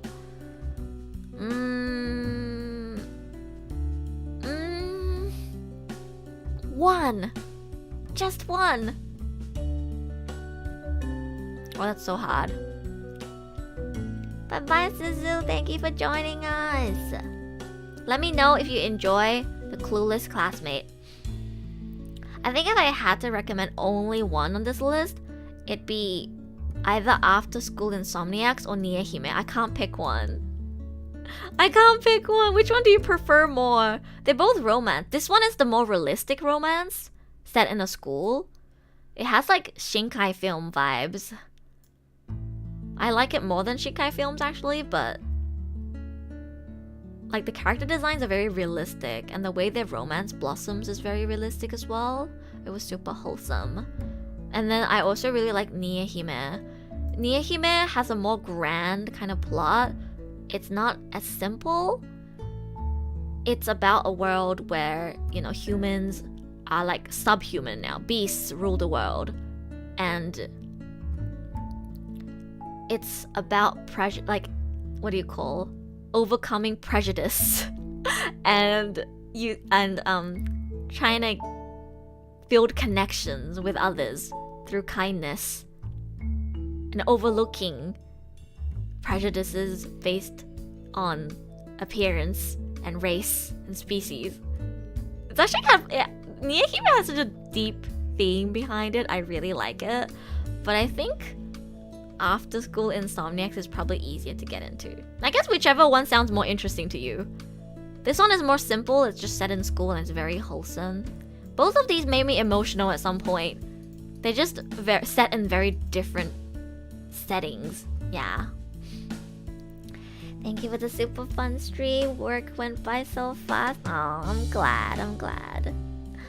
I did watch a lot of shows this season, so I wanted to share my thoughts with you guys. I hope I was able to cover everything I wanted to say. I'm always worried that I'm gonna end stream and then realize, oh, I wanted to say this thing about this show, but I forgot. But yeah, if you have one takeaway from this stream, it would make me really happy if you can check out one of the shows in my A tier. I assume everyone's already watched Oshi no Ko, so you can watch one of the shows in my A tier. That would make me happy. Insomniacs is giving me Yofukashi no Uta vibes. Oh my god.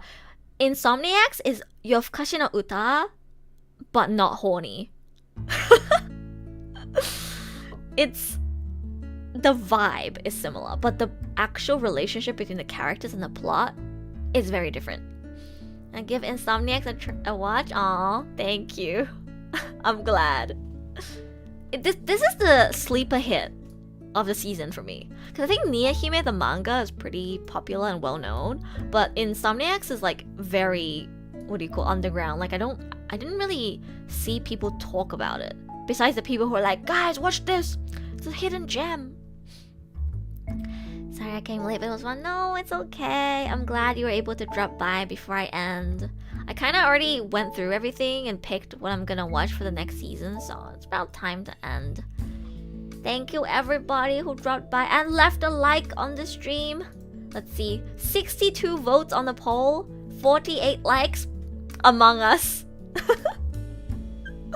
Among Us. We're just playing Among Us every time. Maybe the people who pick Nope thinks it means like, oh yeah, nope, I'm not leaving a like. I don't know, but thank you to everybody who did leave a like. Oh, we got another like. Oh, did someone forget? Hey, if you're watching right now and you haven't left a like on the stream yet, please do. That will help boost Elu onto the algorithm, which means we might have new friends join us in chat and we can have more fun, right? But yeah, I do add timestamps for all of my streams after they end. So if you check the VOD again, like an hour or two, if you check the VOD an hour or two after I end, and you go to the comment section, more likely than not, there will be a pinned comment with timestamps of when I explained my thoughts and gave a review on everything that I watched So, if you're curious about my thoughts on a specific show, or if you wanna have a look at the archive and find something new to watch, check out the archive. I will have timestamps. From your ATI, I recommend Skip to Loafer. Yeah, Skip to Loafer, I think everybody who checked it out thinks it's a super nice, comfy show. Thank you for the stream, although I joined in at the end. It's okay. I'm really glad that you guys joined. I love talking about anime with chat. This is one of my favorite series to do. I wish I didn't get so heated in the debate with Mixie. I think both of us get like a bit too heated, you know, when we talk about anime. So we were ready to fight each other on our takes, but sometimes it's a language thing. Like, depending on the way you phrase what you say, it might come off as like you're telling the other person that they're wrong or their taste is trash, which neither of us was trying to do that. Again, I thought Bokuyama was good. Was it the most enjoyable thing though? No. And it's also just my personal opinion. In my personal opinion, these shows were the best.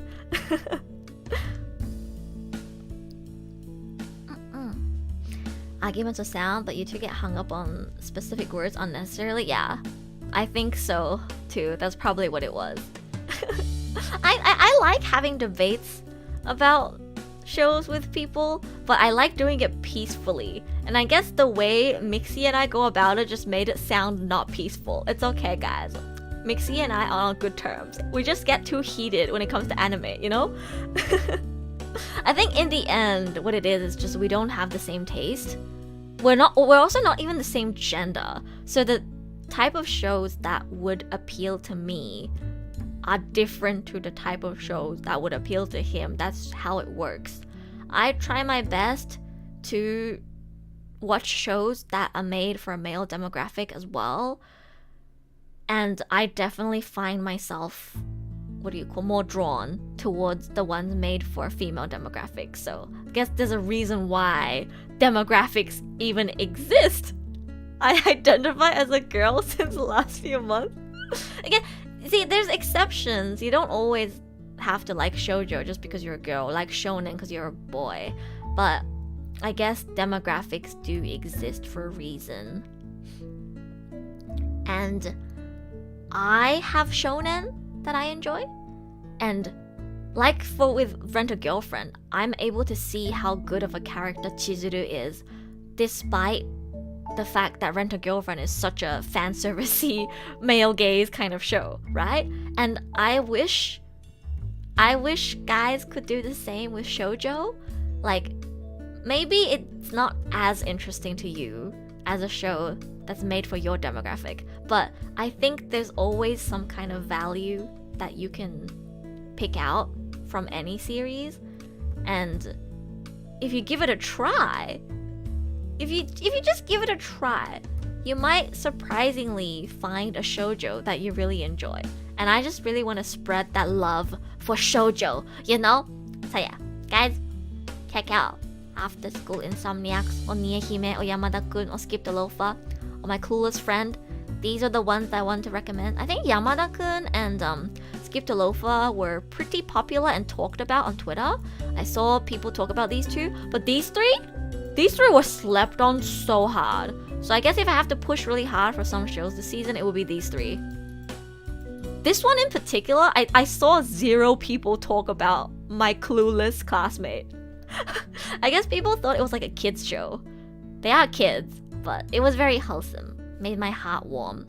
All of these shows warmed my heart. So, if you want to watch something that will warm your heart, check them out. Yeah. Alright. I guess, it's about time to end. Oh my god, we have 49 likes. Is there anybody in chat who has not left a like yet? Can we get it to 50? 今見てる方の中で高評価ボタンまだ押してない人いますか？今49なんですよ。終わる前に50にしたいんですけど。誰か Oh, it's 50 from your POV? It's 49 on my side. I don't know why. I seem to always see one less like than everyone else. And my screen is 50. Oh, okay. I guess it's just one less on my screen then. Alright. I guess we can end then. Oh yeah, 3K! Again, 3K subscribers, let's go! I will be, for anyone who doesn't know, I will be doing a Ring Fit. I'll be doing a Ring Fit stream to celebrate 3K. And I'll probably be playing Switch Sports as well because I can't last that long in Ring Fit. But yeah, I'll be exercising for the first time on stream for 3K. So that'll be happening soon. And next week, I am most likely gonna start playing a new game. I'm thinking of playing Jack Jean, which is an otome game about acting. And I'm an actor. So I'm very excited to play that. Well, Varian! Thank you for the super chat! Can't wait for your tier list this new season. I'm always really excited to do the anime tier list every season. Thank you so much for the super chat. And welcome to our Discord server. I'll go and greet you there later. But yeah, 3K! We've come so far. I'll keep working hard. This tier list, or like end of season anime review series, is something that I do at the end of every single season, so there'll be another one. And I just talk about anime and random stuff a lot no matter what I'm doing, so even if I'm playing a game that you don't know, feel free to drop by. Usually, you'll drop in and probably find me talking about something completely unrelated, especially if it's Genshin or Star Rail. I talk about unrelated things while I play games a lot, so just treat my streams like just chatting streams. Drop by anytime. I'll be streaming at least 3 times again next week. I'm probably gonna be doing the Edu quiz next week actually. I gotta prepare for that. And I'll be finishing the Genshin event next week as well. Alright, I hope you guys enjoyed the stream today. Hope you found something new to watch. And I will see you guys in a stream next week. Bye bye! Otsueru!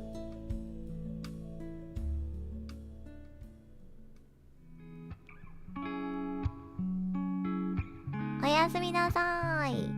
See you guys next stream. また次の配信で会いましょう。